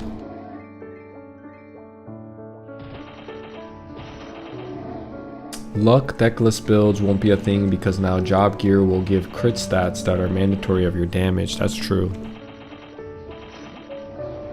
That's true. I heard about that. Like items basically having passive stats that come with it that give you crit damage. I don't know how I feel about it, but I'm open-minded. I'm willing to try. I'm going into this classic Maplestory game with an open mind. I've already like came to, I guess, peace with the idea that classic Maplestory isn't a one-to-one emulation of old school Maplestory, but it's a bold reapproach and reattempt. So I'm going into the game in good faith, with a lot of trust and vulnerability, and gonna give the game a solid try before I make any judgment.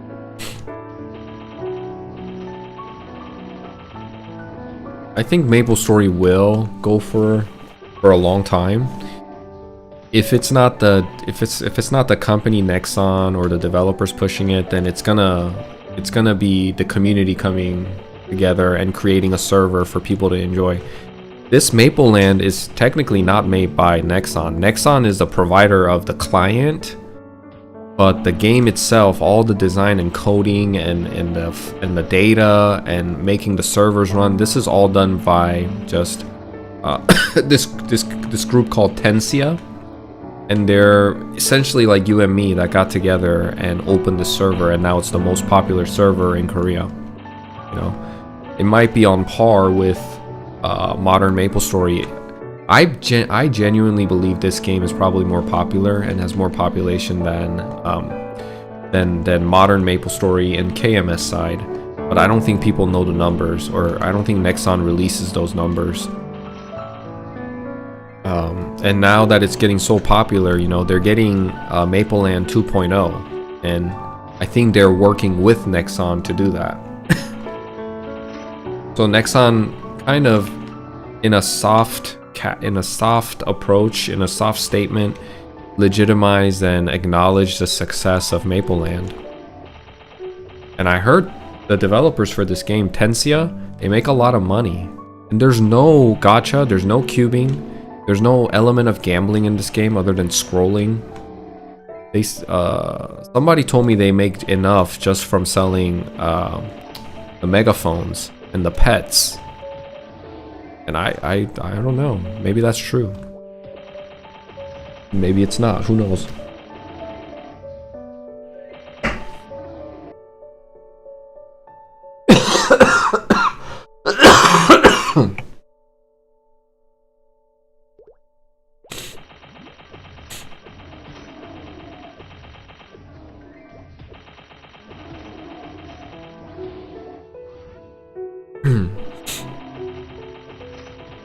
That's probably why they're bringing out Maplestory Classic.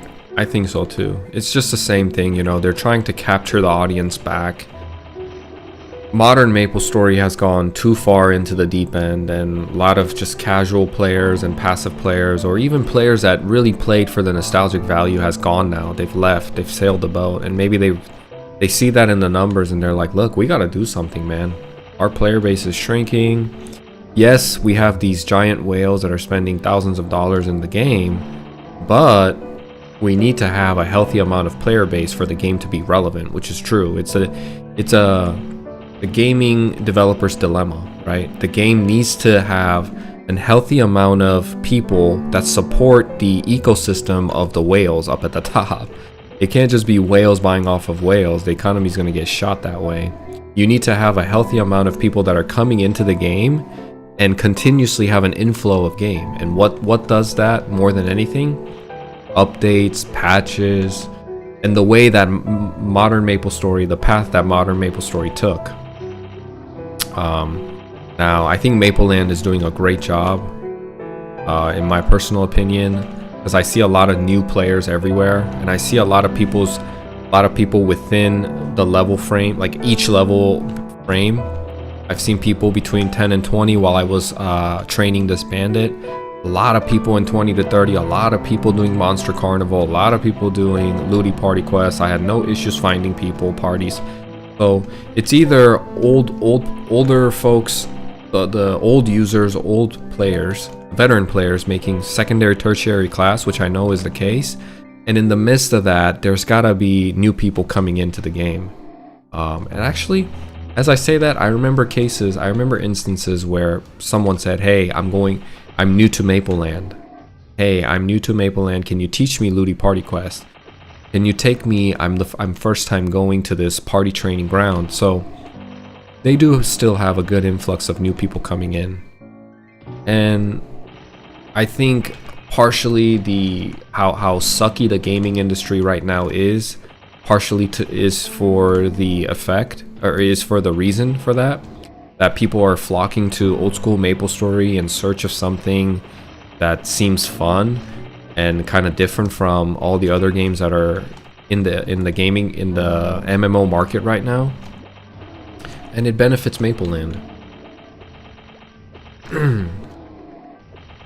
What's the best server for Europe? Artale, Chrono Story, or something else? I'm not sure, buddy. I think you should play Artale though if you're looking for. It depends on what you're looking for. Artale is going to be more like the true Maplestory experience. Chrono Story is going to feel like a mobile game a little bit, but I heard it's extremely fun, and I recommend Chrono Story just to kill time until classic Maplestory comes out.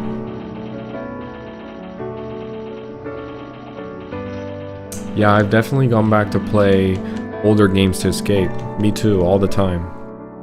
And I've just landed on Maplestory, but I've always searched for games like Maplestory. Always. And I could never find it.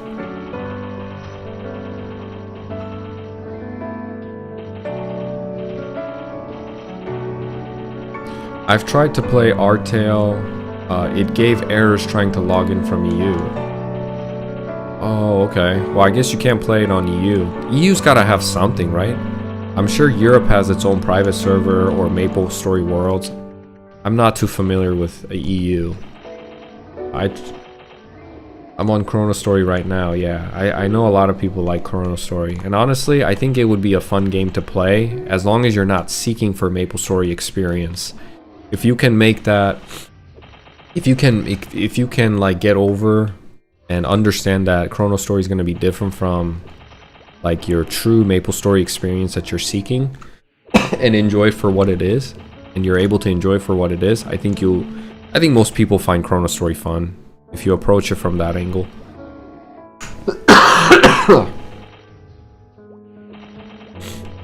I like the Maplestory for the grind, don't touch my grind, and progression. That's right, Chrono Story has like what, 2x the EXP rate and 2x the drop rate or something like that. I think private servers are probably better than Artail, but guess you can't really stream or promote those. I really dislike the 50 channel per person on Artail. Me too. I do not like having... That's one thing that's coming with Mapleland 2.0, is that each channel is going to now able to hold up to 1,000 people, which is going to be really cool. Because right now, even in... and I think that's a client issue, because Mapleland right now is running on Maplestory Worlds on the Korean side, and each channel can only hold up to 100 people. And I think once they release Mapleland 2.0 and then it can host up to 1,000 people, it's gonna be a lot more busy, a lot more fun. You'll see more people in town and stuff. It's gonna be nice.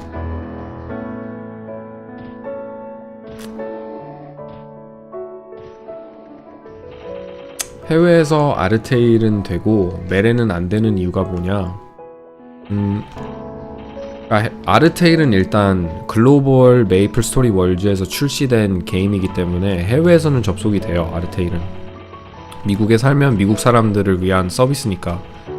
근데 이제 해외에서 메렌을 하고 싶으면 안 되는 이유가, 저희 한국 코리아 넥슨이 굉장히 그런 거에 예민하고 민감해서 다른 나라에서 메이플랜드를 접속하려고 하는 거, 특히 이제 중국인 뭐 해킹 뭐 봇 같은 것들 많잖아요. 매크로도 많이 쓰고, 그런 거에 이제 인게임 내에 존재하는 경제와 이코노미를 지키기 위해서, 그리고 우리 한국 유저분들의 게임을 즐기는데 방해가 없도록 굉장히 그 차단하는 수단이 많이 되어 있어요. 한국 메이플랜드는 주민등록번호 있어야 되죠. 그 주민등록번호로 가입되어 있는 핸드폰 번호 있어야 되죠. 한국 IP 주소 있어야 되죠. 이런 것들이 다 겹쳐가지고 해외에서 메이플랜드를 한다는 게 솔직히 거의 불가능해요. 거의 못합니다. 이제 한국 이제 주민번호부터 시작해서 그 인증번호를 받아야 되는데, VPN으로 IP 문제를 해결한다고 해도 일단 아이디 만들고 계정을 만드는 거에서 막혀버려요, 사람들이.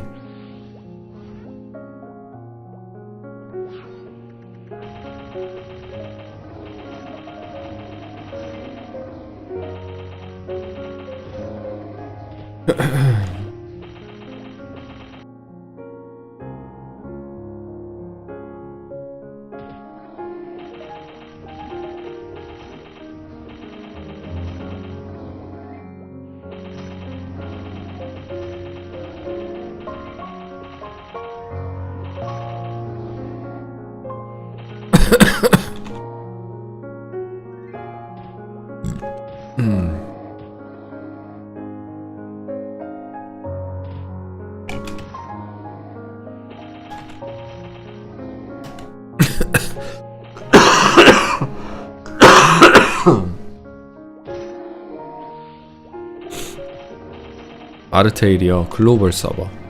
아르테일은 미국에서 출시된 글로벌 서버인데,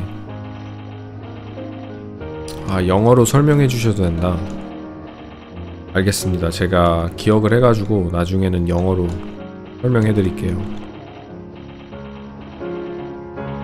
근데 수많은 아이디들을 보면서 이제 개개인 기억하기가 가끔 힘들 때가 있거든요. 그래서 이제 한국말로 질문이나 뭐 대화 채팅이 오면은 그냥 습관이 돼버려가지고 한국말로 대답하고 해요.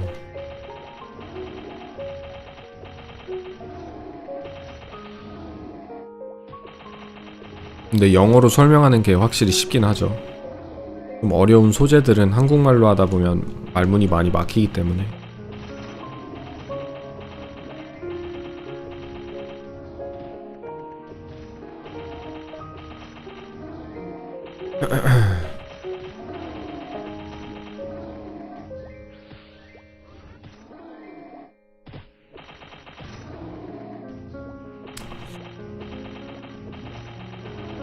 It's almost already 2 p.m.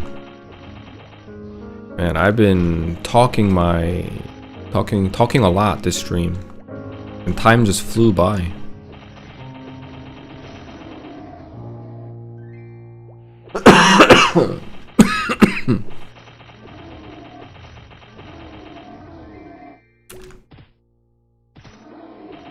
I think I'll probably stream till 2 p.m. today, and probably do it to 2 p.m. Here in about 10 minutes I'll get off and probably focus on a couple of things that I need to focus in real life. But 2 p.m. is usually how long I stream. For the people that are new here, I generally stream from 9 a.m. EST, and then I stream till about 2 p.m. EST, so 5 hours. Just grinding, just chilling, hanging out, talking with people. Everybody waiting for classic Maplestory.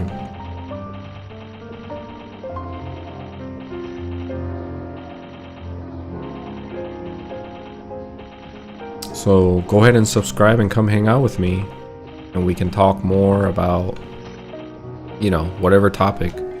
I have a lot of love for this game, and I genuinely enjoy doing this, so might as well do it together with other people.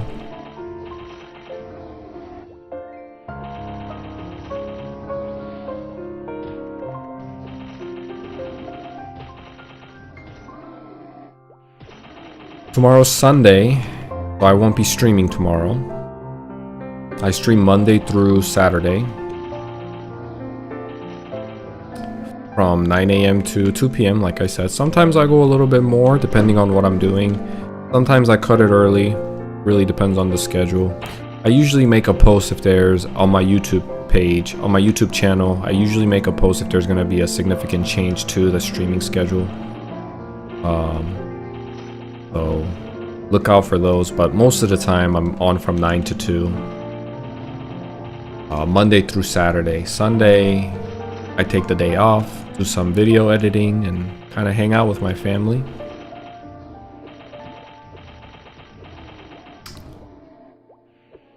I have auto translate. I can understand him. I don't know why it kept kicking me out, but it did. Tried for a few days. Talking about Artail. Not sure, buddy. What's do you work from home? I do. I work from home. Classic Maplestory waiting room. That's a good title for the stream, actually. Classic Maplestory waiting room.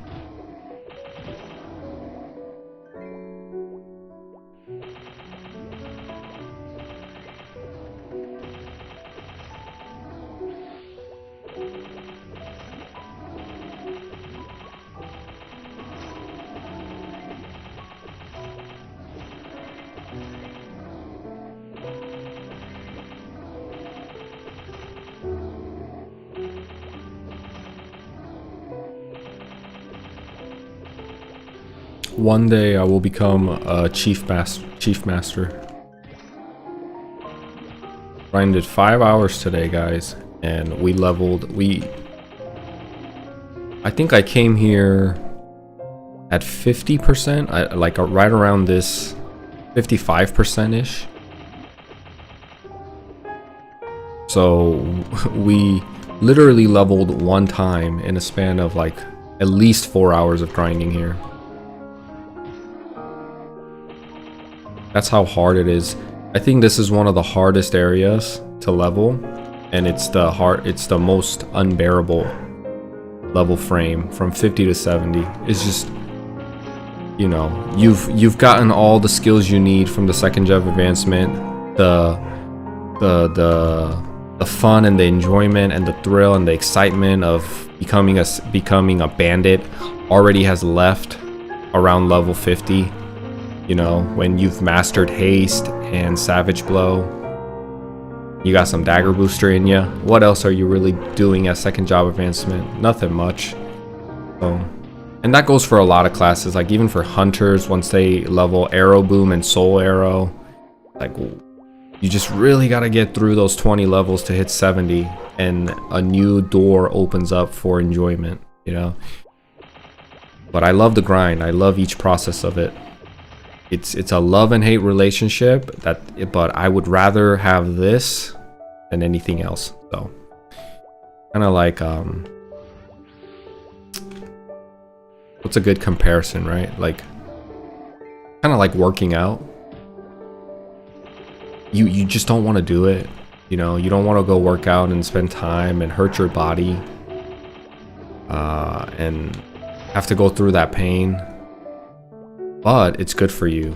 And at the end, when you see your achievements, right, like your body looks a little different, you get a sense of gratification, you get a sense of pride, and it's very nice.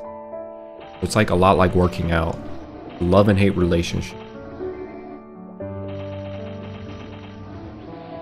Well, at least someone who goes to the gym, I see it that way. So maybe you guys see it a different way. Maybe some of you guys are like studying. A lot of you guys are looking to get degrees or something. Actually, we're all in our 30s. Everybody's out of college. But maybe there's a kid out there that's in their 20s, still in college. The love and hate relationship to study. But when you ace that test and you get your degree, it was all worth it. You could probably make this comparison with so many things in life. At least that sense of like putting in, you know, it's kind of like I got another one. It's like going to church. You don't want to go, but when you actually go and go through the process, you feel satisfied and you feel good afterwards. It's in the most broad perspective, at the foundational level, it's kind of like sacrificing the momentary pleasure for something greater in the future, or a great reward in the future. And that's a philosophical way of thinking, you know. So that's probably why it resonates with a lot of people when people play old school Maplestory. They like going through the hardship to feel that much more satisfaction and gratification once they get to their final end goal. People do that with hiking, people do that with running, climbing, you know, people just are always putting things on the line for the moment to achieve something bigger in the future. So I would argue that it's a philosophical thing. It's at the existential level of what it means to be a human, you know. So if you make current Maplestory the way it is, where everything's just instant gratification and instant pleasure and instant satisfaction, and you just continue down that path, and you just end up with a game that's just mind-numbing, boring, actually feel there's no like soul left in it. It feels like an empty shell, and it just becomes you become a gambling addict on Maplestory. That's what happens.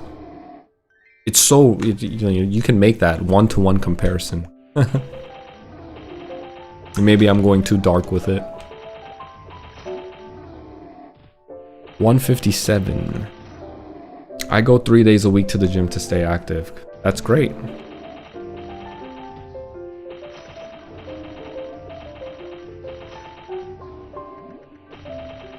It's not truly engaging. I agree.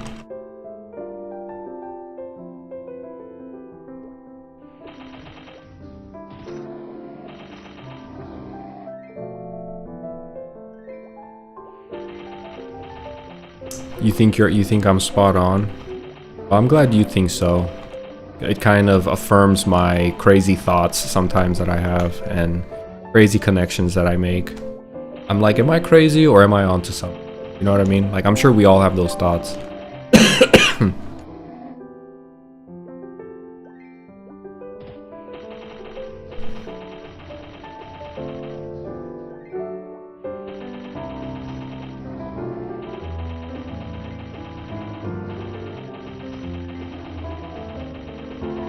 Man, all this grinding here today, and I didn't get any glove for attack 60%. What a shame. I think if there's one map where I spent the most amount of time grinding, is probably the golems. And that's mainly because, I mean, now this platform is actually really well suited for range characters. Just standing kind of here in the middle, grinding this way and that way. I could see an archer or even an assassin coming here grinding. This is going to be a really great grinding area. But prior to this, when you go to Golem Forest, because the platforms are like, it was not really suitable for ranged characters because they didn't have any platforms to stand on. It was mainly the melee characters I would go there and spend time. And because I played Dragon Knight prior to the Bandit, I spent so many hours in Golem Forest on the Dragon Knight. Like I said, from level 50 to 80 and maybe even more. And I never got a glove for attack. And even with the Bandit now, I was here at level 53, I came back here 56, and I spent 5 hours today, and each time I'm here, I spend at least an hour or two, and I just cannot get the glove for attack, man.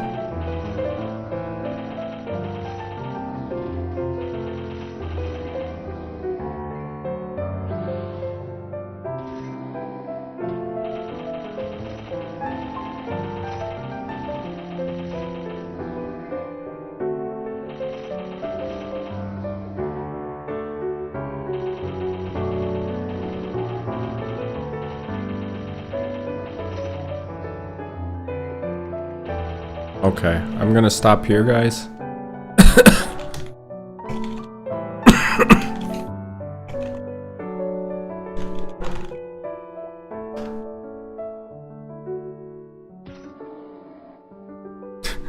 I think he's falling asleep as he's playing.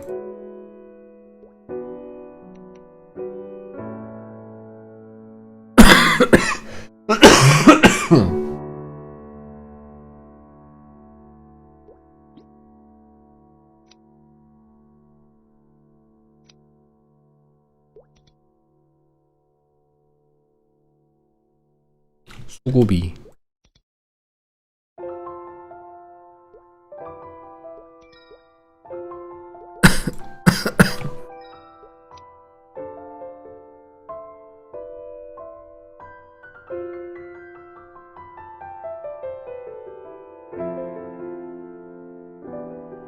인기도가 있나?